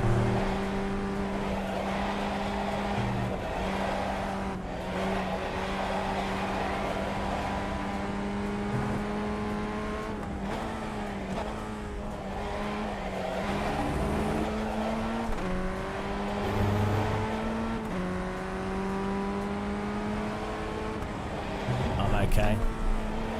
It doesn't depend on the cars. They don't feel numb. You're using shit equipment, so you're not in a position to comment on it.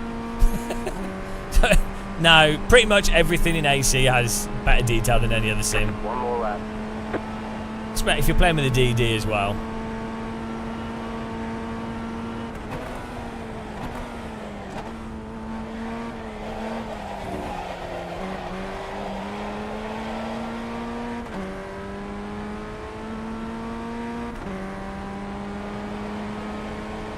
If you've got a low end wheel, some of the cars you do have to turn the force feedback up higher on the lower end wheel, and then you just won't get the detail.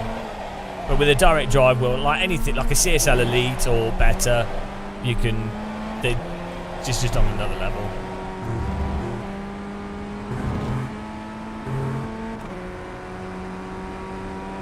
No, actually, so I'm doing. Hopefully do a video soon about a button box. I'm not going to say anything because I'll spoil it, but I might have come up with a really good cheap solution.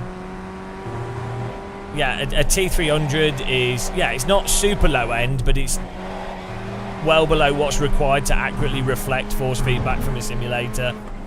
So unfortunately, a T300 is quite expensive as far as game controllers go, but it is low end. Like the problem is until a wheel can rotate at like until you get to like 5 Newton meters without much damping, you just lose dynamic. There's just not enough range to the force feedback. It's like if you had a hi-fi, you get to a certain point where you know you have to get to a certain point to get the details, as you know. There's the flag. But yeah, it's a shame. There should be.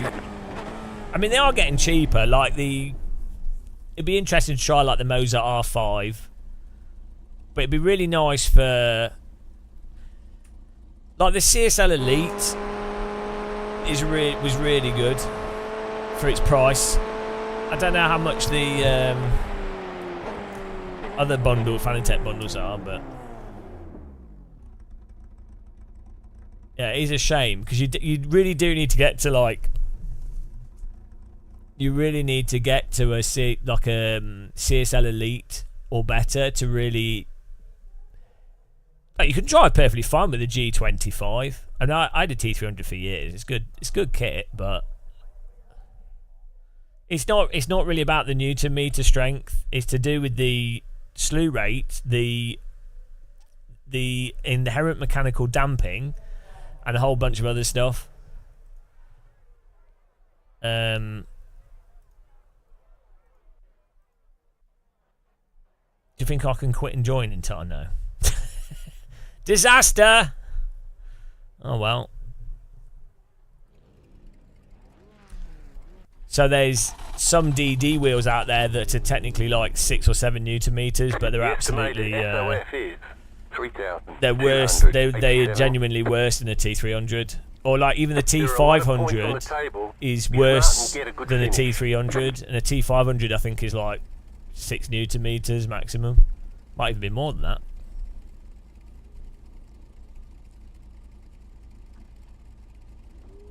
Yeah, it's not to do with strength. It's to do with the dynamic range and the speed at which the motor can change direction or change load, and the mechanical. Still waiting on 2 cars to grid. The inherent physical damping of the system before the controller. Hello, Tom Bland. Waiting on the final car to grid. Oh. I always assume everyone's talking to me because I've got a big ego. Yeah, the T300 doesn't always overheat though. It overheats if you're driving a sim that constantly puts forces through the wheels, like R Factor 2, probably LMU as well.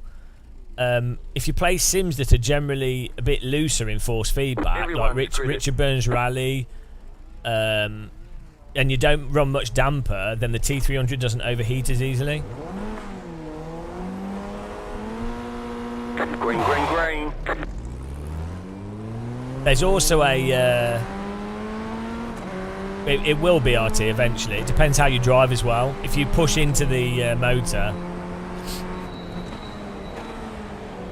If you drive smoothly without pushing into the motor, or you don't put damper on, it won't overheat. But Thrustmaster, I think they did about 5 revisions of the T300.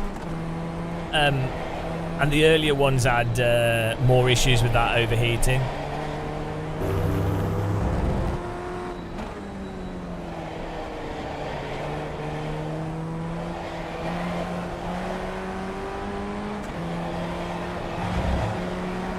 It could be worth actually putting a fan in the Thrustmaster as well, like a better fan.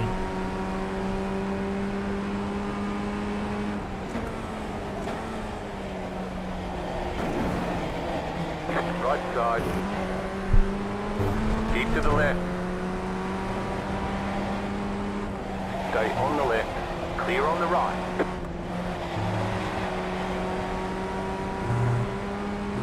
Well, the problem with the Thrustmaster now is it's gone up in price. It used to be not that much more expensive than the G25. Like, you used to be able to get a T300 for £230. And now I think it's £350, £400, which is ridiculous.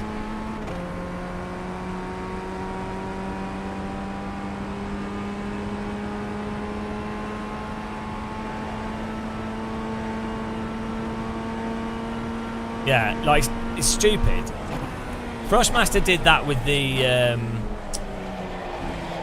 joysticks as well. And Logitech put the price of their wheels up as well. Like, I bought a G25 for, I think it was 170, and you used to be able to get them for 150. And I think they'd gone for 130 at times. And they just kept, you know, profiteering off people, basically.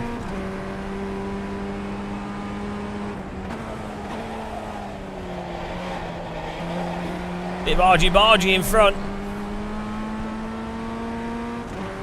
But then again, I know Thrustmaster probably just know that they can...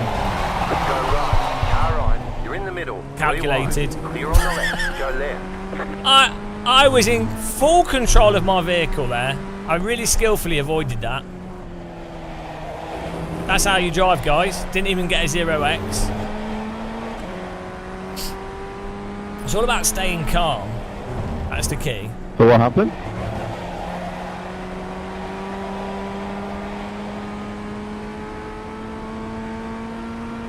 Well, I pushed the brake and the accelerator though, so I managed to maintain control.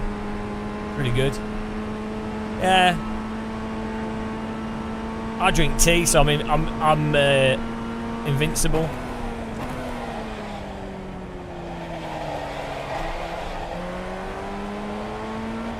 A great example of iRacing netcode and crazy shit there. It's every race, but that's iRacing. You just have to accept it.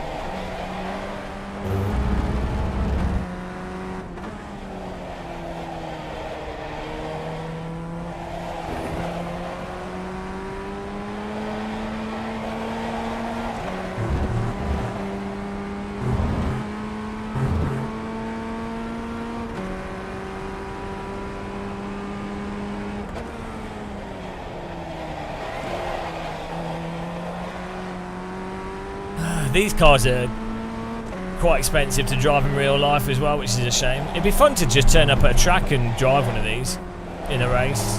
Like even if it was like a couple £100, but it's like a few grand to race these.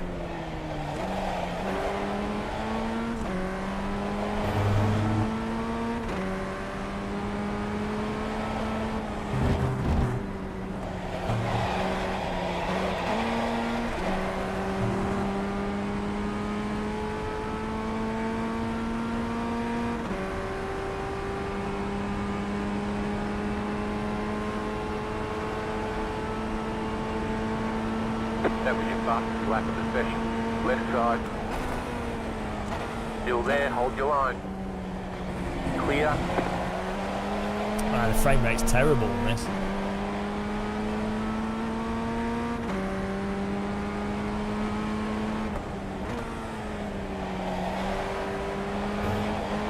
The world's worst frame rate on this track. Constant frame drops. You probably can't see it 'cause the stream's probably filtering it out, but for me this is terrible. It's like I'm watching a stop motion film.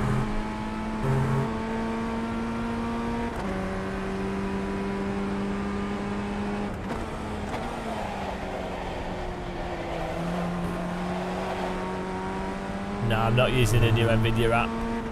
I've not tried that.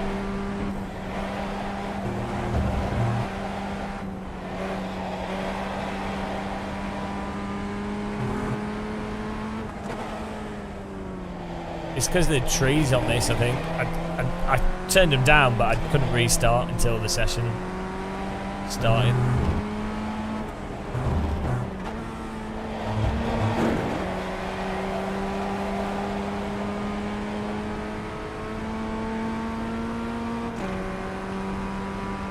The car in P3 just set the fastest lap. 30.038. Left side. Keep to the right. New fastest lap for you. Keep to the right. Clear on the left.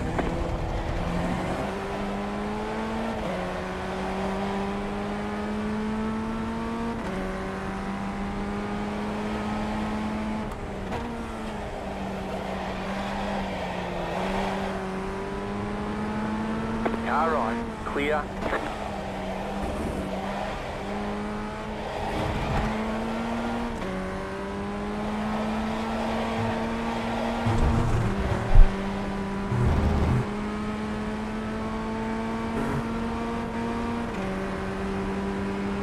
Left side.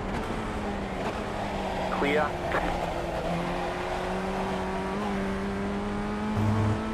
Well, that's handy. I'll have to give it a go.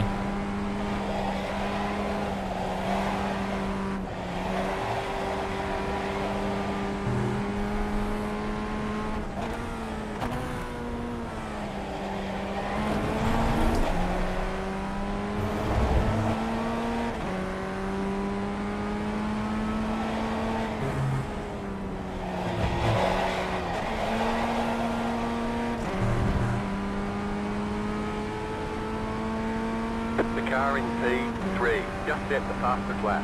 29.861. You're losing on the car in front. The gap is 9.8 seconds.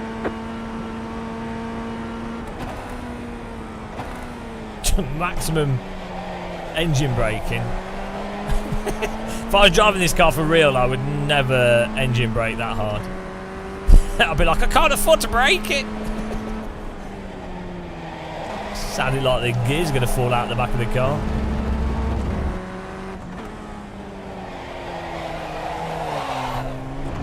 Left side. Oh, sorry. What are you doing? What are you doing? I'm understeering. I was understeering, sorry. I was just catching the slide. I wasn't trying to drive into him.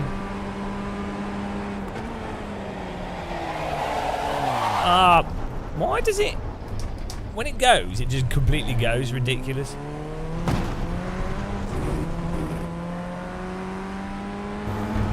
Hello, Amir Depassi.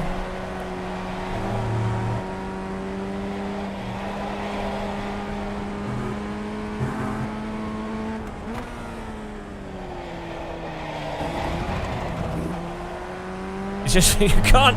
The game does not support fundamental counter steer. It's really weird. 094.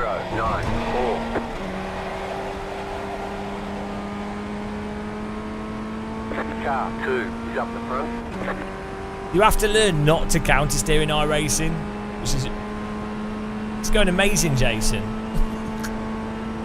Can you imagine any other sim not supporting like opposite lock and people going, oh, this is fine?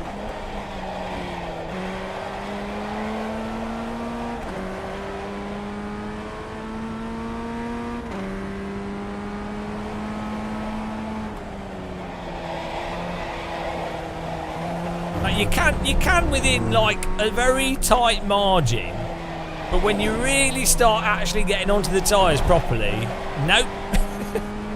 Gone. Merry Christmas.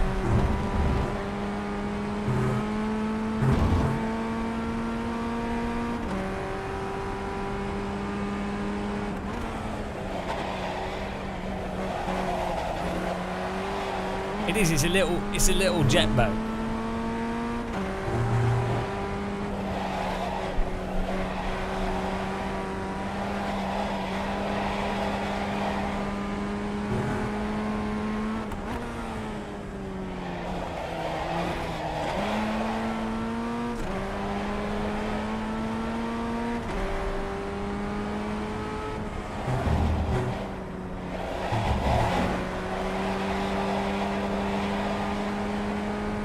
Car 3 is up the front.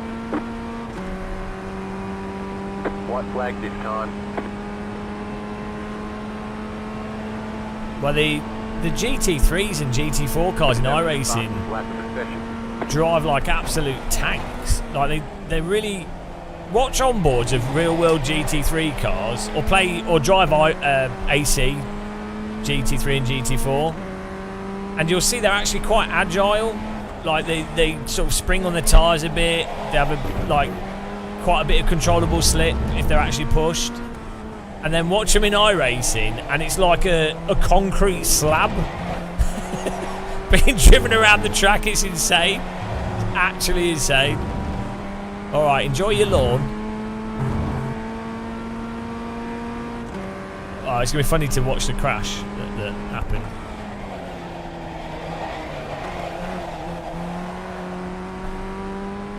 Compared to iRacing, real GT3 and GT4 cars look super, super agile. Like, it really surprised me. Like, even compared to AC and ACC, they look. When you watch onboards, the drivers are really hustling them a lot of the time. Even more than I thought you would be able to at all. Oh, that went well. Oh my god, the stutter is terrible. Yeah, well that's it, Cat Debate. I mean, as you know, if your wheel rotation is not 100% one-to-one, then that's it. Nothing works at all. Alright, there's the checkered flag. It's well documented. Every good job. real sim racer knows that. Right, what happened in this crash?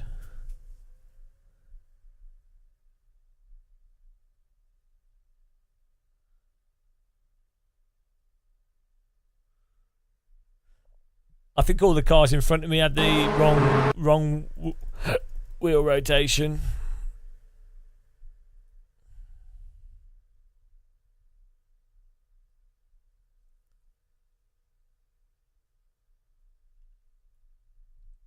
This would be a mental track to drive in real life.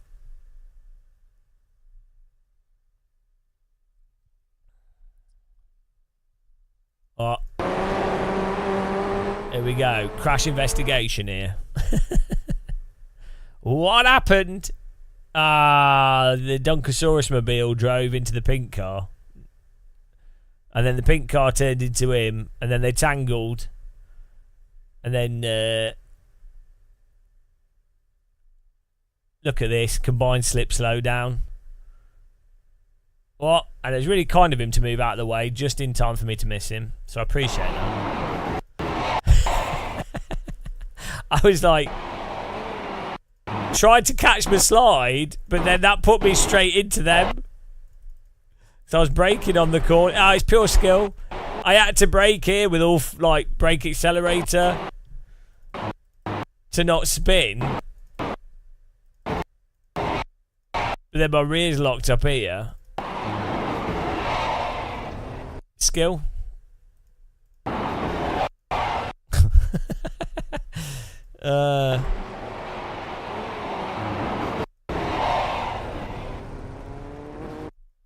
They're all stuck together. Bonk. Net glued. They're glued together with netcode there. And there's nothing he can do. Just drop straight into them. Oh dear.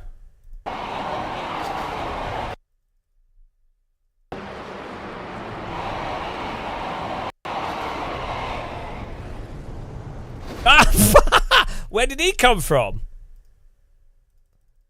Hang on. Hang on a minute. How does this happen?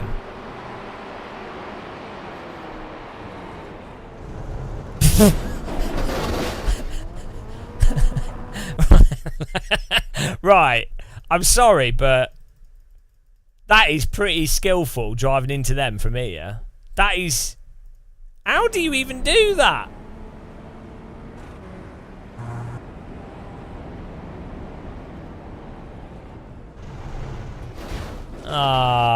Of all the things he wanted to happen, that was not it.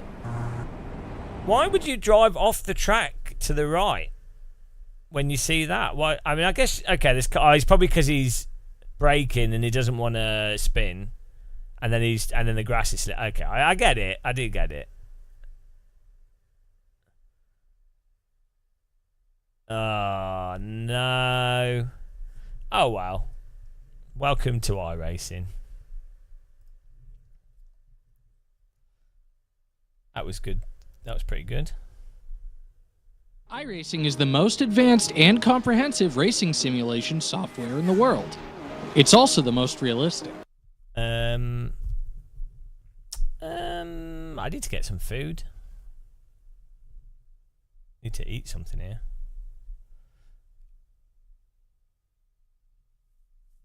Put some music back on. Man, my brain's cooked after that. A right headache. It was stuttering so bad.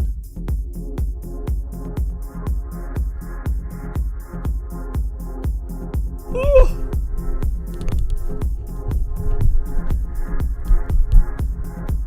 Might do some AC actually. I want to host that.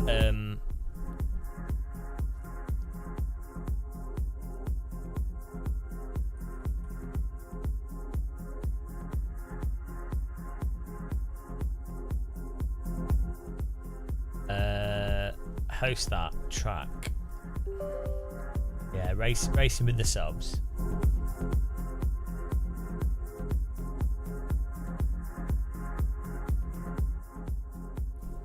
What's it called?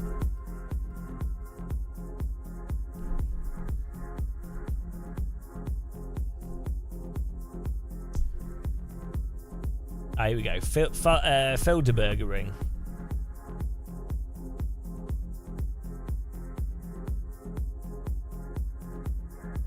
Get this down. And we can drive it. We can drive the Porsche Carrera. That's good fun.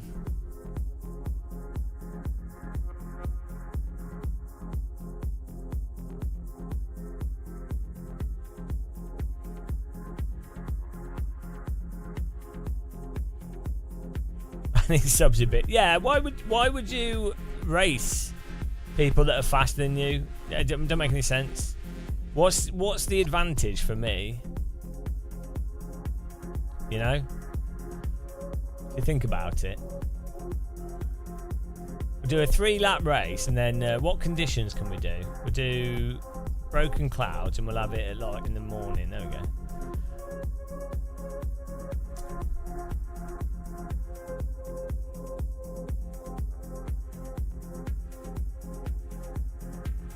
Okay, I've got a server, Gamer Muscle Vintage. Let me actually, I'll create an invite.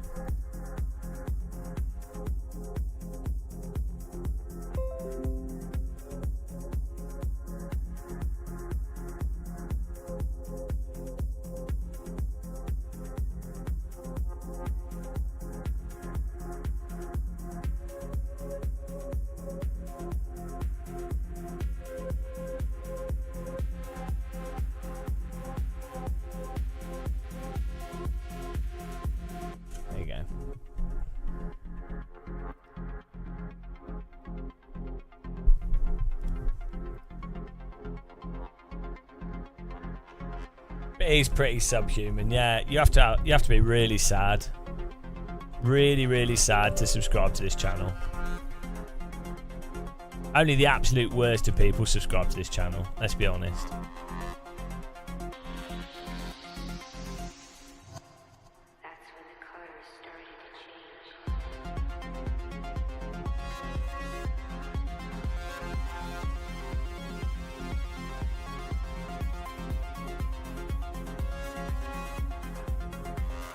Yeah, maybe counter debate. I definitely need to do more videos. That would be a good idea. But I'm not very good at good ideas. I like to do bad ideas constantly. Like, my new nickname is Bad Idea Man. I say new nickname. It was always the nickname.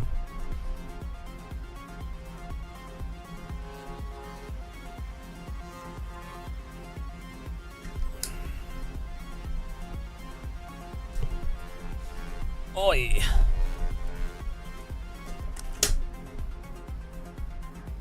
Right, I'm gonna put pizza on, I think.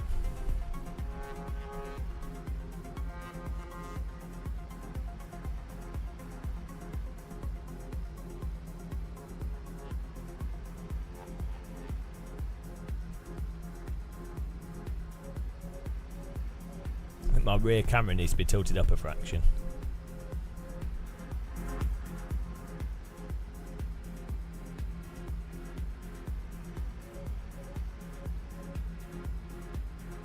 Right, back in a minute, guys.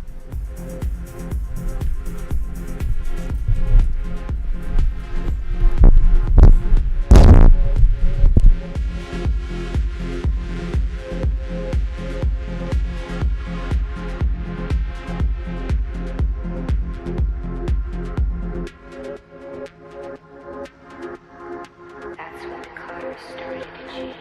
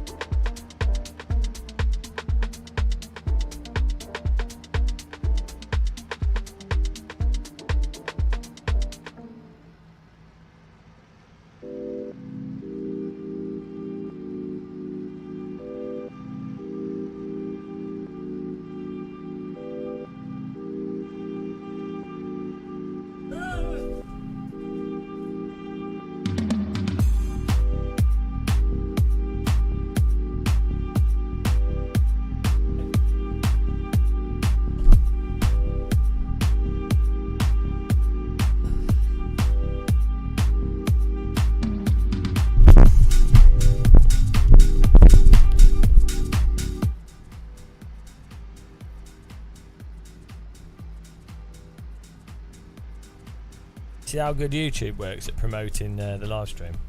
10 out of 10. Pizza's done.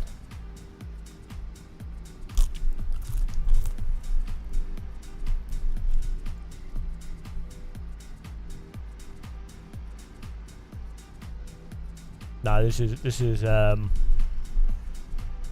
Epidemic Sound.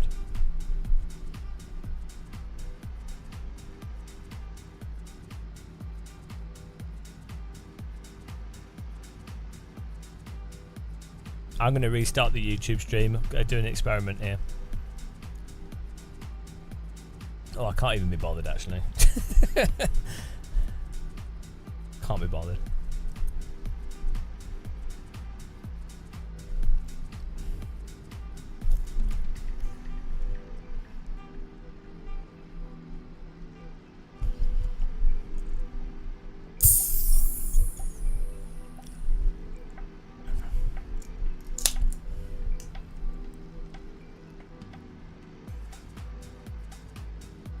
Air frying pizzas is great.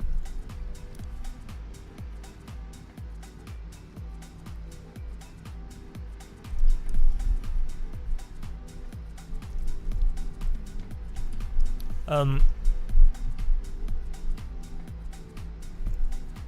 problem is, if I'm doing racing with subscribers with AC, I have to start the stream with the with me saying, "Oh, I'm racing subscribers." And then people join in because they're like, it gets notified, right? If I play iRacing first, you get viewers because of the way Twitch works. But then if you switch over to AC, people don't know that you're currently playing AC. Also, once you've been live streaming for like 3+ hours, YouTube doesn't list the live stream in the relevant thumbnails anymore. So unless you start doing the exact thing that you say in the thumbnail and the title at the start of the stream, it doesn't work on YouTube. At Twitch it doesn't matter because people get notified that you're live. They go to streams are listed by view numbers, so they just see it and they join. But there's hardly any people that play AC on Twitch, so alright.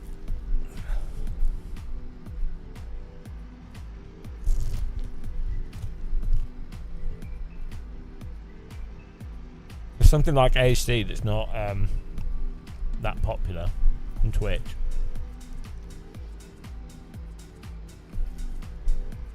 It's a bit weird. Also, I mean, streaming in general,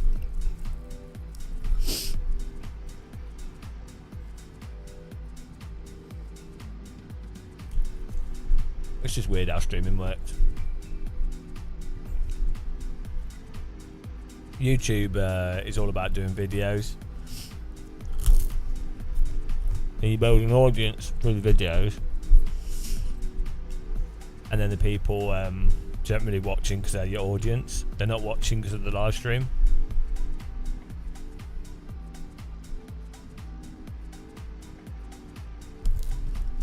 It's bloody hot in here. Let's put the aircon on.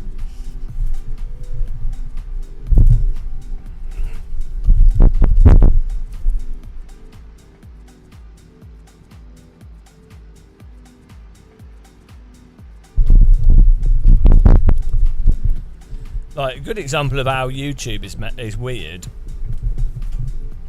You have people like Emil Bernstoff, right, that are entertaining streamers, and iRacers like watching him, right?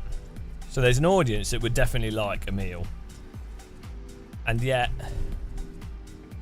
when he streams on YouTube, he's a Twitch. He streams on Twitch and YouTube. On YouTube, you'll only get like 15, 20 viewers, sometimes less. It doesn't make any sense because there's definitely an audience out there, probably 100, 200, 300 people that would enjoy watching his content live on YouTube. So YouTube are not promoting people.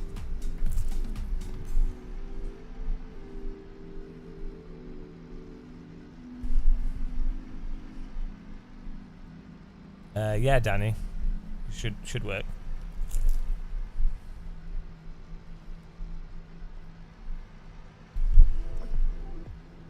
On YouTube, you have to make videos.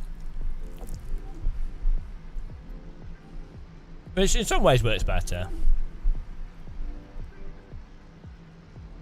Yeah, they are Cat Debate, but there's quite a few people on YouTube that just don't watch Twitch.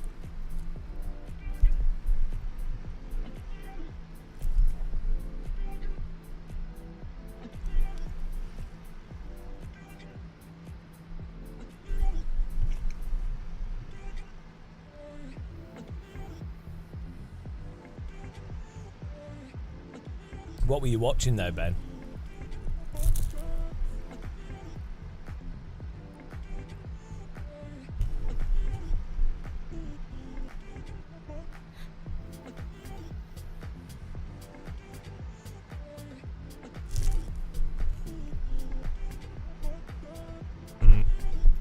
YouTube's just really weird.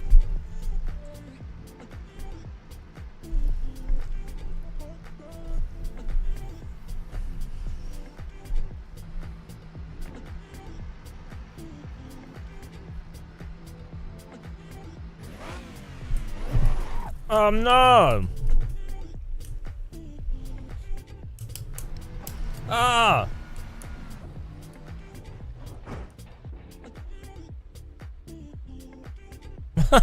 Hang on.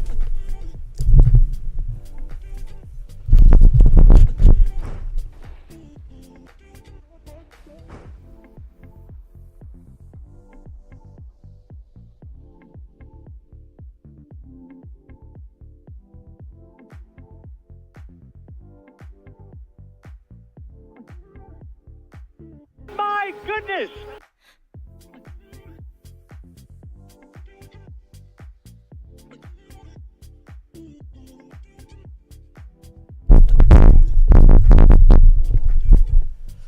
The bloody magnet. I was wondering, I put it through my dishwasher by accident. I was like, where did this magnet come from? Basically,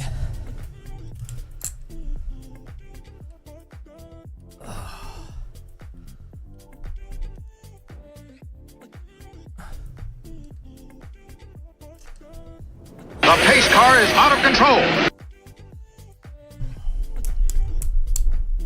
basically, a spoon had pulled it off.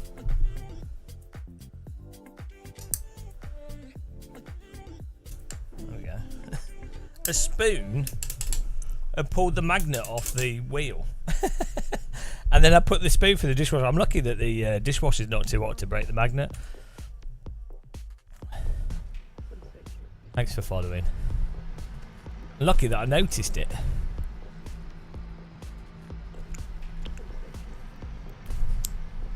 The magnets aren't glued on, they're pulling themselves. I need to rejoin here. They are just magnetizing themselves together.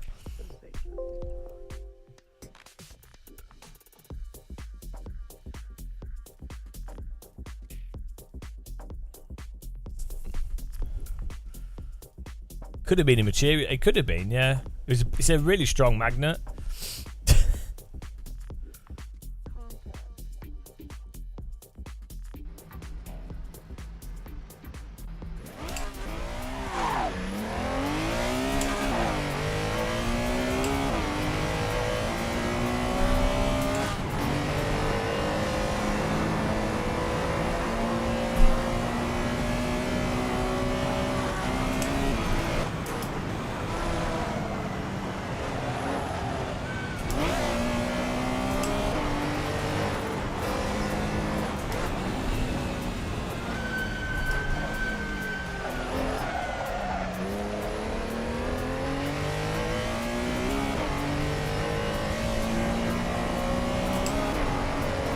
Yeah, this is me. This is my sim racing holiday.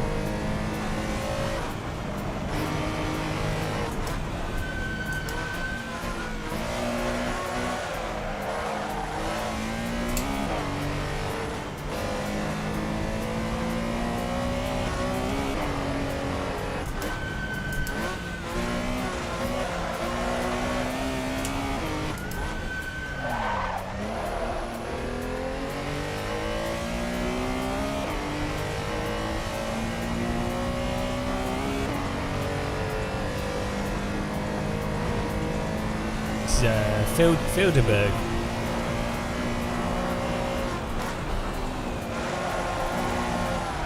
Oh, tree stump. Whoops. Did you write off your Porsche? Oh, I drove over a tree stump.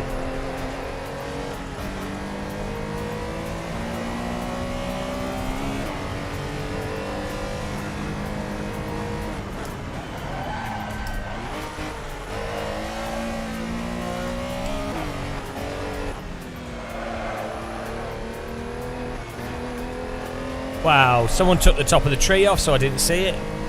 It was a secret stealth tree.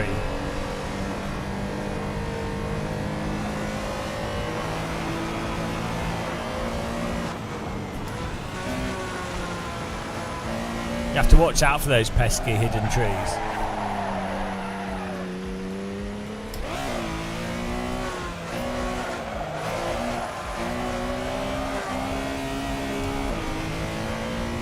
The hidden trees are the worst.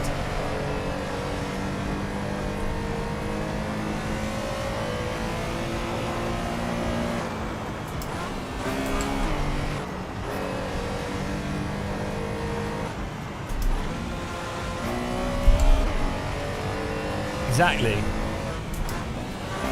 It was a fake tree.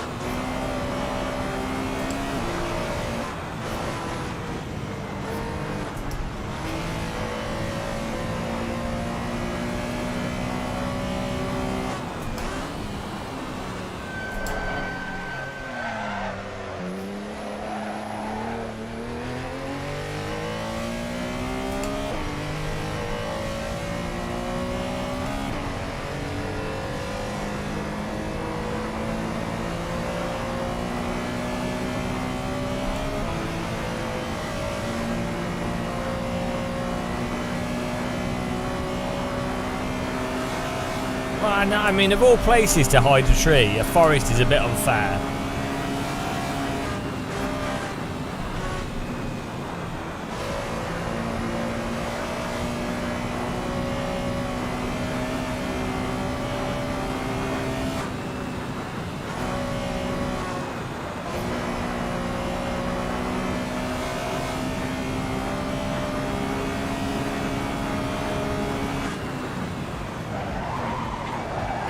Oh no! I just can't. Oh! Killed a spectator. Whoops! That's not the racing line. I may have put the brake bars a bit too far backwards. Just a touch.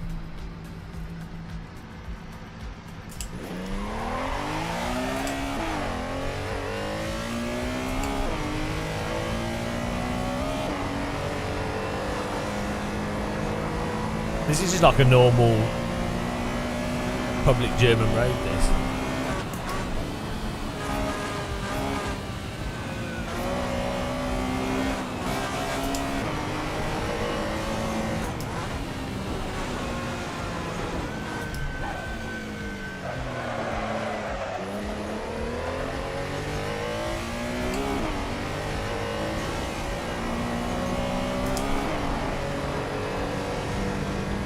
Milkmaid, yeah.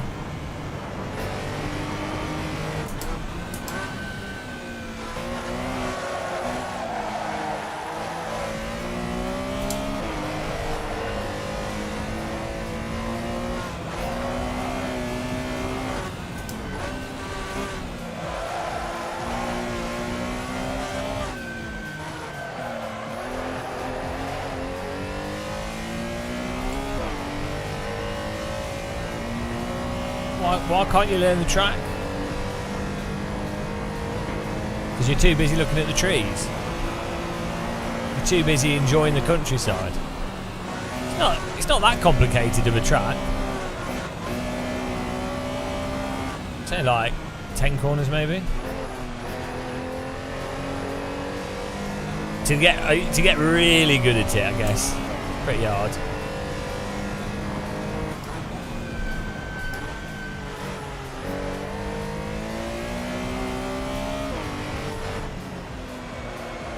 You have to do a lot of laps to get really good at any track though, don't you?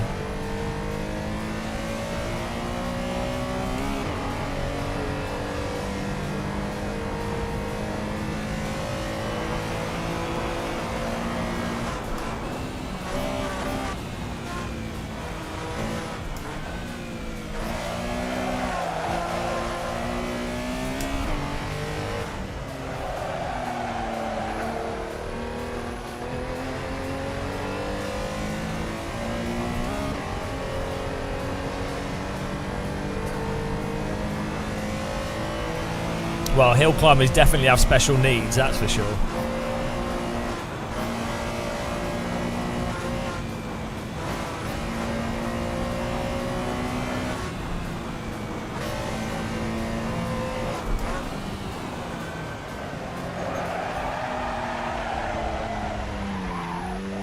Oh, no.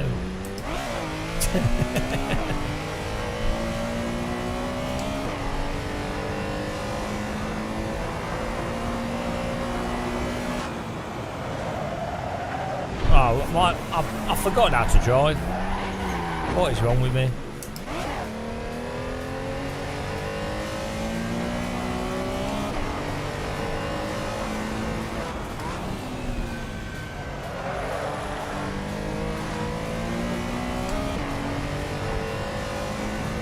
The counter steer timing feels a little bit off on this car. I wonder if it's because I've got my force feedback too weak.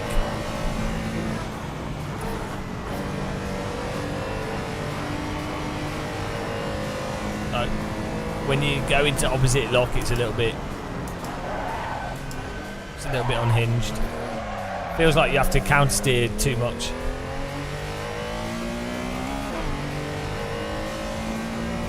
Hello, Chris Dory.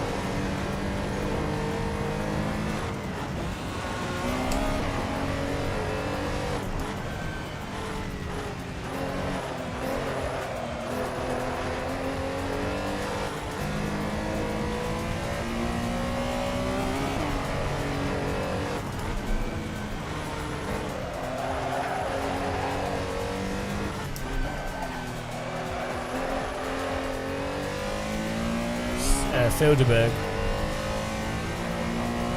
Every time you play AC, at every question, it'll just be, what car you're driving, what track is it, are you using pure,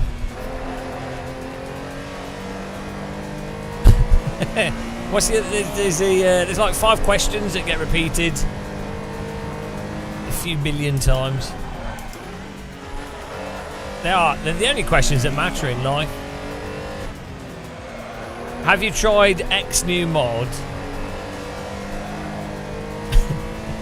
Are you excited for Assetto Corsa Evo? What do you think of the Moser? Which Moser wheel are you using? I mean, it's fine. I'm not, you know, obviously people are going to ask questions whilst you're live streaming. But it is funny that it's, you could train a bot to answer this. It's not novel questions all the time. It's a very narrow selection of questions.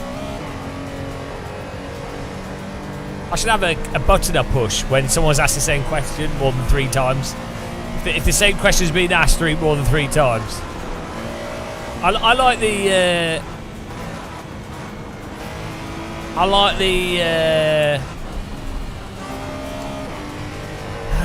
I forgot what I was going to say. There's a wall. Bonk.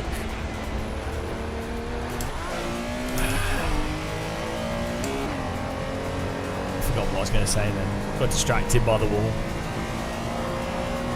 Is Max in this race?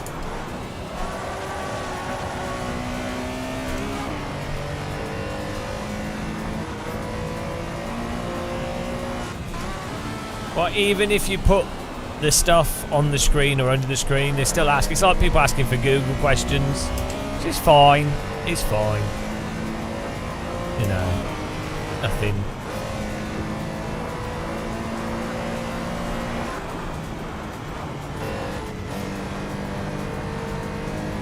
Yeah, what's the password? What is the password? Oh yeah, so that was it. That's what I was going to say. We've done servers for like 10 years, and the password is always T. 10 years. 10 years, the same 3-letter password. And yet, every time I host,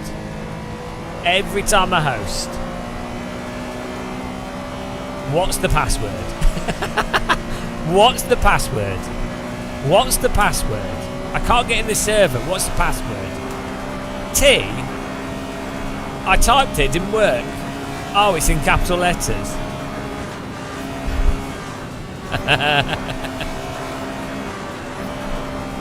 This is what being old is like. At first, you're like, oh, this is a bit annoying. But as you get older, you just go, well, can't do anything. It's just like, you know, if you're around children or if you have children, messing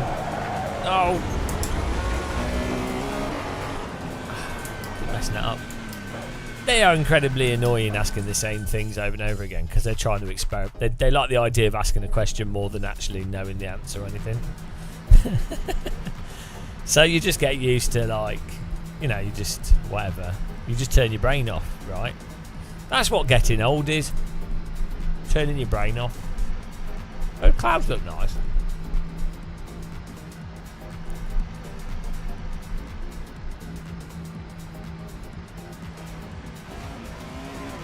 Wait for me. Wait. I've come back, you shit. Why is Mummy in the freezer?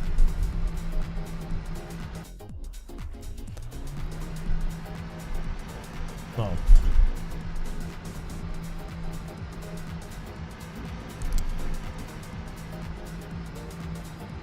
Cheers, everyone.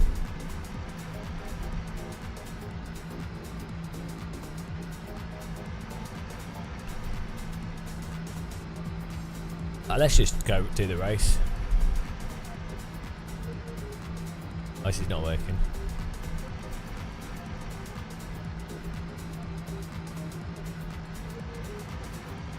Why is this not working? Oh. Oh, I'm not admin. Wow. Okay. Fine. I see how it is.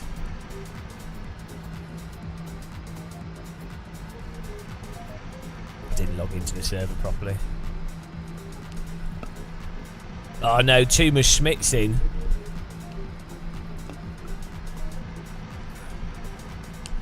I think I'll record. I might record this race. Get some B-roll.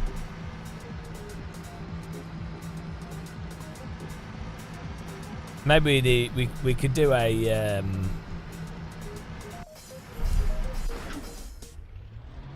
we can do a proper racing with subs soon.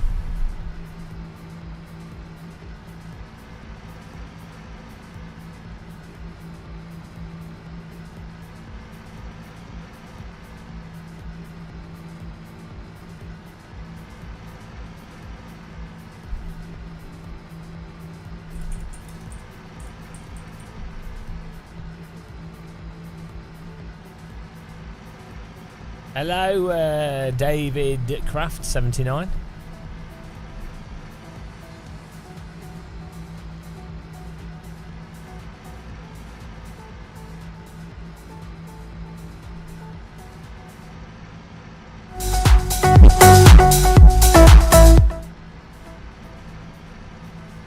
Is PC spec one of your top 5 questions? No, not really actually, surprisingly. People do ask what graphics card, but they don't tend to ask CPU. Oh no, Thomas. Thomas Schmidt. Schmidt the sound.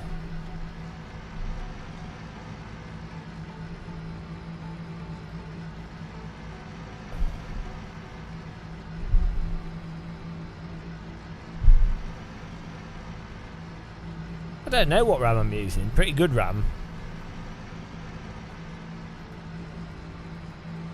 Okay, let's try higher force feedback, see if that helps.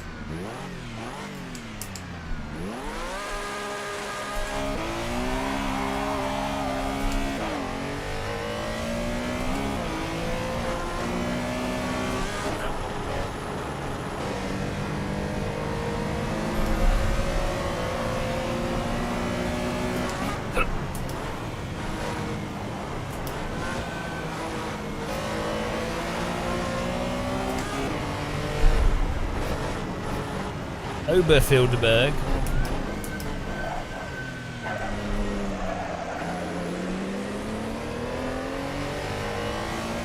I always have spaghetti in my mouth. It's a trademark.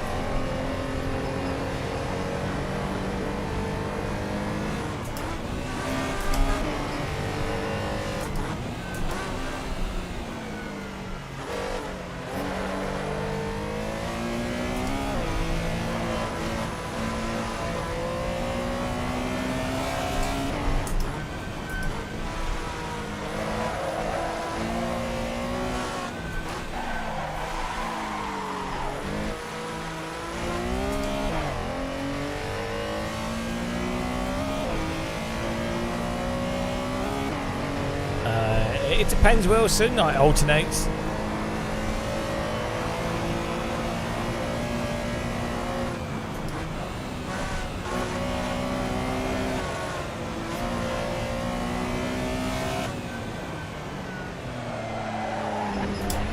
Oh, driven into the wall.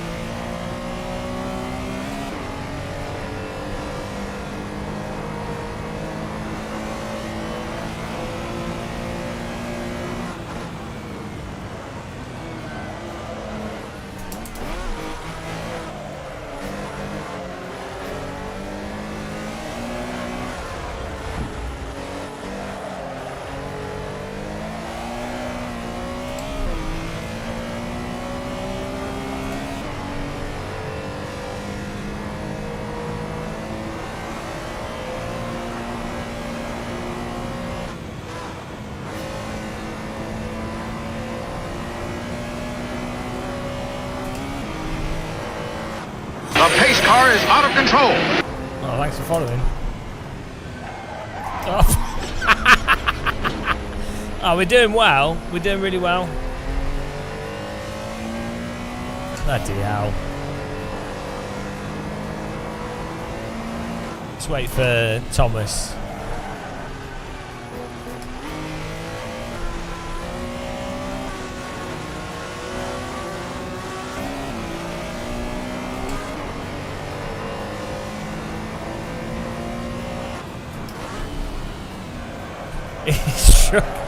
He's struggling with the brakes. He's just driving into every wall. It's pretty funny.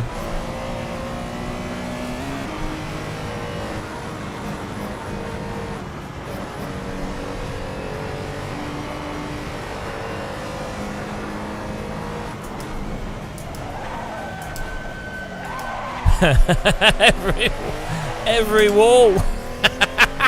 It's not a new car. It's not a Formula car. Maybe that's how Germans drive. They just drive straight into walls. Maybe that's why there's so many hay bales on the corners.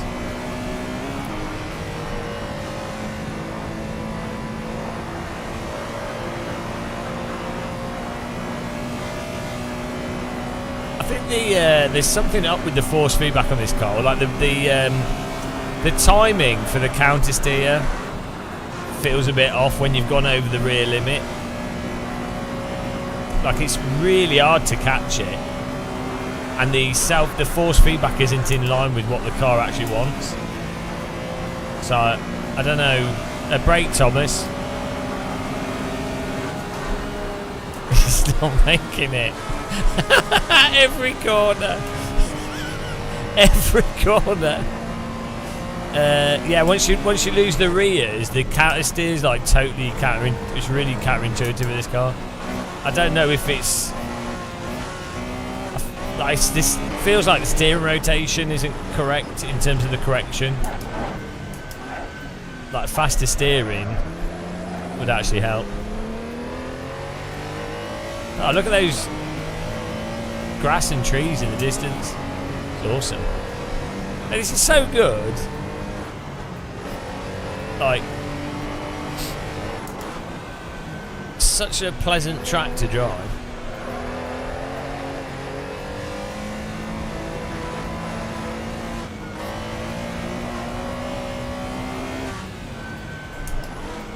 Yeah, the sky looks nice, doesn't it?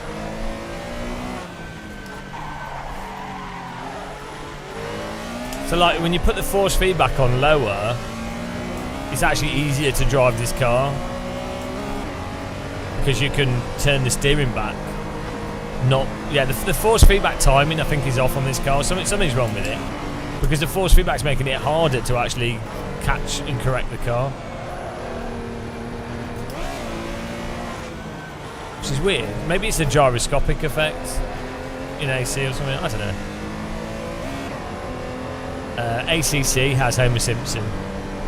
I should have made a video about that, saying this will ruin ACC. I can still do it now. Say, look guys, AC Evo's coming out. I can now ruin ACC for you all.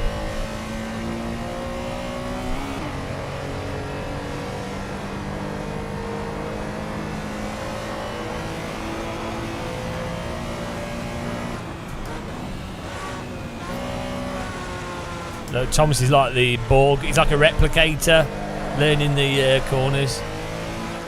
Yeah. So this car, as long as you're in a small amount of slip, it's balanced and totally happy.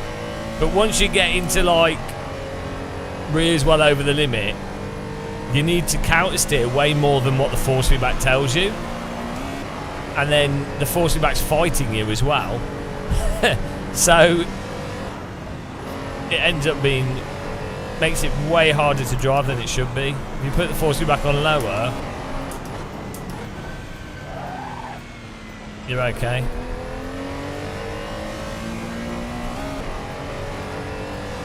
Do I think AC Evo would be good? I've never been asked that question. I hope it's good because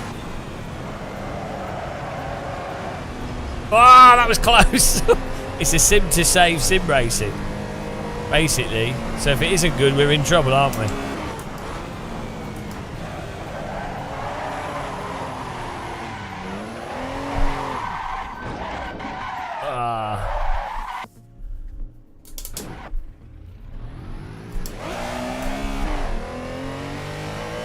Maybe it's to do with the geometry of the vehicle. Maybe the real car had this annoying. Maybe that's why people would crash it, because they would. It's very comfortable to drive in a certain profile like this, quite a bit of slip, but then you just go over It goes into like tank slappers are very hard to catch with this car.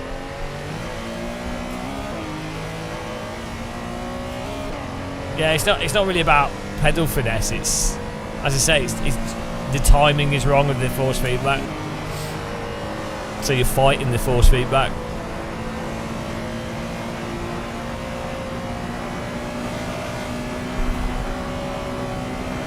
It all works until the rear goes on this car. Faster steering will probably fix it.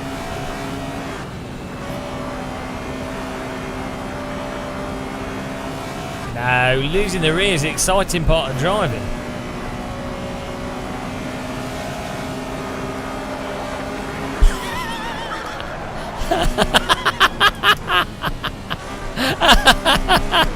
I just pitted him. I totally wrecked him there. Barely touched him, but it's enough. See, that's how you lose the rear.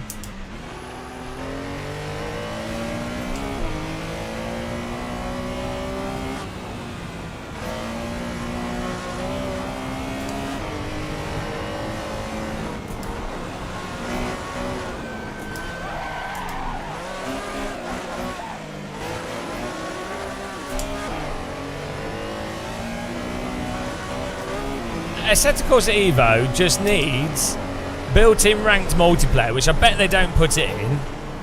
Like LMU has, load up the game, ranked multiplayer. And for the to have as good or better force feedback and physics as AC1, a little bit of content, ideally actual decent single-player AI. So you can actually do single-player racing, and then an in-game mod browser, automatic mod installation if you try and join a server that has mods on it. The pace car is out of control. That should be a thing. Stuff that was done in Counter-Strike 25 years ago.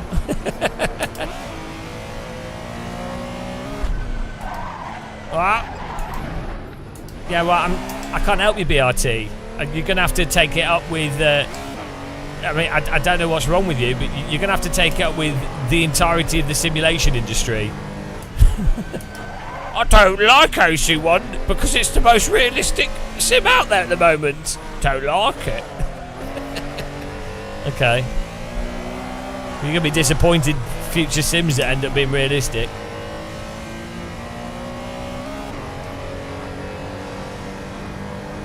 Also, so much of your perception of AC is due to using the T300.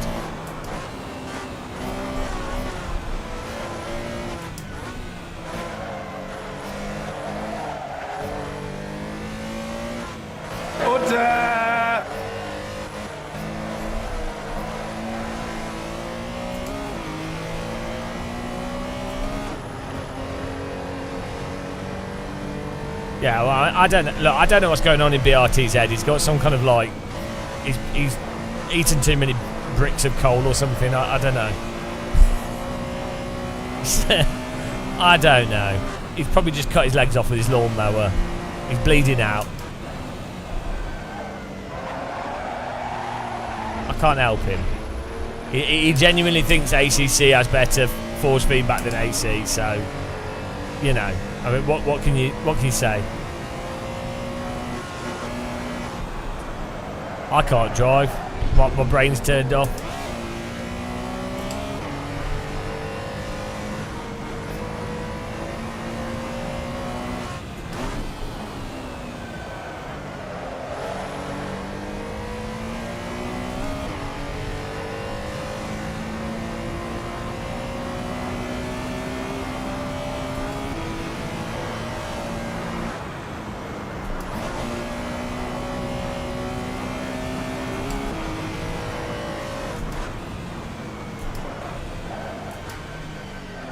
Every lap he draws into it.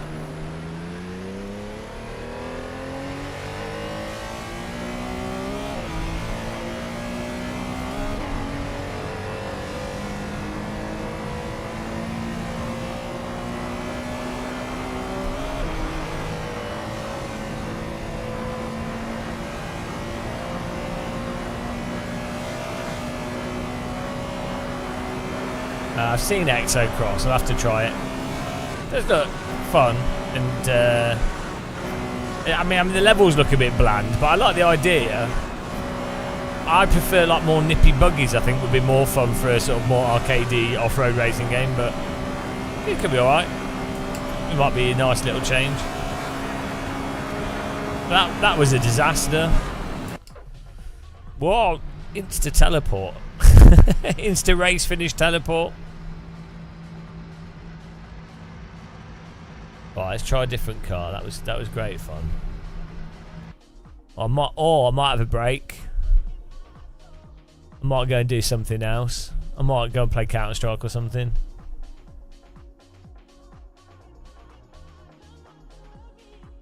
Yeah, I might play some Counter-Strike. We'll just relax on some Counter-Strike. We've been via Race to Death. Yeah. Oh, you're not active. Oh no. Then I'll have to win games on my own. I don't know. I actually do want to try something with this track. I'll try a different car, see if it has the same behaviour. Ill behaviour. Let's see. I'll make another server. Alright, try the same track, but we'll try a different vintage car. You could,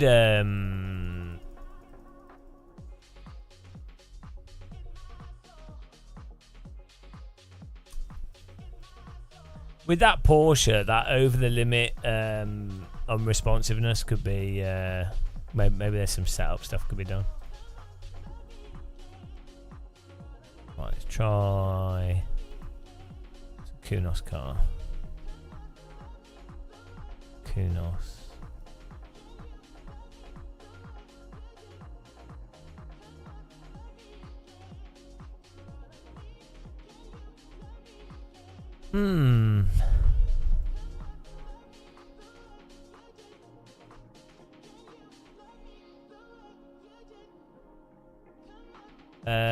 No, I used to fly the Huey in DCS. I haven't played it for a while.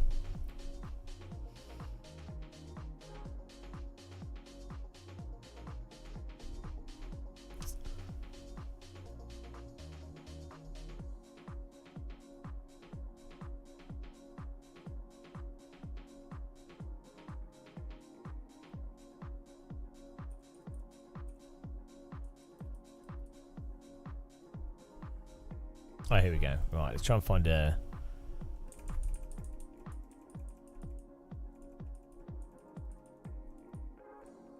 I mean, we could do like a vintage Formula car.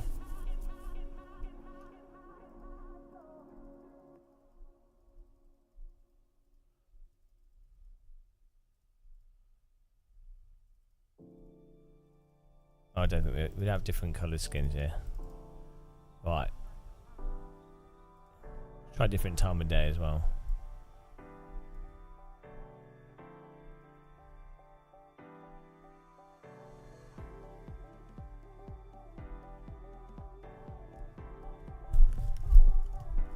Are you ready, guys? Right, servers up.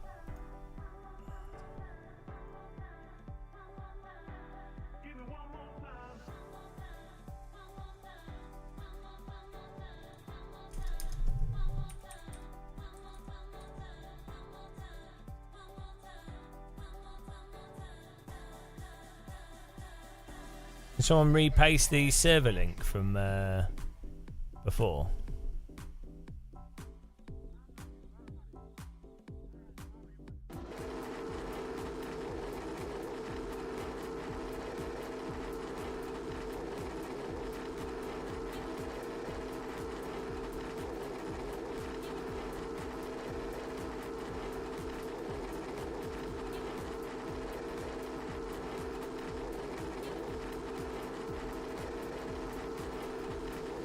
Thank you.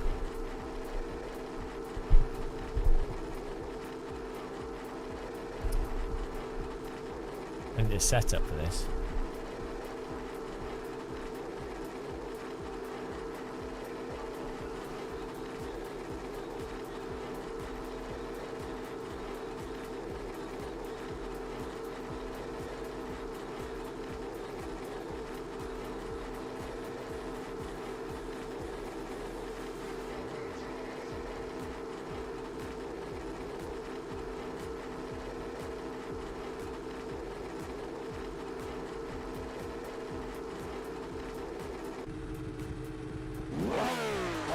Thanks, Tumas.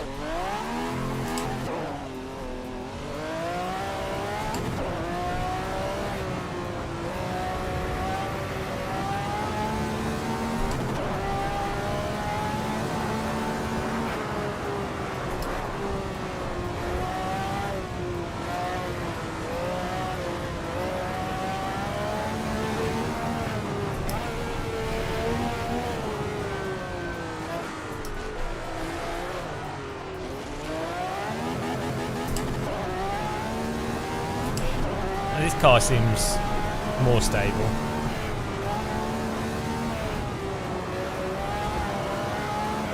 It's a little bit sluggish on the steering though.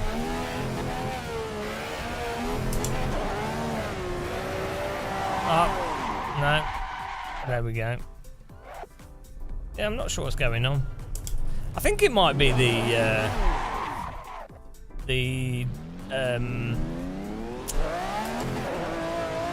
what's it called? The gyroscopic thing.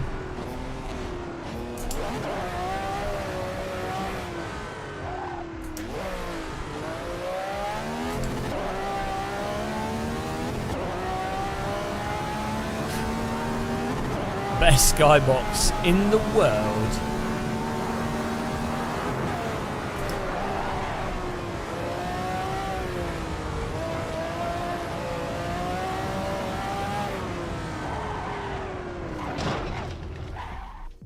There's something weird with this. Let's try some settings.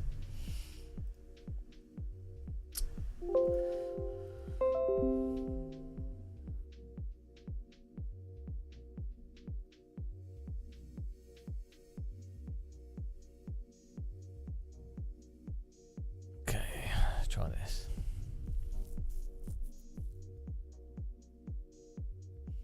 I'm not sure if this guy's a turbo, it might do.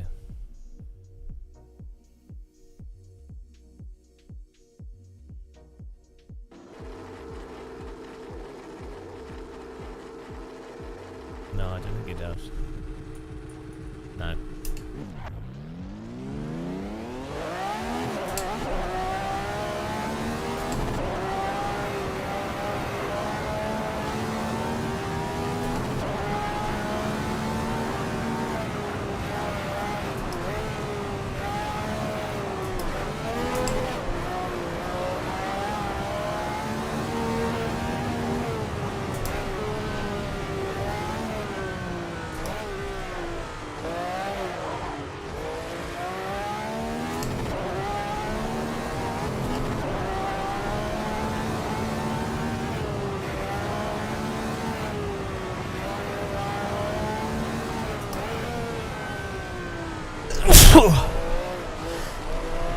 It's not a good time to sneeze.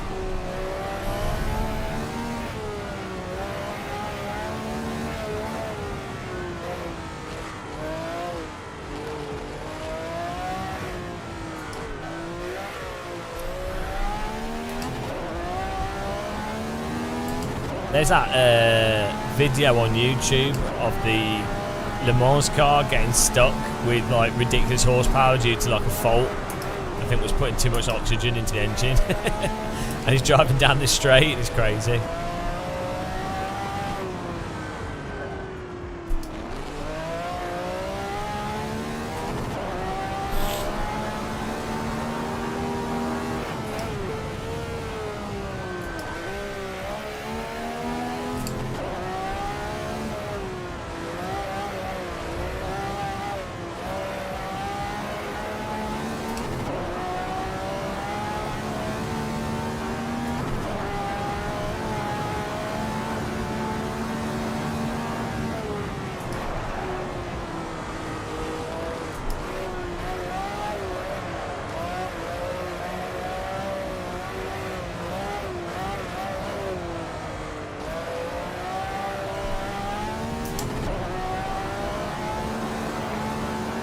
is great fun to drive.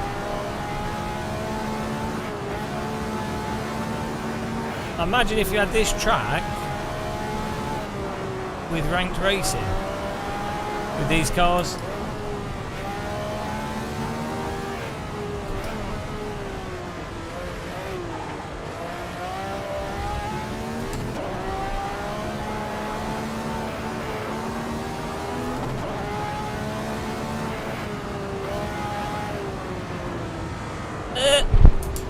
Off the hillside we go. Imagine how many laps you'd have to do with this to build up to speed.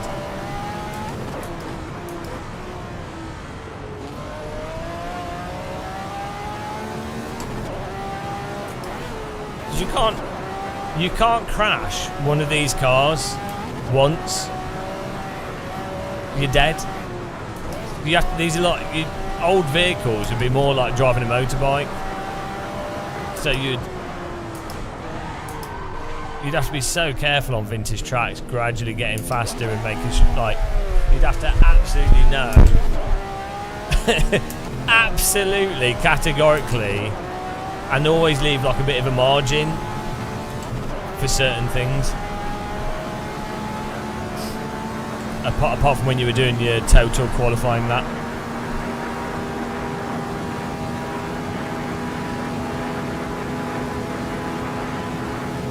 This is well good. Whee! Oh my goodness.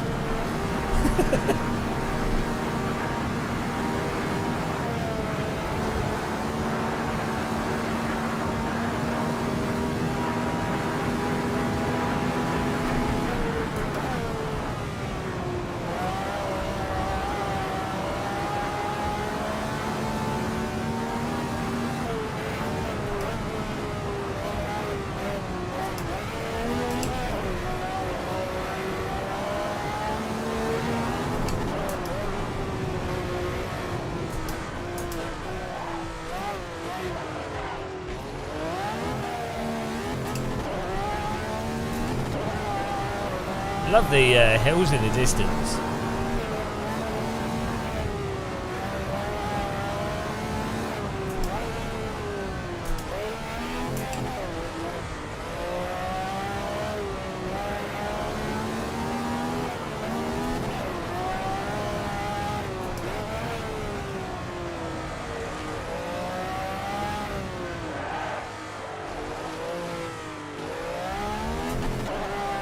I know I'm cheating.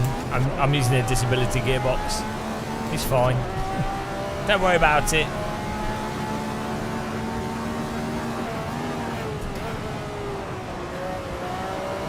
We do actually have an H pattern, but we could be using it.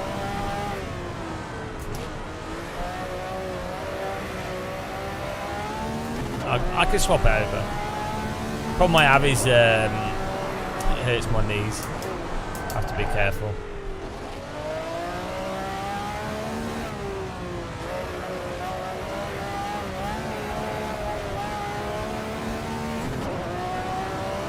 I might go kayaking tomorrow. I might go for a walk actually, might live stream it. I should get my solar panel today, maybe. If I do, I might go for a walk.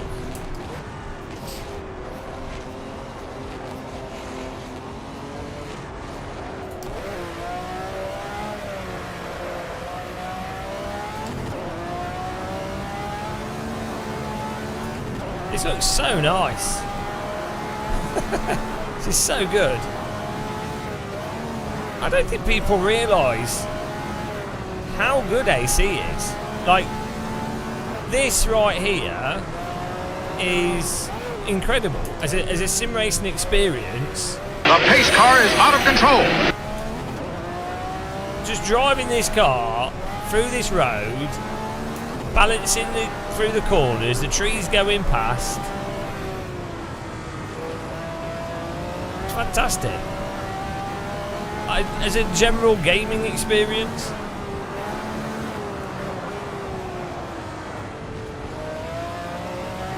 Thanks for following, Jermin.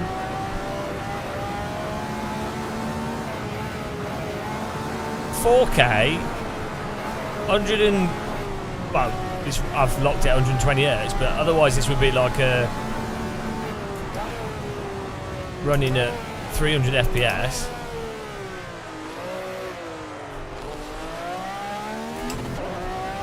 Incredible.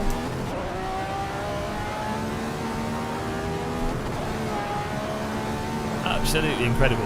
I think the tree models could be a bit better, but maybe that's helping it run faster.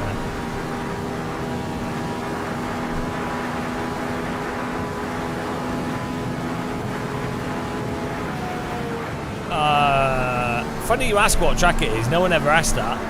It's Filderbergring.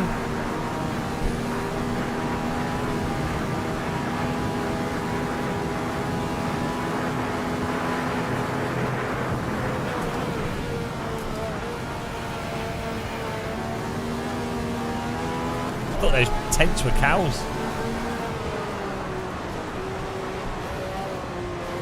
How to manipulate the landlord to get it?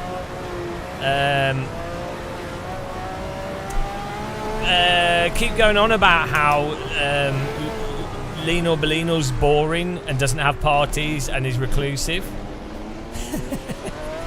And also that she has go on about how she's an accountant or some shit, the most boring job whatever. So because a landlord wants to think that the tenant is the most boring, quiet, least destructive person ever. So don't show them pictures of her at a rock concert.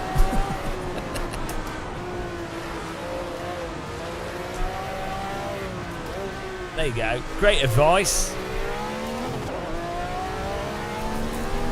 Where's she moving to? Like near Berlin?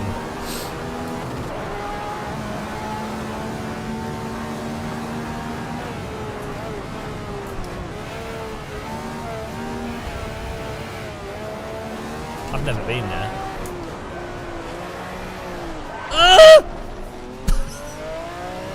It's under control.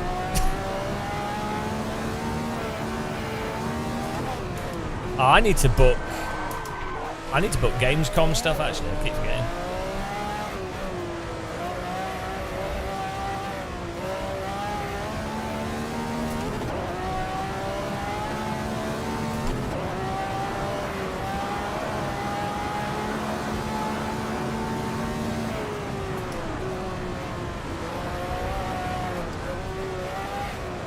This would be good in VR, you know. This track. Look at the grass.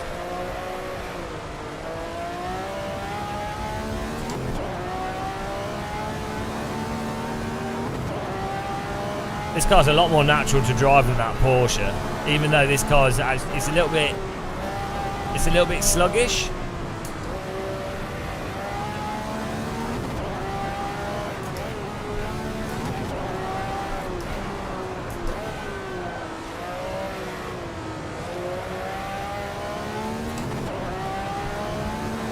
Yeah, this is actually, in a sense, this car handles worse than the Porsche, but it has good speed, and the slip is quite progressive. The moment I say that, we go totally loose. No, I don't have a German wife yet. I'm working on it. There's not many Germans near me. I keep just meeting bloody teachers. They're all teachers.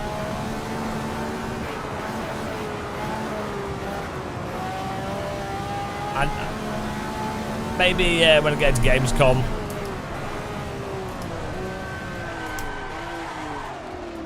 Oops. Oh, thanks for subscribing. I mean, last year at Gamescom, a woman came up to me and gave me a number. It's easy. It's easy in Germany. Easy mode.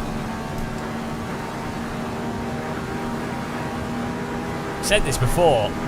I have never had in the UK, well, apart from when I was at college as a teenager, but like as an adult, I've never had a girl come up to me, or a woman come up to me and go, you know, like, then try and, like, a woman tried to pull me, basically. It's happened like 3 times in Germany. So, you know, I've only spent in total like a month in Germany, so.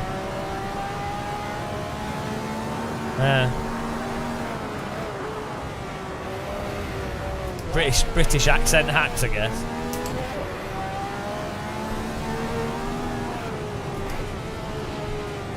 Yeah, that's what it is. Oh well. But let's try. I'm gonna try different settings here. So I'm using the gyro thing, but I think the thing is, with faster cars, the experimental gyro stuff, on the force feedback.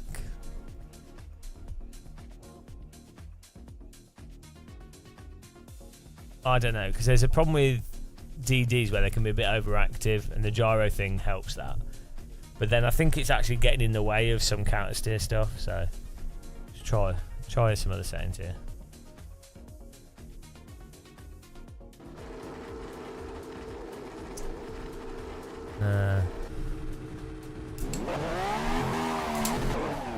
Yeah, see, with the gyro off, the wheel's a bit overactive, but it is actually catching the car properly. So then you can just maybe I could just put some damper on the wheel.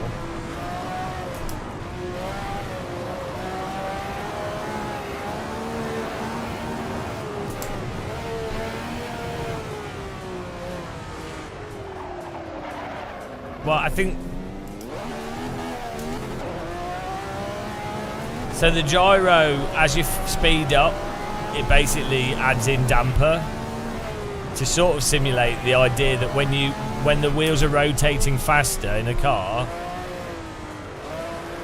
there's a gyroscopic effect, so they resist steering, but also it just adds in a bit of damper. But it definitely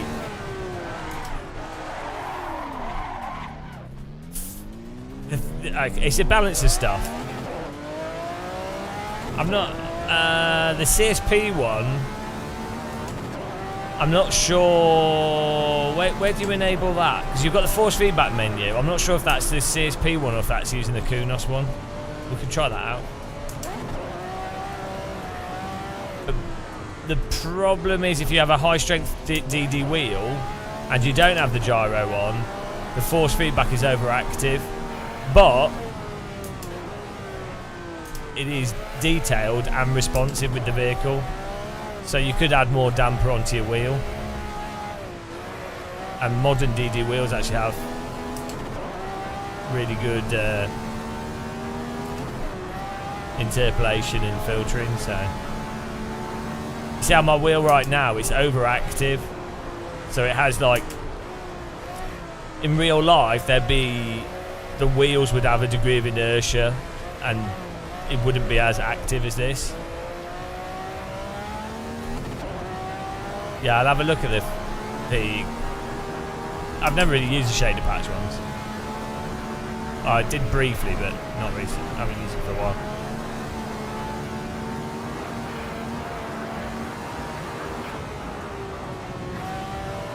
Thing is, any force feedback you use in AC is so much better than other sims. It's just like, you know, let's try that. Let's try the shader patch ones. But I think some of the vintage cars get messed up by the gyro effect.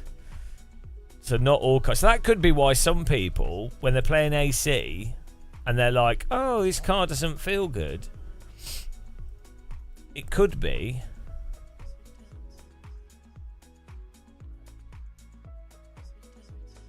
that.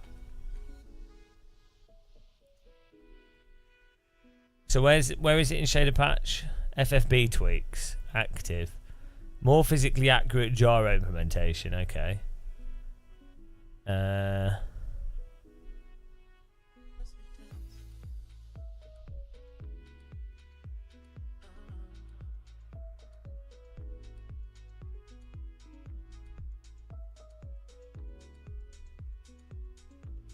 we go.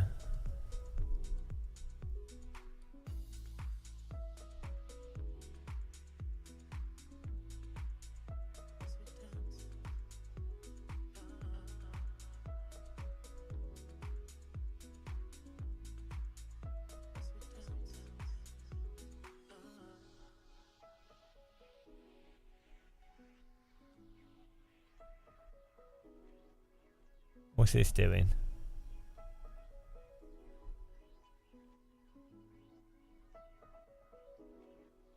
I know it's not. It's only good. That's just for mods.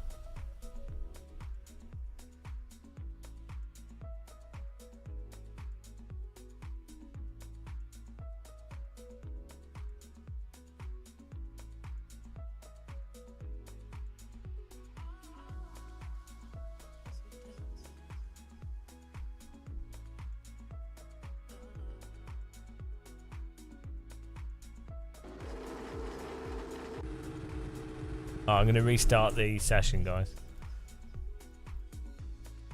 Hello. Oh, we can just go. It's fine. See how this works. So one of the downsides of having lots of force feedback options is I think you do end up confusing people. And if someone's new to sim racing,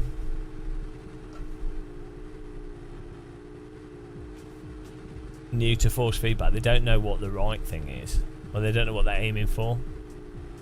Yeah, I mean, people will be confused regardless, but I think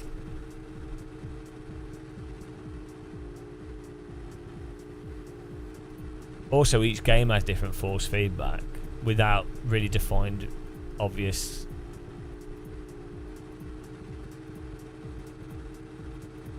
This, you can just get this track from Overtake.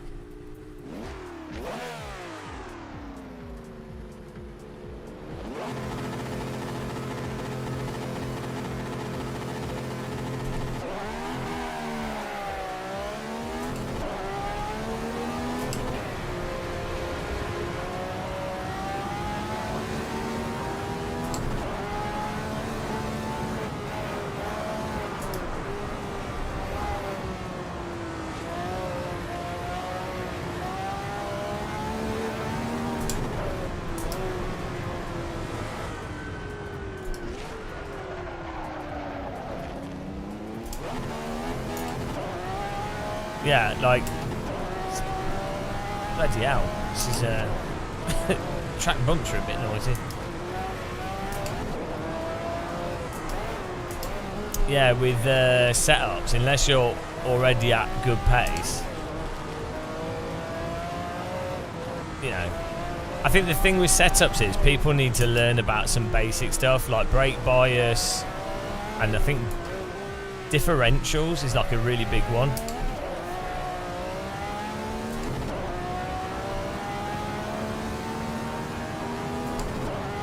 If you know about, especially a rear diff on a rear-wheel drive car, right, knowing that opening the rear diff makes the car oversteer more into braking. Ow! Thank you. Yeah, opening the rear diff makes a car, assuming it doesn't have separate diff power and diff coast. If you've just got a single diff setting, knowing that opening the diff makes the rear looser on braking but more stable on acceleration is super useful for, like, so a big problem that new sim racers tend to have is that they lose the back of the car on the throttle because they're giving it too much throttle or too much brake. So brake bias and diff are like the two big, from a basic driving perspective. I should probably do a video on this because I don't think anyone else is. It blows my mind. People don't seem to approach stuff. I don't know what's going on. You'd think that driver coaches and people that dedicate themselves to all that bollocks would fundamentally focus on the stuff that I'm saying. I don't feel it's like, I'm not really a driver coach. I don't really care to teach people. Like, I like setting stuff up and things and reviewing stuff, but. Oh my goodness. Oh dear. That's the new line.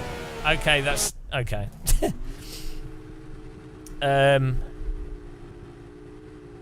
you would think that the first thing that they would talk about is, I mean, they do, to be fair, they do mention it in their stuff, but like,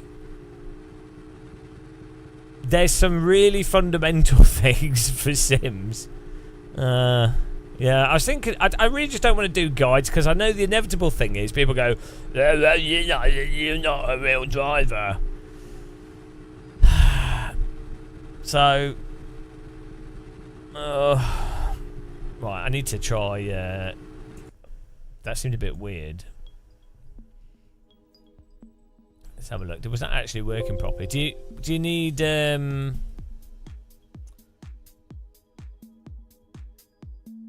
you have to enable post-processing? No, you don't. So that's enabled the shader patch, force feedback, tweaks.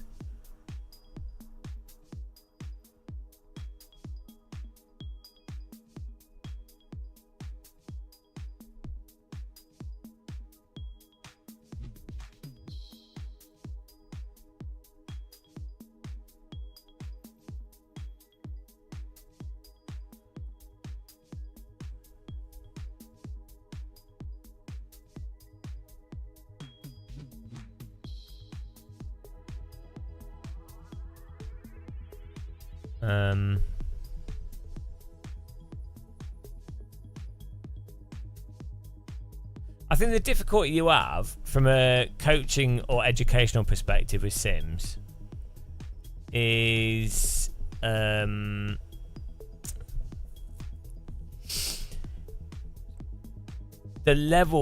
skill level that different people are at. So vast majority of sim racers are absolutely terrible, like at such a poor level, like so low. That's 90% of sim racers. So they're not gonna benefit from any like in-depth stuff. They're not even like vaguely braking correctly. They're not steering correctly. They have no feel for the car. That's the vast majority of sim racers, because people just don't have time, and it's quite an abstract activity. So for those people, the biggest thing you can really do is go, well, here's a centrifugal track. Get a feel for this. Go through Richard Burns rally school. Do that. Then you have like the moderately skilled people, and you'll be like, okay, well then it's useful to go, well, these are the basic setup things. I mean, you can teach anyone fundamentals at any point, I guess. Like, you could...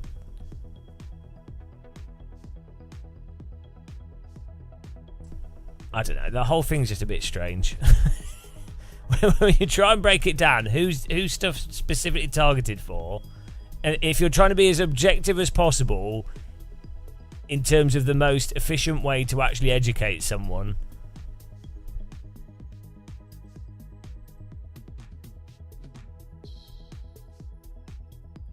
Well, if they've raced him, so this is the other thing. If they've done real world driving, they come to sim racing with a whole bunch of different preconceptions and expectations. But then also in real life, people that have done real driving, not maybe racing, but done real driving, they're often very bad drivers. The vast majority of people in real life are excruciatingly bad at driving.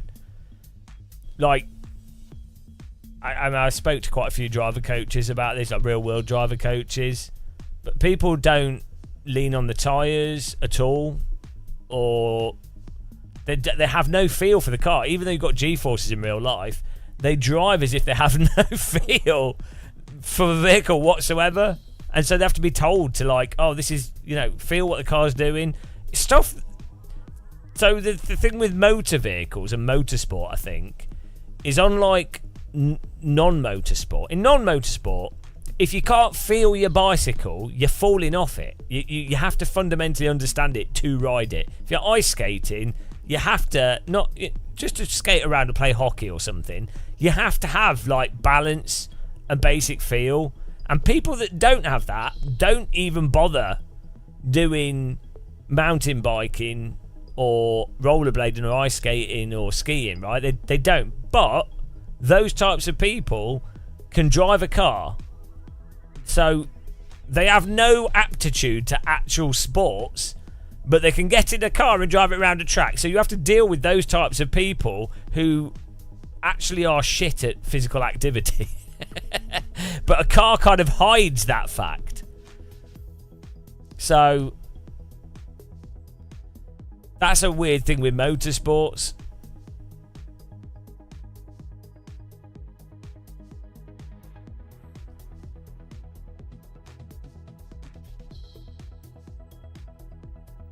Right, we've got this settings here. I need to get the Moser pit house. We might as well get some force feedback settings. Why not? Might as well set up the force feedback and see what we can get out of it.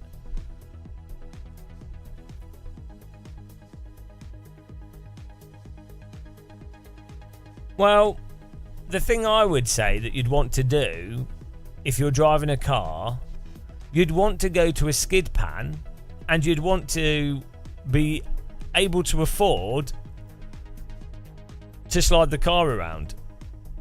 Right? Because that's the only way you'll get a feel for it.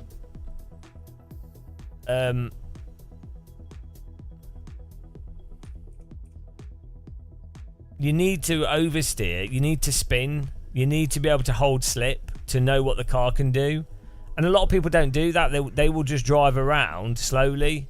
They won't ever really be holding slides or anything.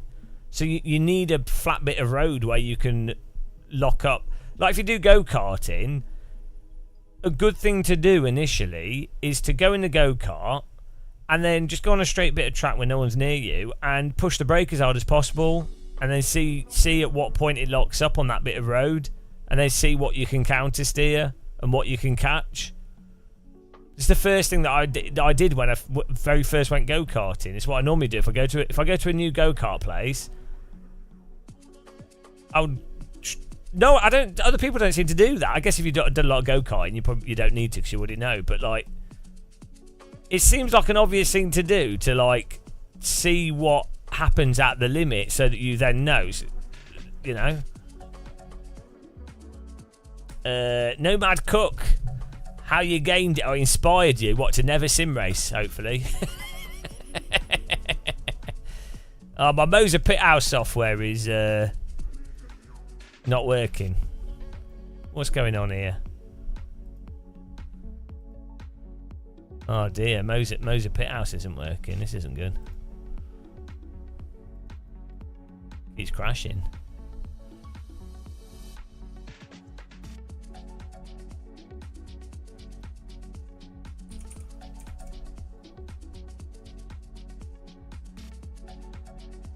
Oh, here we go. It's loading now. Let's see if it works this time. There we go. Let's get back in the server here.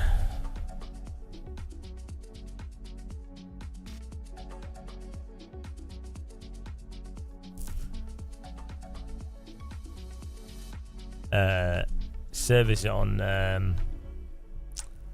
Probably can't join because it's in the race. I'm going to restart the qualifying. Is that right, guys?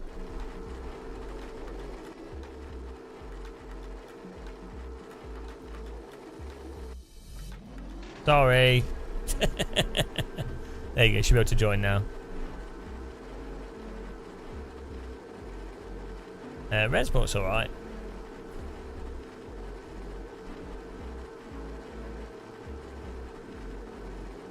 Tiff up a nip. Right.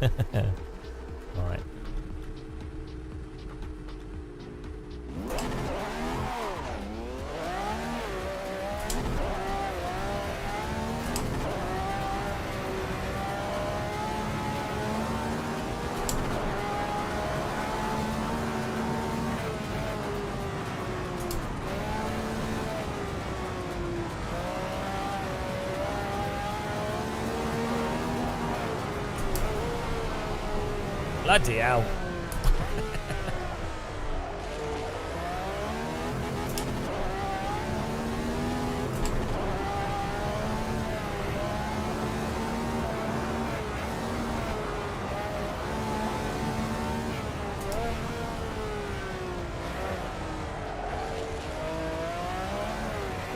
Yeah, see, because the wheel's so loose, the counter steer is actually, it goes past what you actually, when you get into wider slip,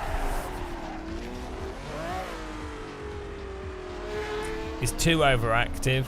So you should never be with your force feedback. It should be helping you. You shouldn't be fighting it really. I mean, that's not always the case, but generally speaking. So let's put a bit of inertia on this and see what happens.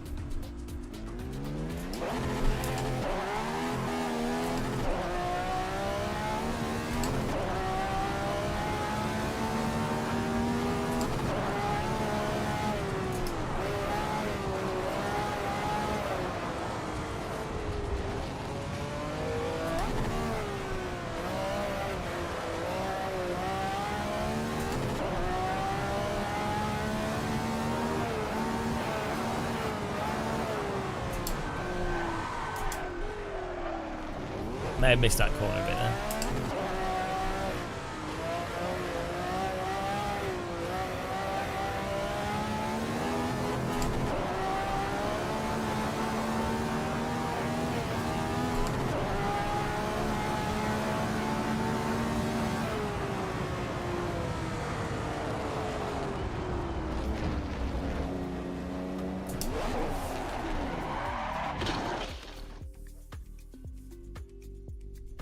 See how when you park like that and it's rocket, the force feedback then makes the wheel go crazy. Really shouldn't.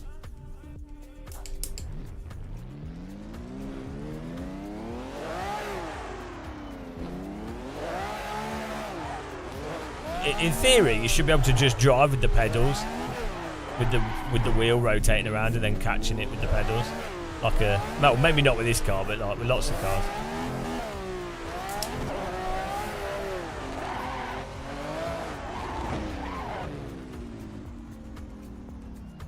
I don't think the inertia effect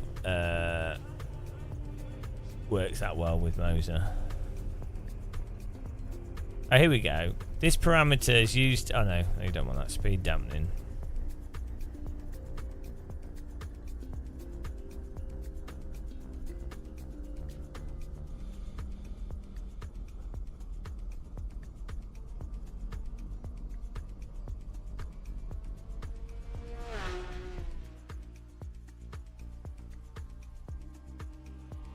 The pace car is out of control.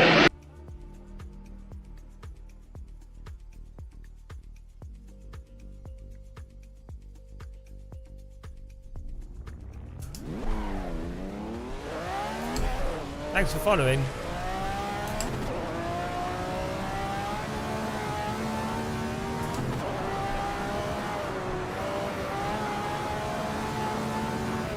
Hello, Minias.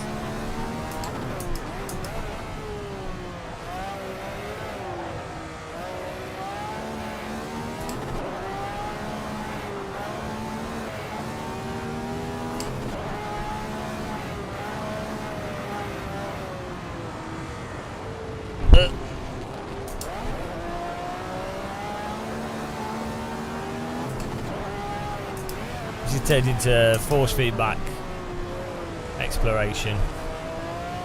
Filderbergring is the track. Belly, funnily enough, you're the first person to ask that question. It's just good that you did, so other people can know. I'm surprised not more people have asked that.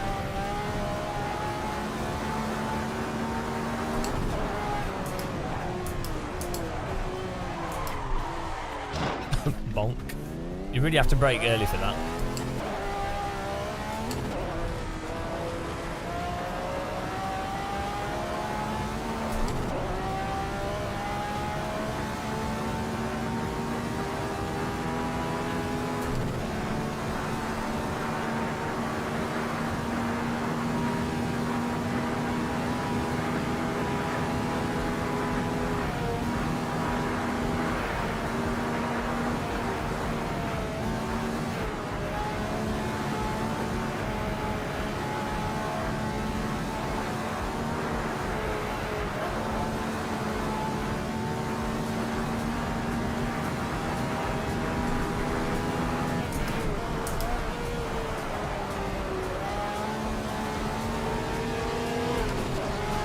I like the sort of Rastafarian haircut on this car.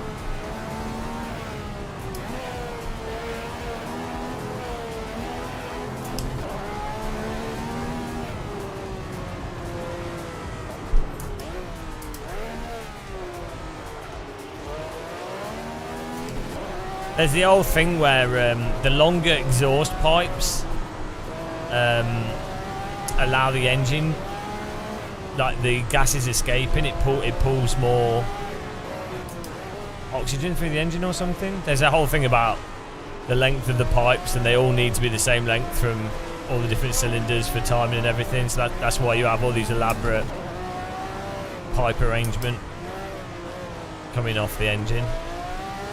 I'm not an engineer, obviously. I sound like an idiot, but it's fascinating. That's all that matters. Doesn't matter what I'm saying. It's fascinating how the exhaust pipes off the engine. It's fascinating how much of an effect that has on engine performance.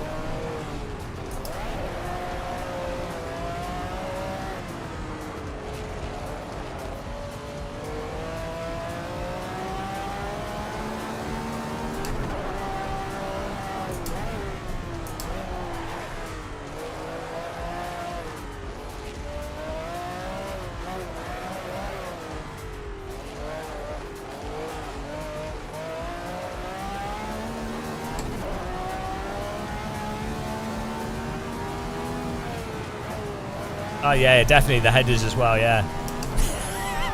I don't even know what a header is. I have no knowledge of engineering at all. I even no, absolutely zero knowledge. I need to watch videos and read up on stuff.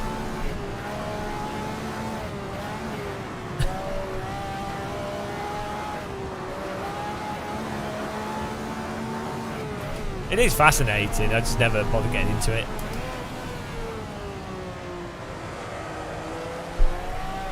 Oh, see this is lining up better. This is fantastic.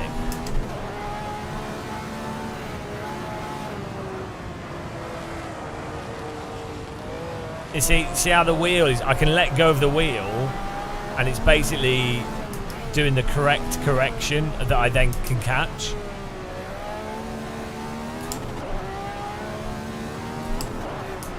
I'm not sure if it don't feel like the damper's actually working properly though with Moser, which is weird. It's funny you should ask that, Tony. First person to ask that question. It's Filderberg-Ring. This is a Kunos car. Yeah, see, look at this. The wheel is basically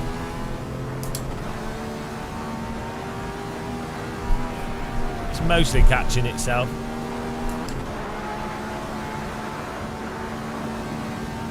Yeah, it's a fantastic track. It's really good fun. Oh my god. Oh shit, the bed. We're fine. Saying it's missing. Should be a... do you have DLC? Maybe it was a Ferrari DLC. No, I need to... I don't know why the damper seems to be... So the description in Moser for the damper, it says, simulates damping force outside of the game. Ah, maybe this is... No. Outside of the game input, damping force increases linearly with the increase of steering wheel speed. Put simply, the higher the wheel speed, the stronger the effect. The larger the value, the greater the damping. The damping essentially makes the steering wheel more stable, but may give a sense of stickiness. Oh, hello. Small... Yeah.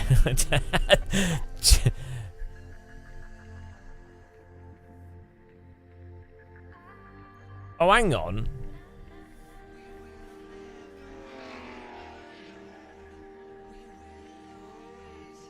Is it applying damping at more rotation?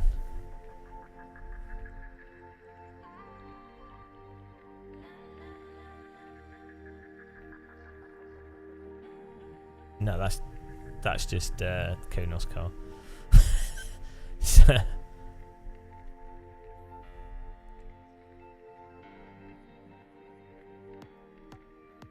Well, hang on. So it works with the other settings.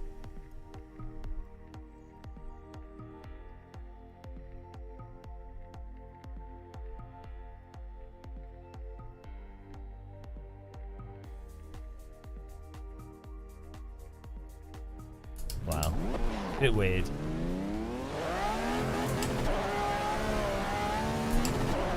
What I need to do is make a video guide on what people should be aiming for with their force feedback, rather than going, oh, here's force feedback settings. I need to change the in-game settings here. Yeah, rather than doing a settings video, doing a video explaining why you'd want to use certain force feedback settings over others, as a guide that would apply to all wheels,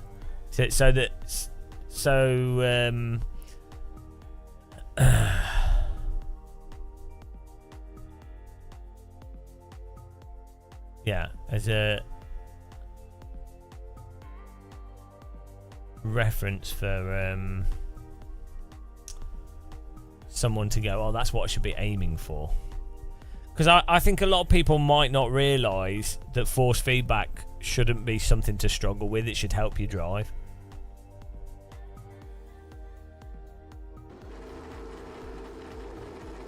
Then the problem is, nobody Googles that video. What they Google is good force feedback settings for X game. Stefan 2, what would be a good budget way to get a better feedback for wheel locking? What do you mean? Well, what do you mean by wheel locking? So you should never really be turning a wheel to lock to the point of it locking. So I don't know what you mean.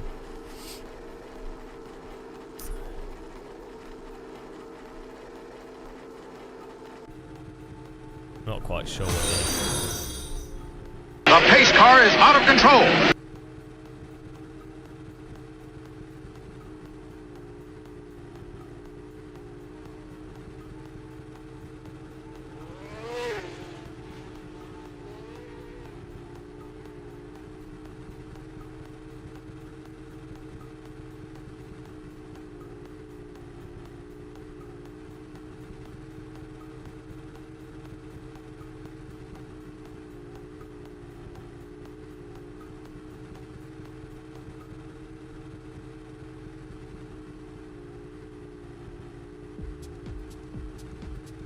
Thanks for following, Roston.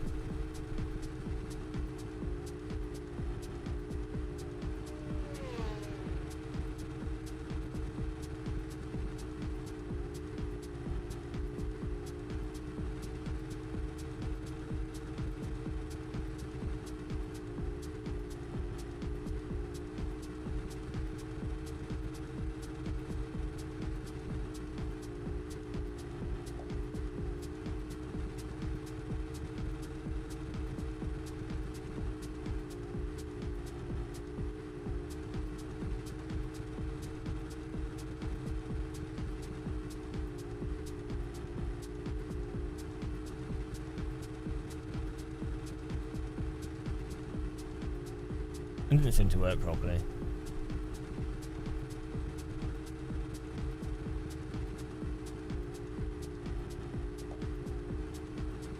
You can't feel anything when braking. I don't know what wheel you're using.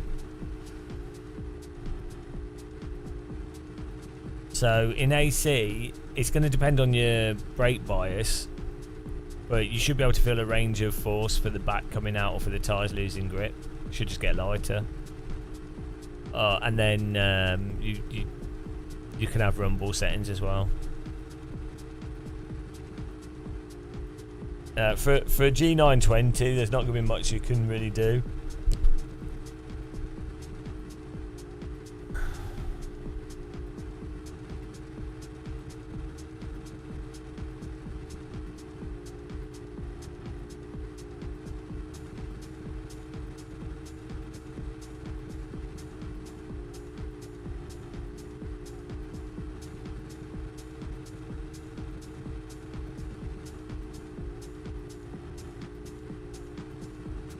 Right, I'll be back in a second, guys. Just going to get a cup of tea. Cheers, everyone, for watching. It's been fun stream today. Might put the other half of the pizza in the oven as well, actually. Back in a minute.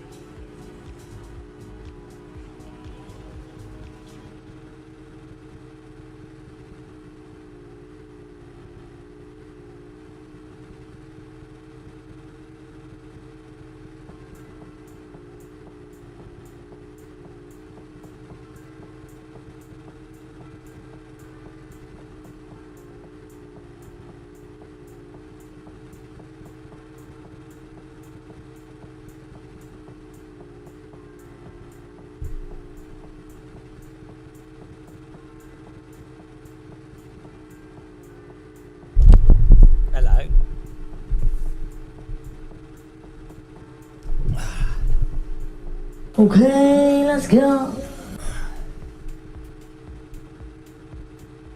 What was someone saying about haptics?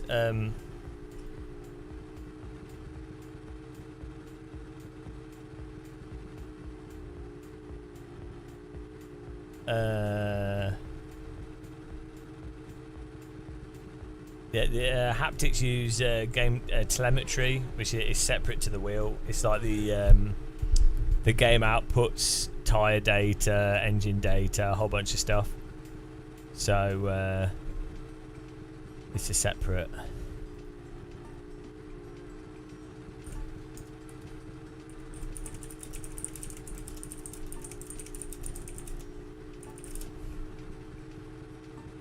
Separate data, although some wheels now have their own like weird stuff.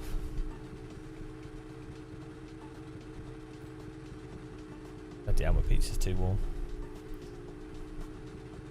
Oh yeah, SimHub, I forgot to. I was going to run that.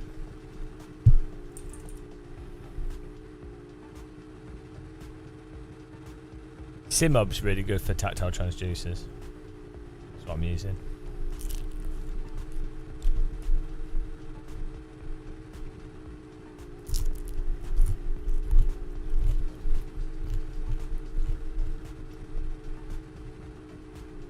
Wow, funny. Sometimes when I boot up my PC, the tactile transducers get set as the output device for like Discord. So I've had people call me, and then I can hear them talking coming out my pedals.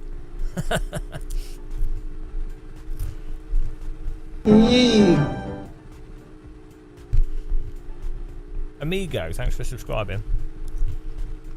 It's a lie that you need good equipment to go fast. Yeah. You can be quick with a mouse or keyboard.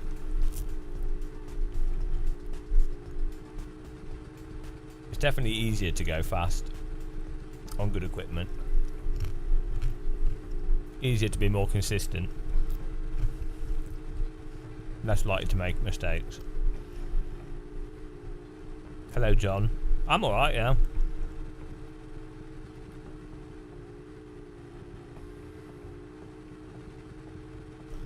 You don't. So you don't really need them for each wheel. Just having one bass speaker on your chair, and then one for your front, and then you basically front and rear slip. You could have a tactile transducer for each wheel, but it turns out like it's just it's fine just having two channels, one for the rear, one for the front. And then just using wheel slip. It's nice if you've got one for each wheel for rumble strips and stuff, because you're like, oh, you can kind of feel it going under you, but it's not that high resolution of detail anyway. I don't know what you mean. What do you mean by do they overlap? If the back's slipping, the back will vibrate. If the front's slipping, the front will vibrate.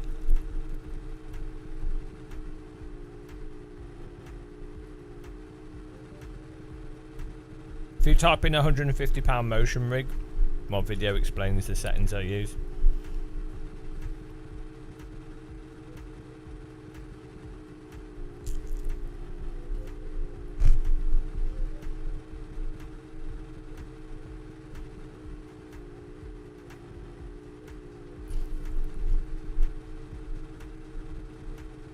Also,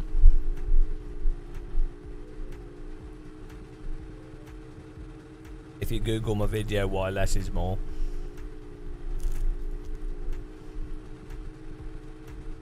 that comes to motion rigs.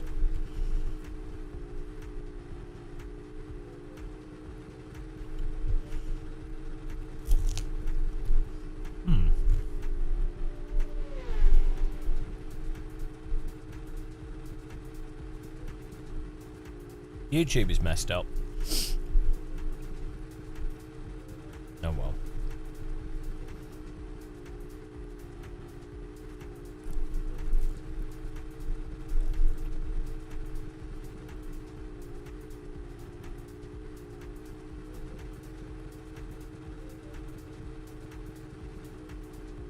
Yeah, it's weird. It's surprising how two channel tap transducers is surprisingly effective. I guess it's just that there's a limitation to how much you can get out of vibration. Even with motion actuators, it's surprising how good just having 3 works, like, or just two actuators on the rear, and then a pivot point. Works really well.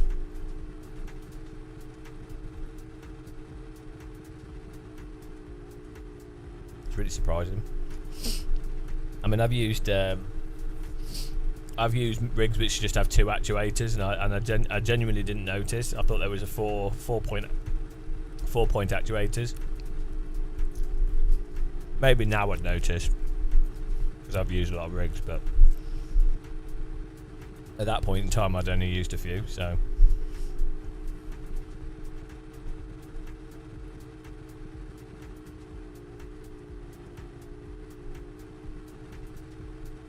traction loss systems can be quite fun.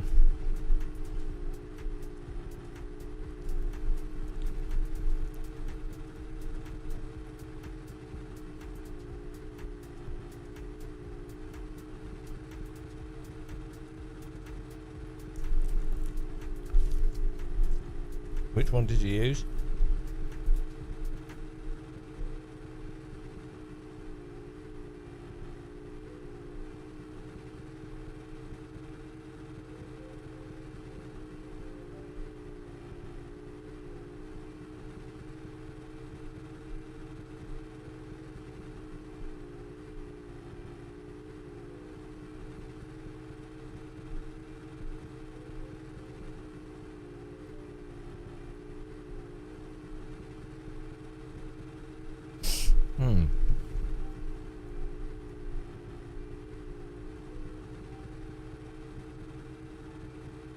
Oh, is it like a... was it a large one?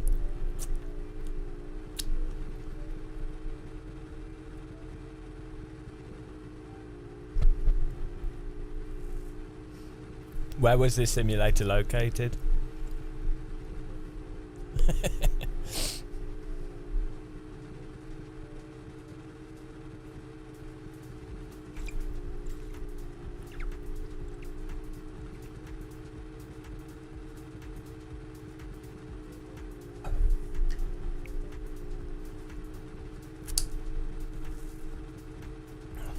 Alright.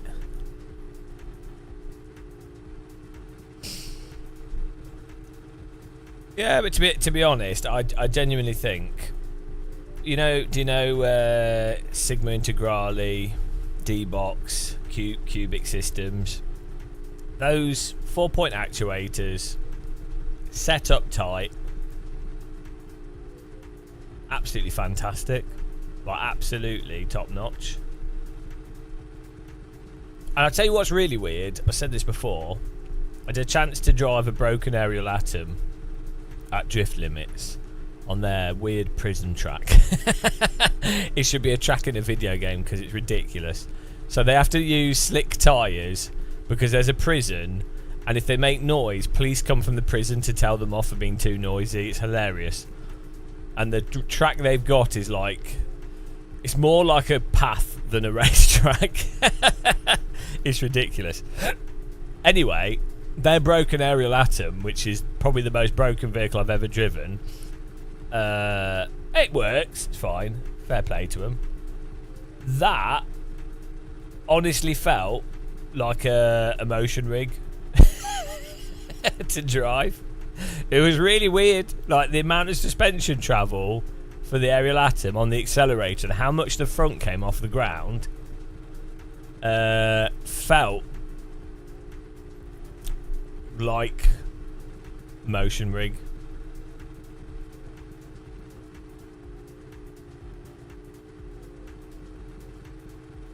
Wow, that's what you get, Ultra Instinct. I mean, all safety rating systems are not going to be perfect. They're all going to have weird stuff with them.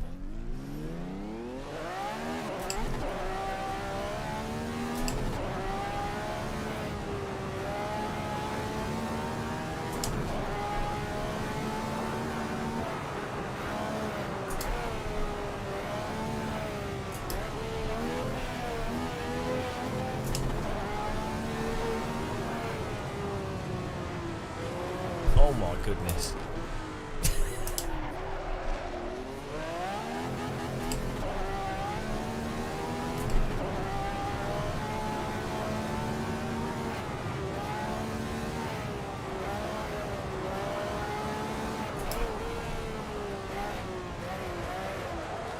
Yeah, to be fair, I think the shader patch force feedback settings with a bit of damper on the wheel is actually quite good.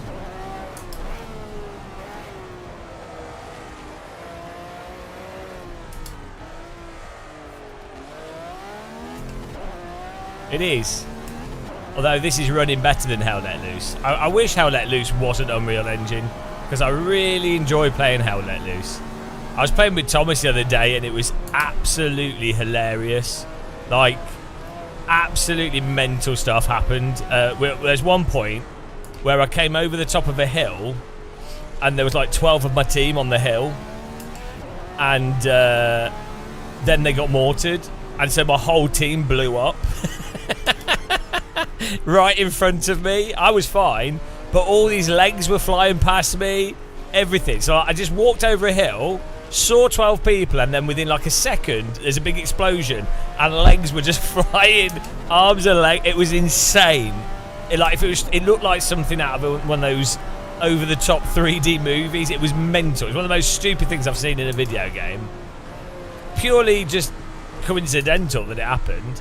So there was that, and then later on we were behind enemy lines trying to capture a windmill, and there was a guy camping in the ground, like in the hedge, and he got us once, so we knew roughly where he was.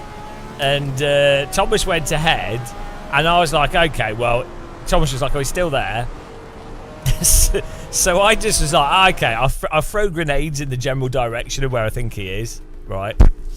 And then the grenade goes off, and the grenade must have landed right next to the guy, because he just went, I'm just watching, grenade goes off, and then this body just goes, because the grenade just like lifted him up in the air, but it looked like a store dummy or something, or like a fake, like a natural rag doll, like a cloth fake person. The way it was really funny. It's absolutely ridiculous. So yeah, Hell Let Loose is so good for like stupid, funny moments, and then it's really fun hiding in fields and stuff. But it stutters. Like, I don't think there's any way. Like as you run through the map, newer maps seem to be a bit better. Some maps are better than others, but I'm not sure if it's people loading in or because it does it to other people at the same time. So I'm not sure exactly what causes it, but it's a shame because it's such a nice, like, if you have to play it in a relaxing way where you don't go too aggro, and then it's fine. If you try and play really aggressively, you get shot all the time from hedges and you don't know what happened. So you have to play it in a very specific way, but it's good fun. Right, let's try this a bit more here. If you want to join the server, guys, we could try another track in a bit.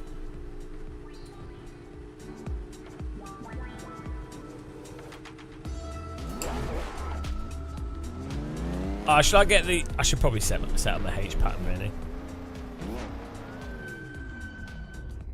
Let's do that. Let's do this with H pattern. See if my feet can fall off. I think I've got it plugged in. Let's see.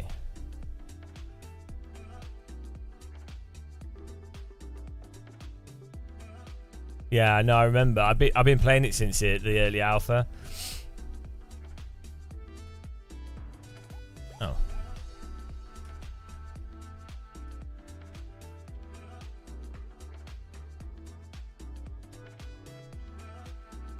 Here's an invite to the server if you want to join it.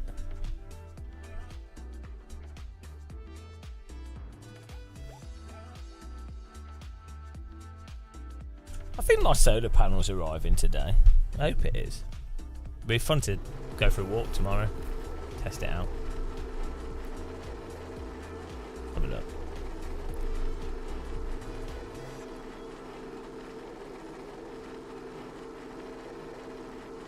Oh no, it's not arriving until 25th to 31st of July. Must be coming from America.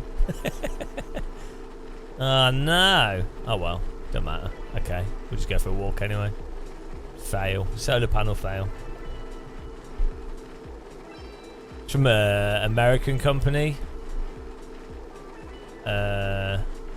Sunjack. Supposedly it's the best portable solar panel you can buy. Tony, it'd be fun to race NASCAR someday. Yeah, we got we have the Indy, what is it? The vintage.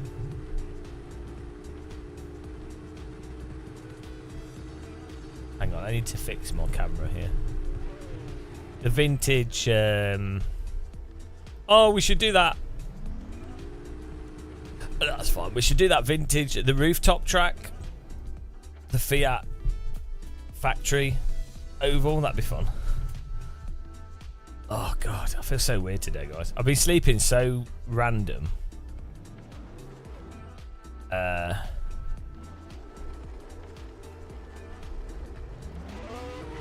It's really messing up.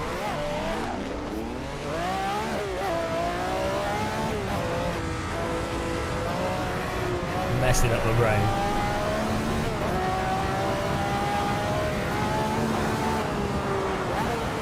Oh, now we're talking.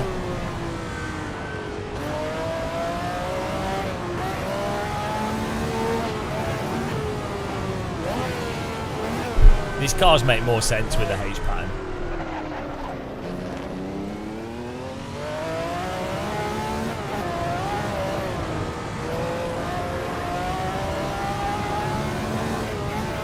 Well, I actually slept for like 10 hours yesterday, so I feel a lot more relaxed today. You just feel sick when you don't sleep. It's a really weird feeling. It's a really strange feeling. Because you just feel ill. You just feel ill. That's the best way of putting it. You kind of seem alright. You don't realise as well sometimes, because you're getting on with stuff. You don't realise how much it's actually affecting you.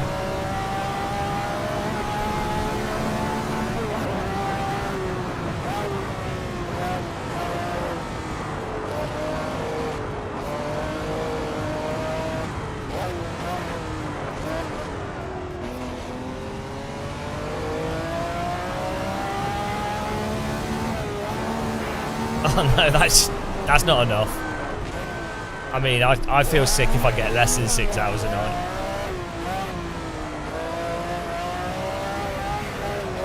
So 3 hours is mental. Can you not take any melatonin or anything? See, the problem I have is because of my back issue. I can't lie in one position for more than like 6 hours, so I always wake up after 6 hours. Sometimes I don't, very rarely. I mean, if I take painkillers, I don't. But you can't take painkillers every day because it messes up your stomach.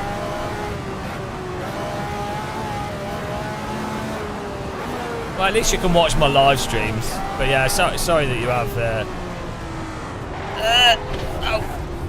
Every time. Sorry that you have sleep issues, it sucks. But then again, on the plus side, bloody hell. On the plus side, could be worse. There's other disorders. That's the way I look at it. I'm like, it's terrible, but mind you, I do that with everything. If I'm having a bad time with something, I'm always like, oh, it's really bad, but at least it's not. At least my legs are attached.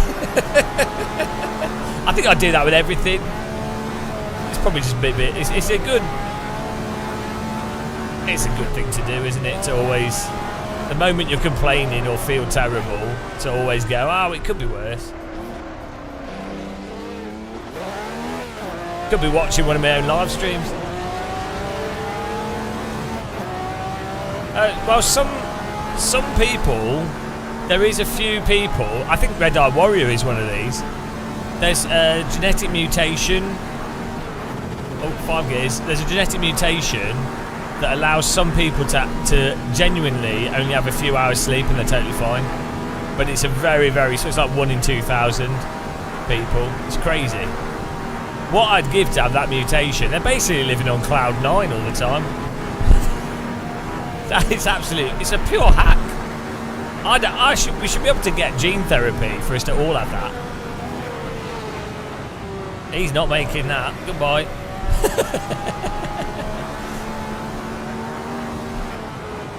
Yeah, it takes like a week to get rid of sleep debt as well. That's the other thing.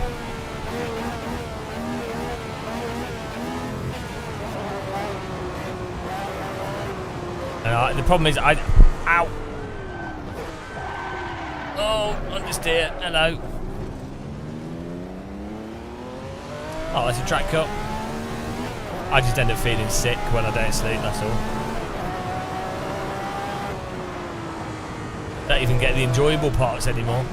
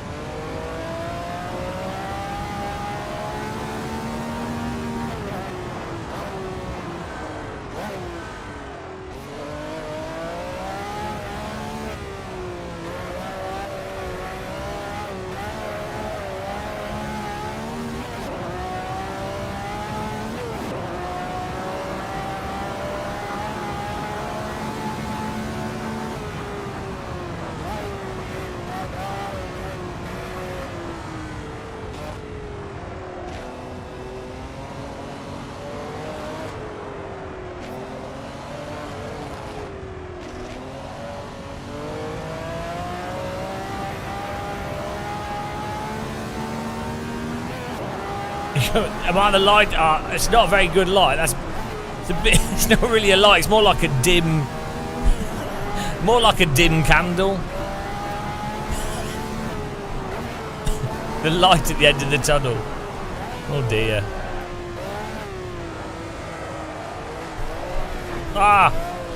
Get out of the slide there. We still need a bit more.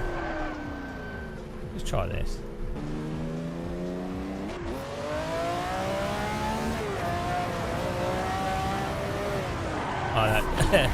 So when you set maximum wheel speed to low, it doesn't. It's messed up.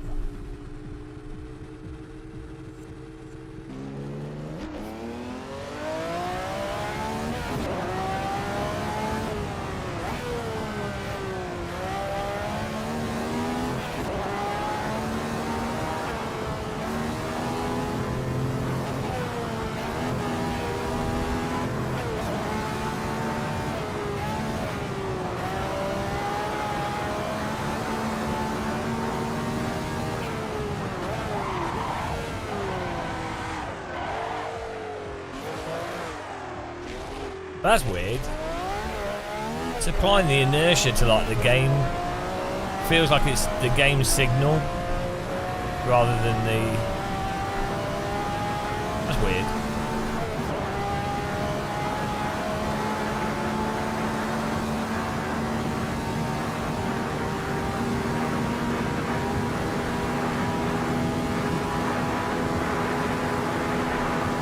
Actually quite similar to the Kunos gyro effect.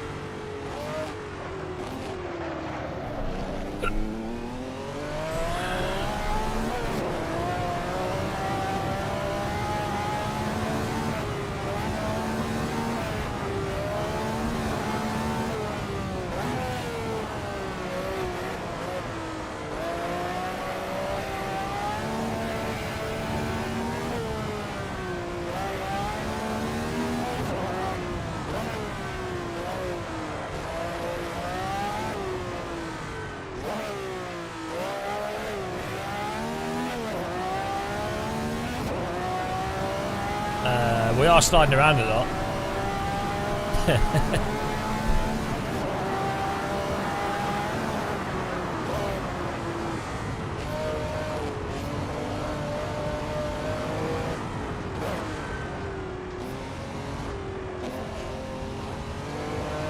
Actually, surprisingly, using the damping setting, you do lose dynamic range, but using the damping with the natural inertia does help calm the wheel down. But it's a shame it's at the expense of some nice dynamic range.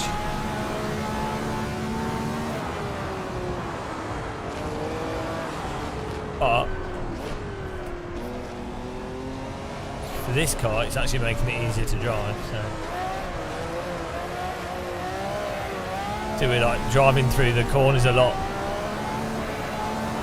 It's making courtesy a lot more natural.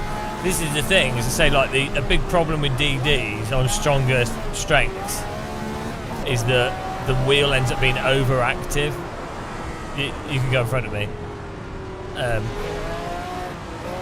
And it actually makes it harder to drive, which it shouldn't. Like, a force feedback should never really make it harder.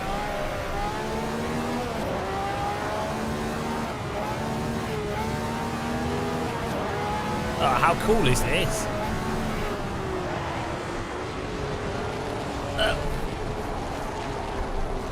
Well, but then you get that kind of tank slapper, and it still feels a bit disconnected, which is weird. Maybe a little bit less inertia. Let's try it on 200.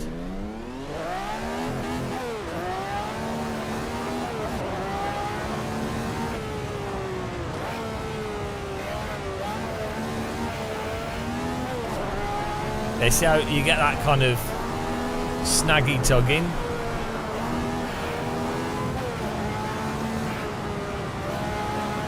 So this is one of the advantages of having a stronger force feedback wheel, is you can run more inertia and more damping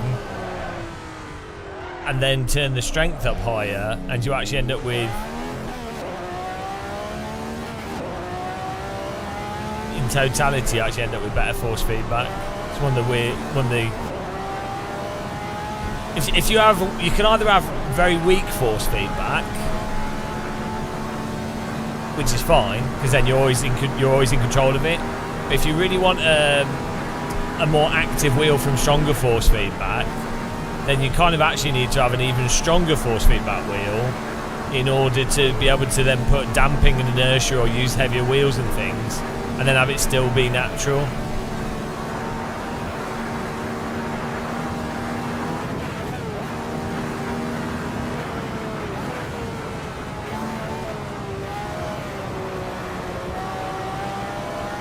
This feels quite good though.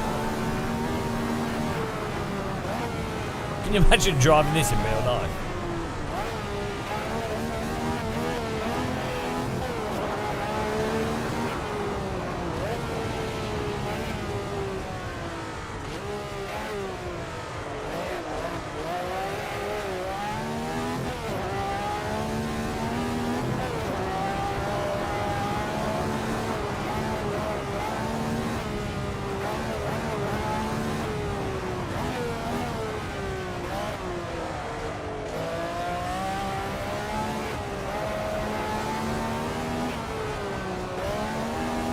They did a really good job, whoever made this track, on like putting such a good range of corners in.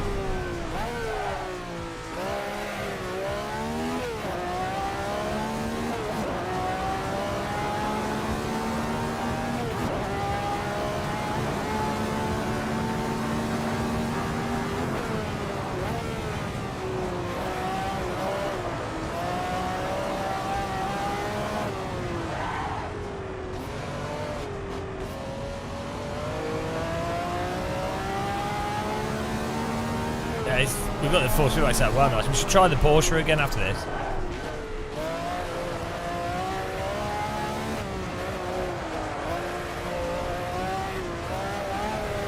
Ah, too much bank. Too much. It's alright. Got away with it.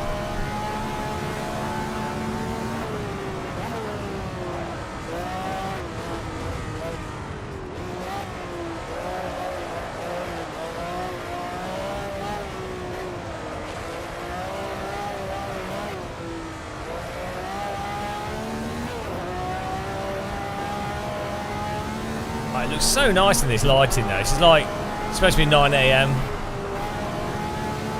Looks like Devon, this. Devon Raceway. There's a road near my parents that looks like this.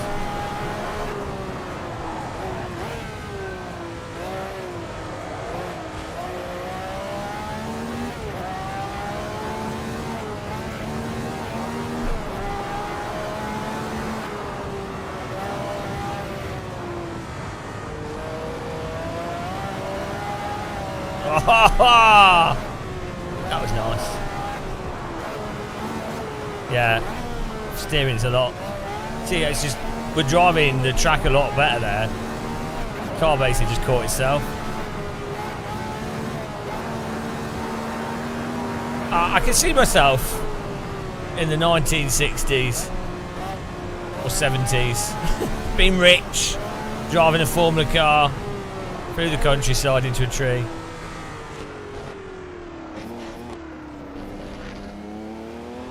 Yeah, that's what you need, F1 gridlock. You need the imminent sense of exploding car to keep you on your toes.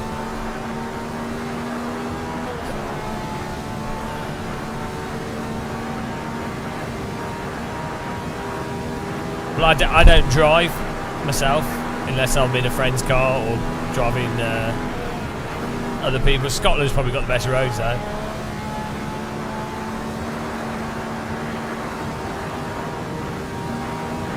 Wales actually maybe as well.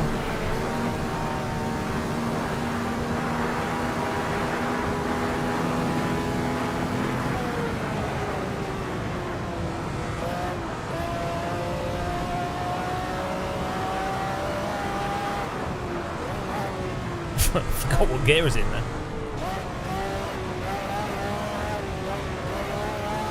I'm slowly turning into a red-eyed warrior. That's what happens.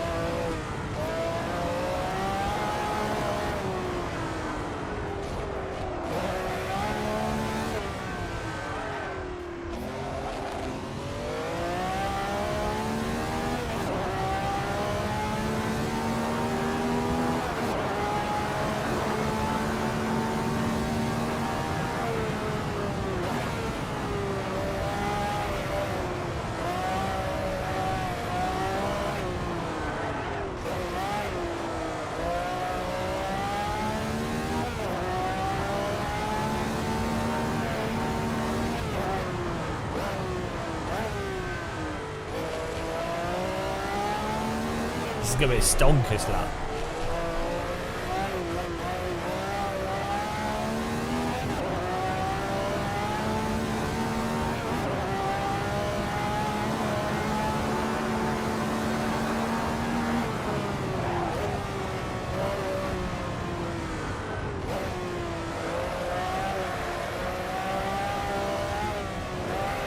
Oh, this is so good.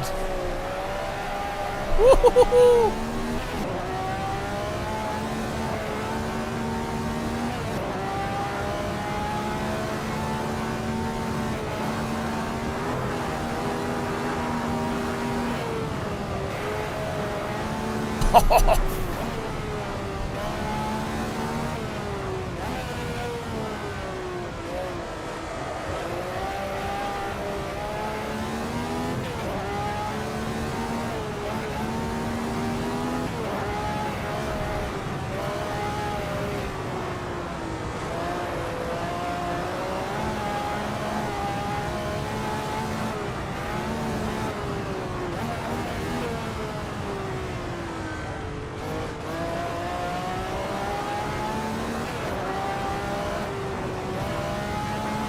I need some cut grass to simulate the smell of this track.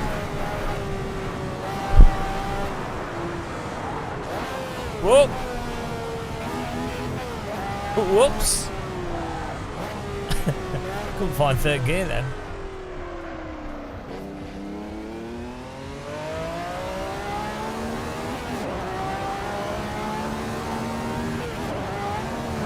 Ah, this is fantastic.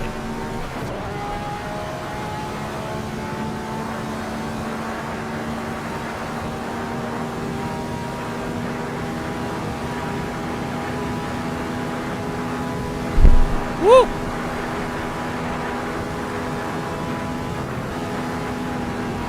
Woo! Ah! Do we get a track cut? Do I get away with that?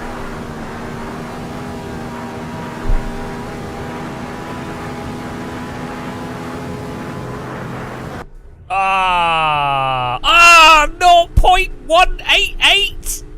Oh, come on. Come on. 0.188 on this track. Caps, are you arse?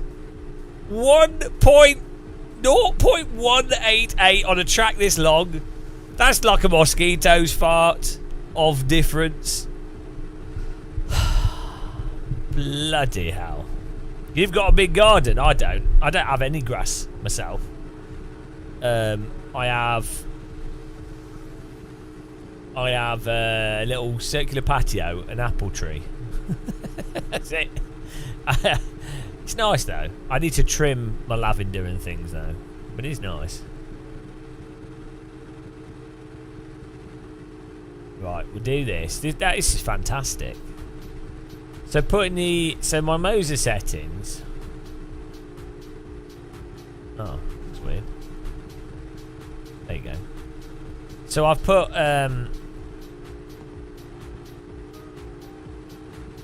so with this vintage car in AC, we're using the shader patch custom force feedback with it set to 12 Newton meters using the Moser R12.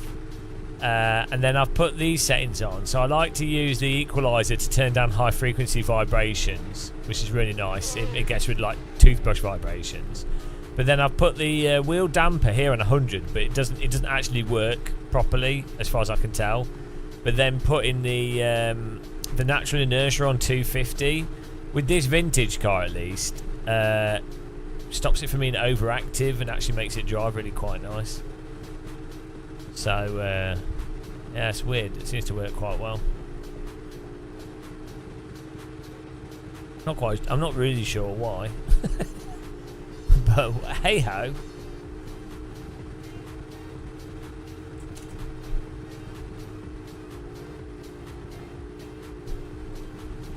I don't know why that. We need to try the Porsche next, and then I need to try a modern car with these settings. The thing is, with faster vehicles, you might need different settings.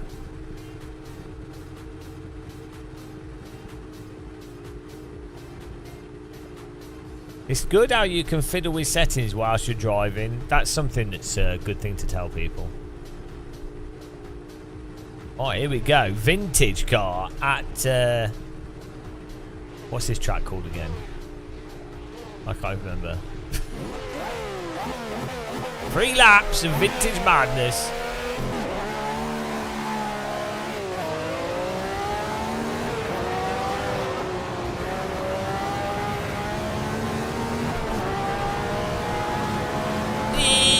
Mouse cursor on the screen.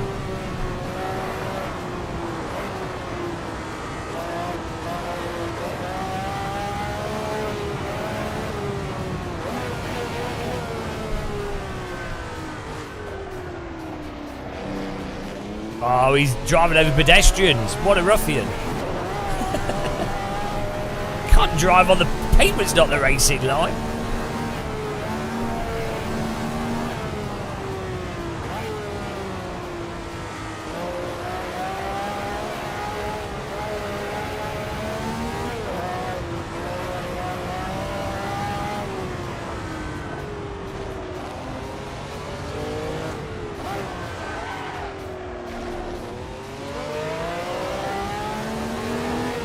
He got the wrong gear.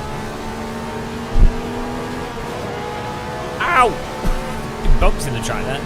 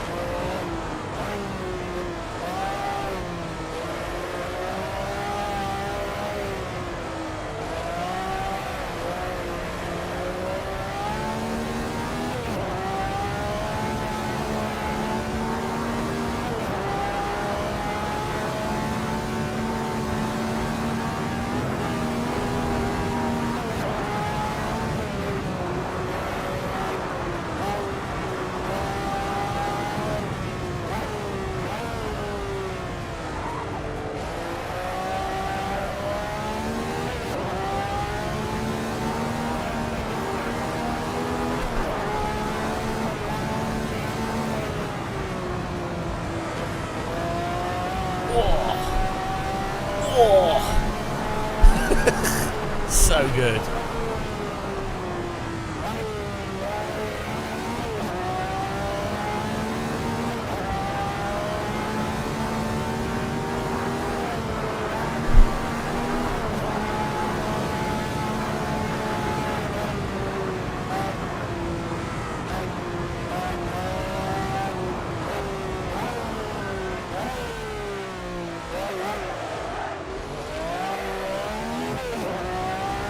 How good is this, guys? Honestly, this is so good. Like, this is just like, this is the pinnacle of sim racing. So good.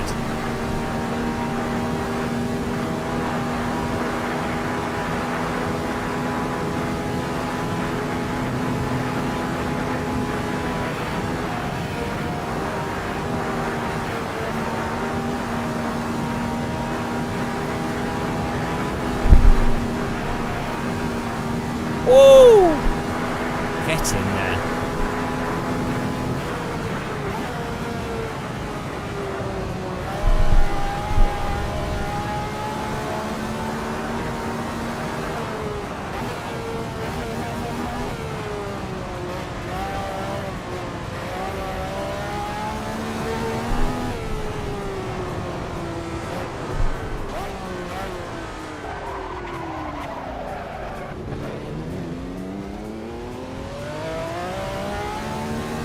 Bogged it down there.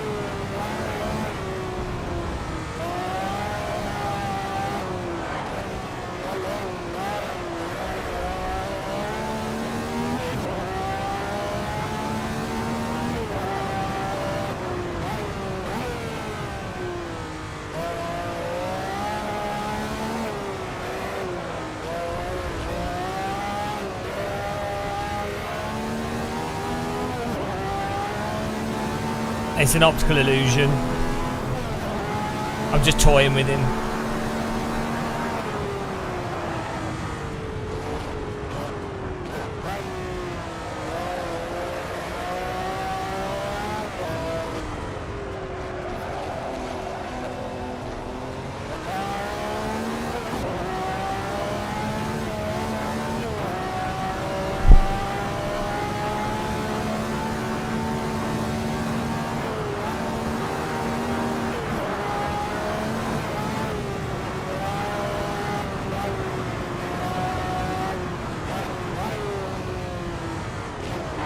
Oh! No! Just a little tap with the wall. Can get the line right there.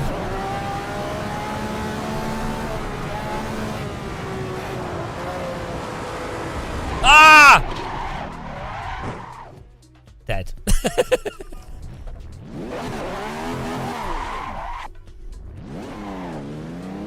Oh! Good job avoiding me there. That was close.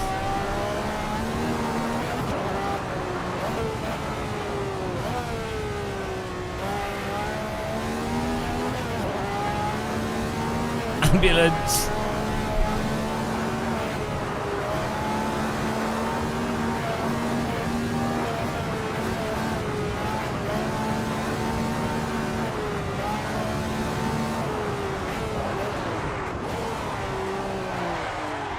Oh, nice line. There's the ambulance.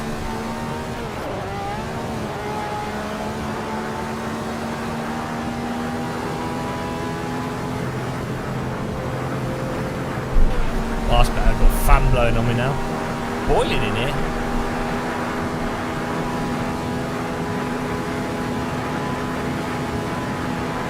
Ah! Don't stop there! Oh, nailed it. That's flat out, matey. Flat out through there. Oh dear. 360 no scope. That's actually how you drive this track. It's a very technical track. It's one of the few tracks in the world to have a 360 no scope as part of the race line. It's like a Joker lap, but they were in the 1960s. You had to do a 360 no scope. I think only really added to the excitement of racing, to be honest.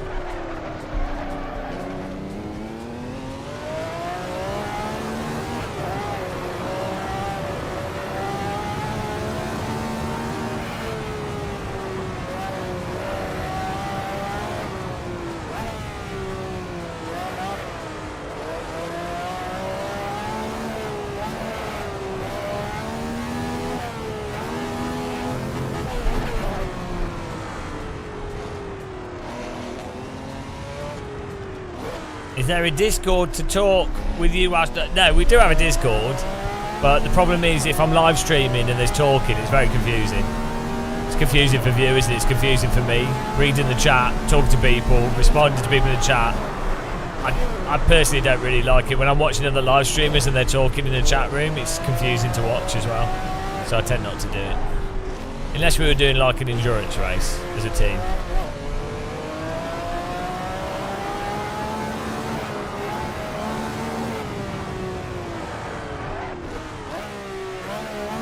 You can join the Game of Muscle Discord and the Teapot if you want to. Good places to be.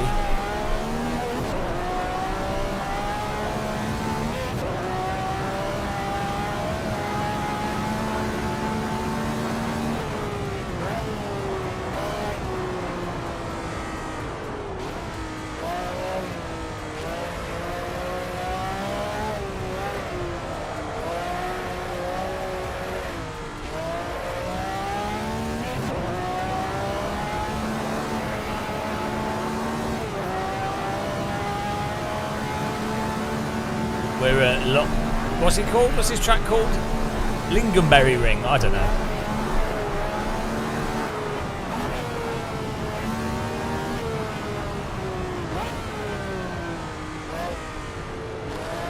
With me setting up the wheel force feedback. Did Capsule crash, or is he waited for us?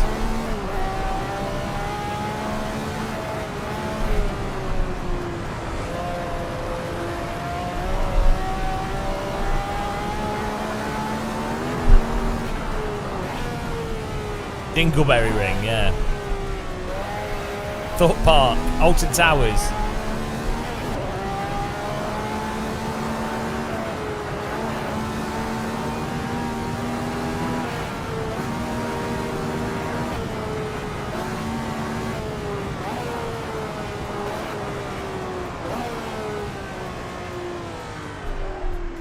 Hairpin.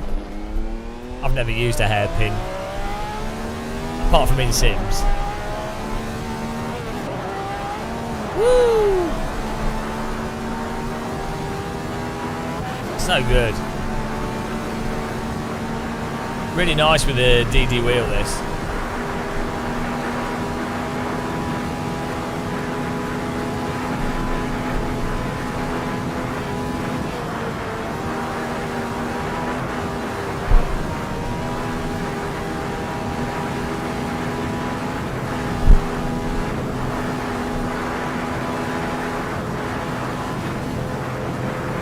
Yeah, I got aircon, but it still gets pretty hot. How good is that? Woo! That's a great car track combo, this. Oh. Nice driving by Capsule. I need a sip of tea after that. There we go. Yeah, the so that natural inertia at 250. That's really good with the. I need to try the Porsche car again here, and then. So we'll do that. I'll load that briefly. We'll do like 2 laps or lap, and then see if these same settings work with that.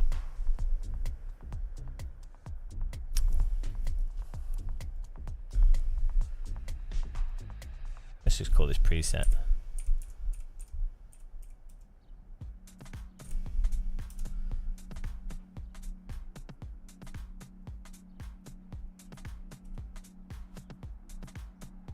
Preset library.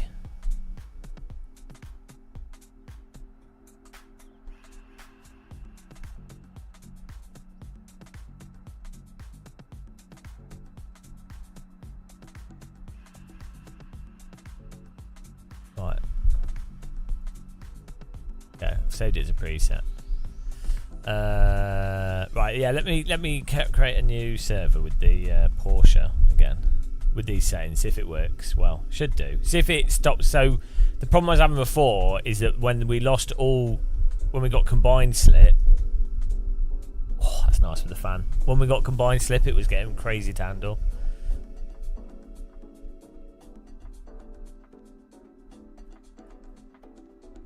Oh, by the way, guys, we have I have a discount for these Iron 8 bottles. They're really good water bottles. There's a link in the description on YouTube. We've got a 10% discount, and I get an affiliate link as well if you use it. But they are amazing. Water bottle, thermos. They do small ones as well. They're fantastic. So they're technically a sponsor. It's more like an affiliate link, so it's not really a sponsorship, but they're really good. So. I've been using them for years. If you needed a drinks bottle, you can't go wrong. If you're ultra light camping, they're a bit heavy. That's the only thing I'd say. Now I'm just going to try the Porsche quickly on this server again and see if that works. All right, 2 AM. Hang on, but it's only 5:40. What time zone are you in, you crazy fool? What car was the Porsche?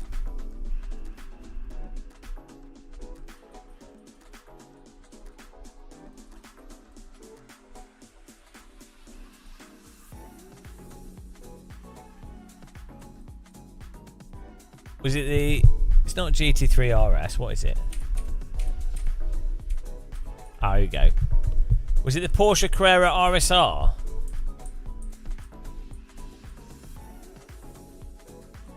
I think it was. Was it that? Was it the...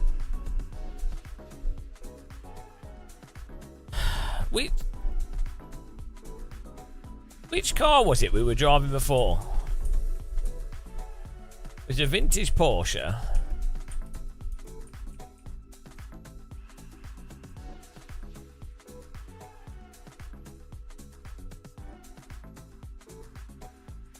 That must have been. Weird.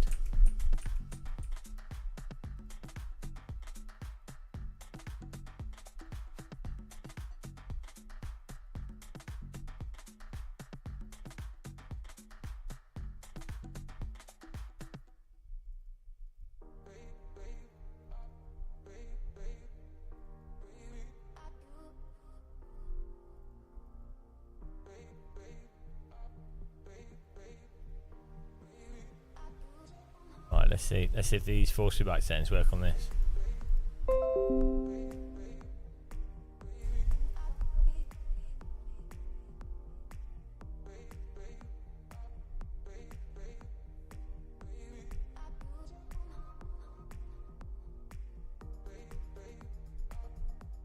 It's not this. It's not the Porsche. It's not this one. What? 911 RSR 3.0, yeah. There we go. TVDG's in here. There we go. Let's see. See if these force feedback settings are good. Oh.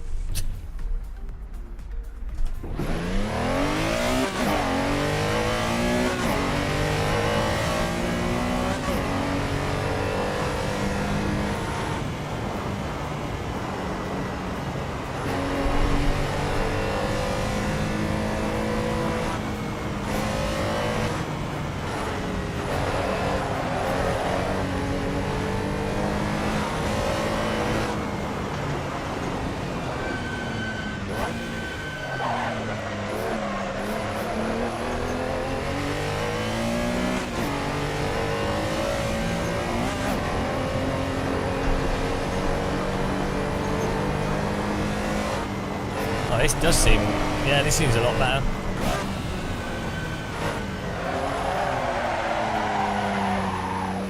Up. Yeah, the tank slapper, like the initial slide is fine. But the tank slapper, then it gets into trouble. But probably can still catch that. I think LMU is probably worth the money. I don't know, why is there a fish in the background? It's a good question. Does anybody know the answer?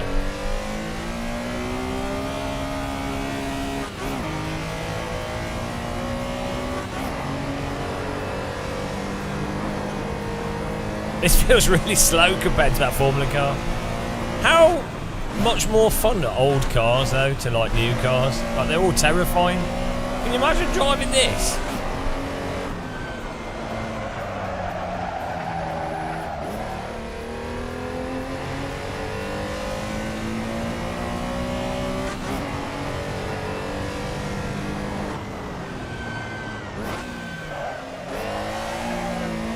Yeah, well, this is definitely a lot better.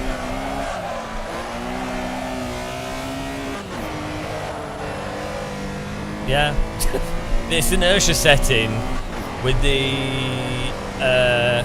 shader patch force feedback, that is really it's good. Try it with like a modern car.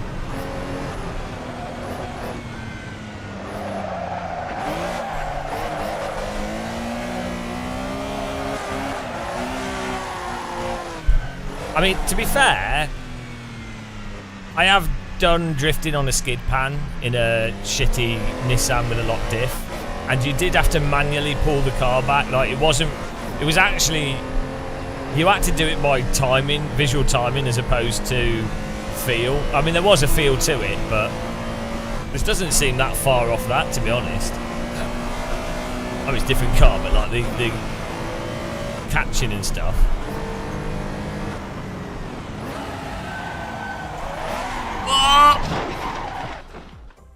Oh, he's not. Looks angry. That spectator's pissed. He should be happy I didn't kill him.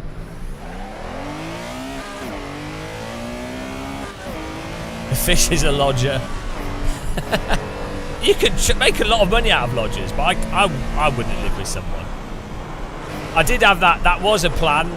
If YouTube failed, I was like, oh, I can always get a lodger if I have to.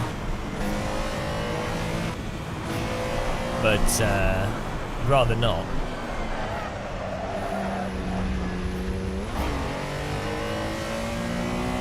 You're a bit of a slapper.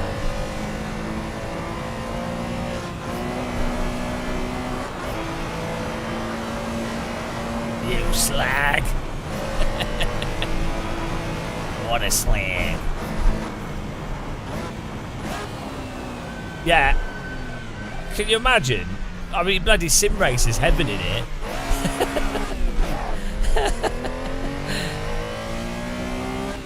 They'll be like, oh. Absolutely. Oh, can I borrow one of your 5VR headsets? All right. Oh, can I use your spare sim rig? All right. Oh, can I borrow one of your 10DD wheels? Yeah, all right. Oh, it's only 5 gears. I should open a sim centre, to be honest. If I lived in Portugal, I would do that. Or if it wasn't the UK, I would pay for an office, and the office would be filled with sim rigs, and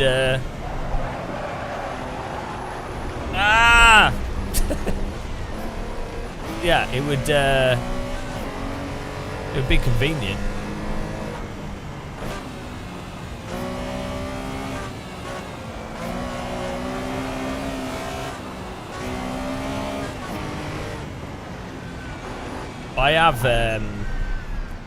I've had an office before for a different business, and it was a total pain in the arse. Absolute pain in the arse. Just the fees, setting up separate, billing for everything. Unless you employ someone else to manage the office. If you're doing it yourself, it's like, so annoying. And then there's always like stupid shit like fire alarm testing, or like their internet goes down, or whatever that happens with offices. And it's just like, oh my goodness. You think, it's going to be convenient, but it's only once you've got like 4 or 5 staff. I'm surprised there's not more temporary office stuff available for small businesses, where you basically, it's a building, but like pay as you go. Yeah, what's with that? Who wants pants? What a waste of fabric.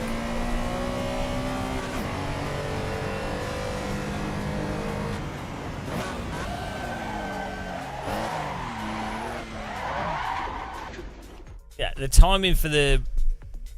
So that's the problem. If you put natural inertia on,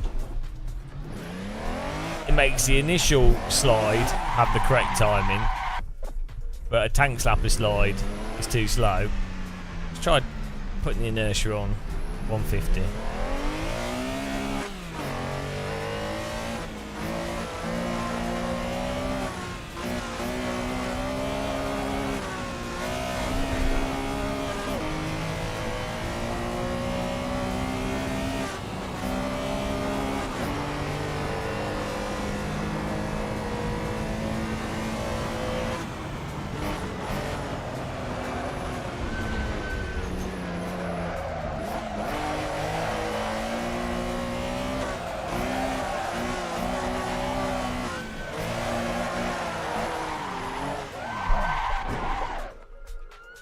Maybe it's just this car. Maybe this car just doesn't like.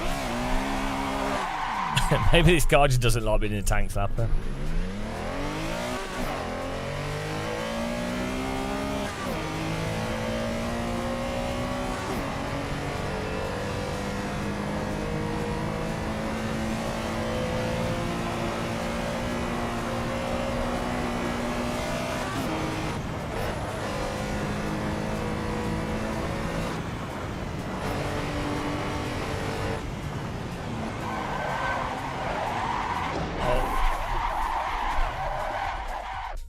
Okay. Well, okay, let's leave it on 200. Was it 250 or 200? I can't remember. Low preset.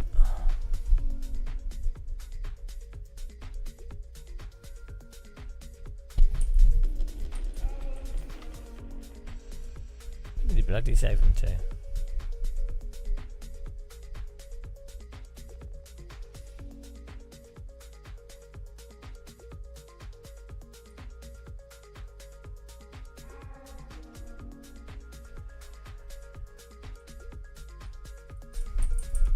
What?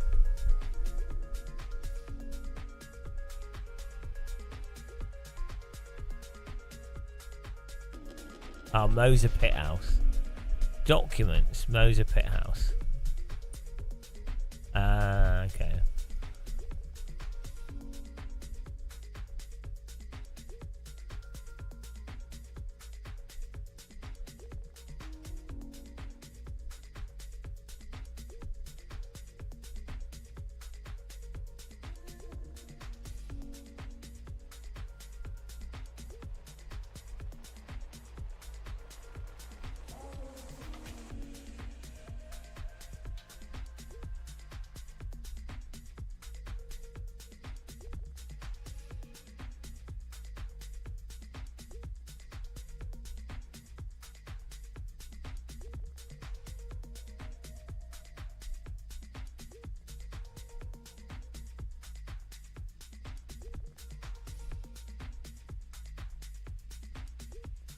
Oh.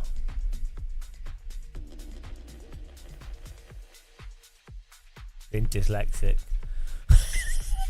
I read R21 as, there we go. Read it on 250. I read 21 as 12. Easy mistake to make when you're dyslexic.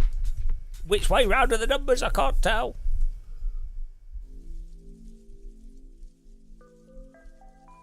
Yeah, maybe it is. Maybe you're right, Mike. I mean that the other Formula car was a lot easier. Right, I need to try a modern car with these settings and see. Hello, Stephen Mills. How's it going, man? I need to see if a modern car has the same, if it works with these settings. Let's see. Let's try Megane Trophy.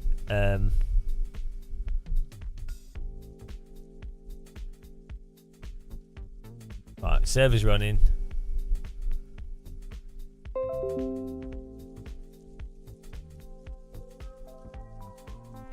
This Megane Trophy is one of the best cars to drive in AC as well.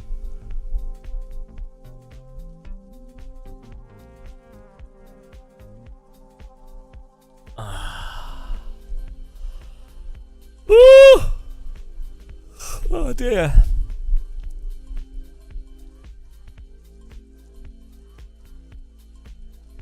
Oh, it's so nice with the fan.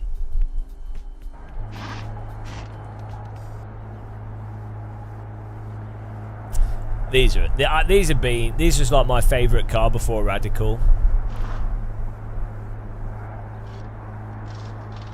They had these in R-Factor 1.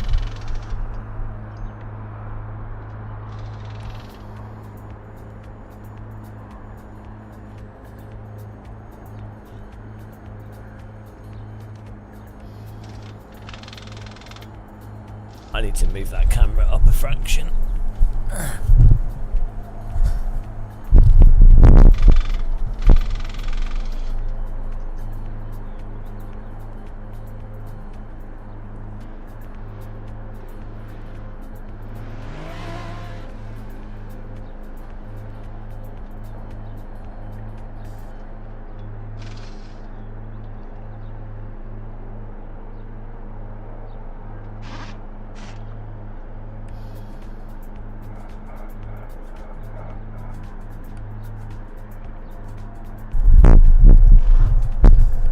Yeah, that's the problem I have with Range Sport. I mean, I get 90 to 100 and something FPS, but for me, I need to, for my setup for live streaming and recording and everything, I have to be getting like 120 FPS.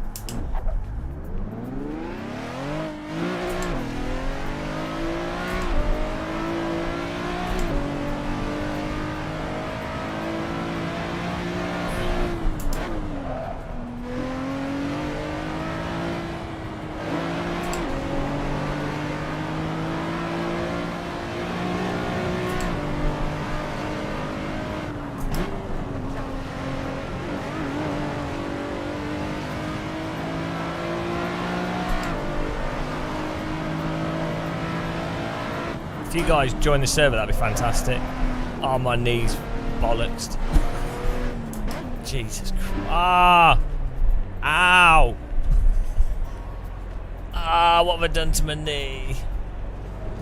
Oh.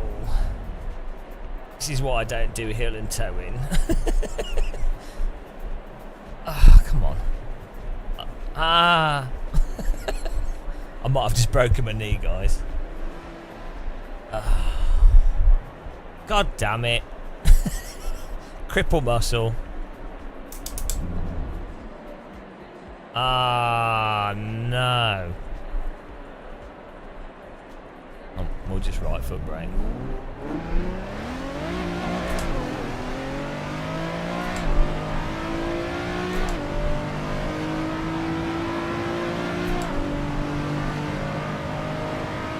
We're having too much fun. Too much fun driving that vintage car and heel and towing. That's why I don't H-pattern. Alright, well hurts. There we go. Maybe it just needs to settle. That was like a 6 out of 10 on the pain scale.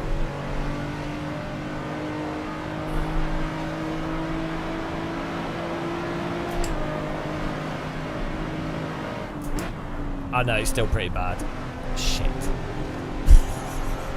I broke my leg! Ah, what can I do? Ah, no, this is going to take ages to get better. Christ. Hopefully it's just temporary. Here we go, I'm reasoning now with crippleness. Let's put my knee the other way around. No. Ah, everything's hurting. Ah.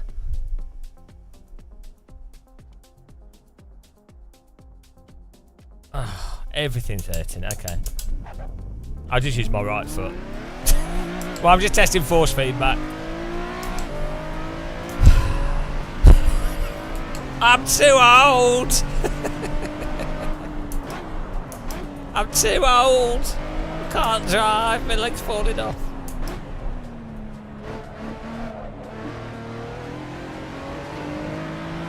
It's from heel and towing. Because I'll have had my foot and then I'll have been at an angle on my knee. It's alright, I just use my right foot, it's fine. Rest my left foot. One leg driver.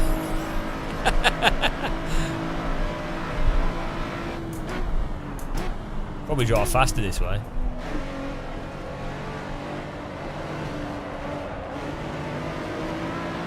I never have issues with my right knee though. Even when I'm doing like sports and stuff. I've never had issues with my right knee, but my left knee, it's always the one that hurts when I go walking. It's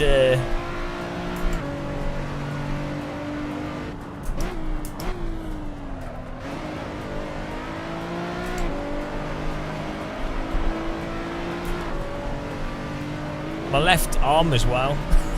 Basically, the whole left-hand side of my body is crippled. What's that about? I have tendinitis here. My left wrist is always... Actually, it's alright now. But my left wrist is normally the one that hurts. It's the one I broke when I was a teenager.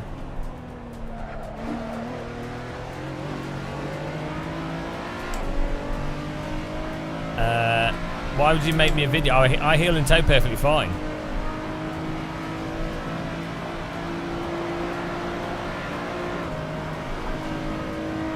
My heel and towing is legendary. Especially given how my pedals are spaced out. Ideally, what you want is this is one of the things of the active pedal that's really good, is you can move the pedal further forwards. So when you heel and toe, the angle is a lot easier to match up.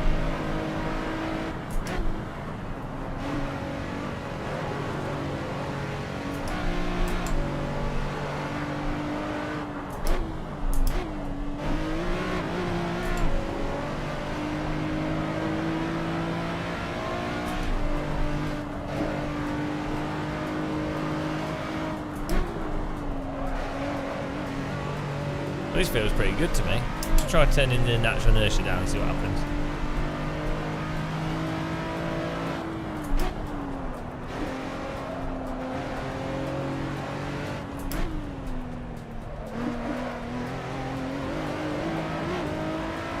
Yeah, the thing is, you're not ever really going crazy. With cars that have more grip, you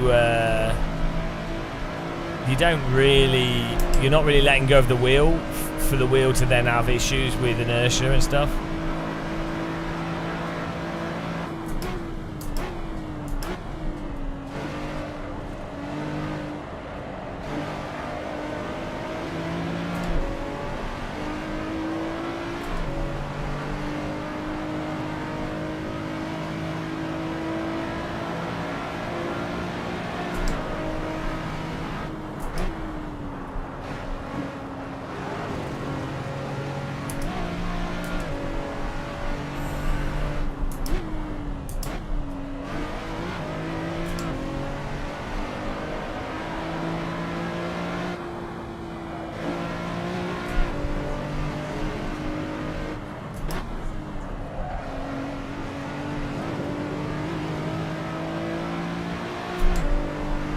The name's Bond, UK Bond.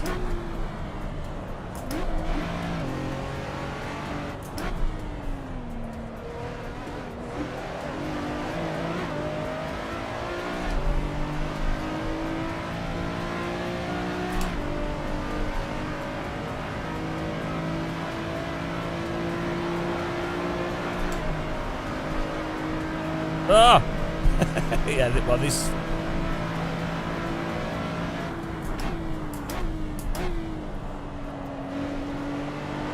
Yeah, so the wheel gets overactive.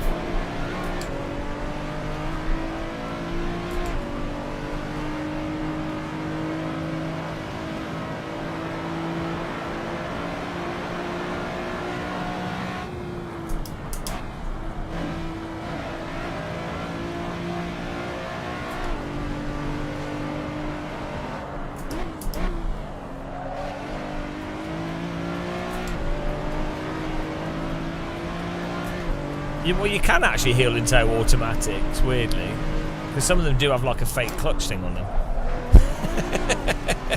So you can pretend those automatics with the fake gear stick on them.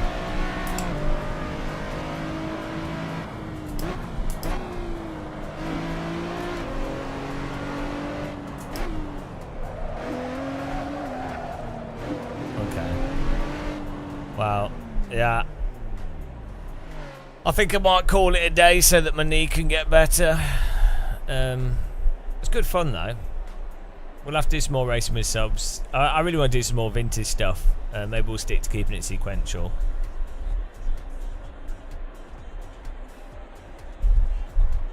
Maybe I'll mount my clutch pedal off to the side more.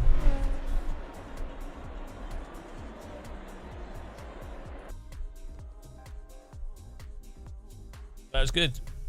We'll have to turn the server off, guys. Yeah, get my knees, get some physio on my knees. Probably just need to walk. It probably got some fluid trapped in it or something. Thanks for watching, though. Who's on it this time?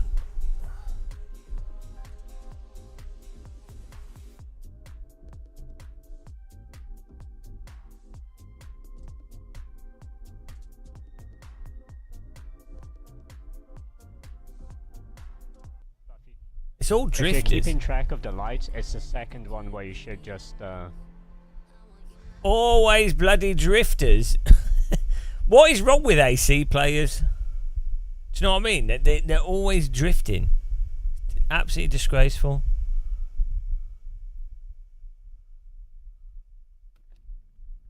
Okay, he's not talking in English, so I mean, fair play, but we need someone that's speaking English. Oh no, like they're all like in iRacing. Alright, who's on that I know? Let's have a look here.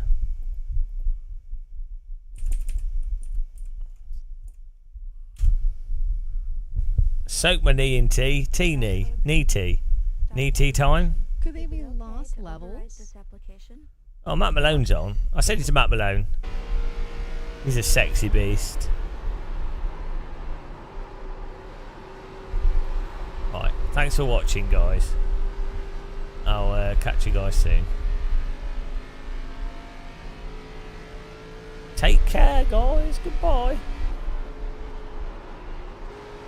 Goodbye. We can still get him. You're losing on the car in front. No, I'm not. 1.5. Yeah, it's 1.4 now. Goodbye.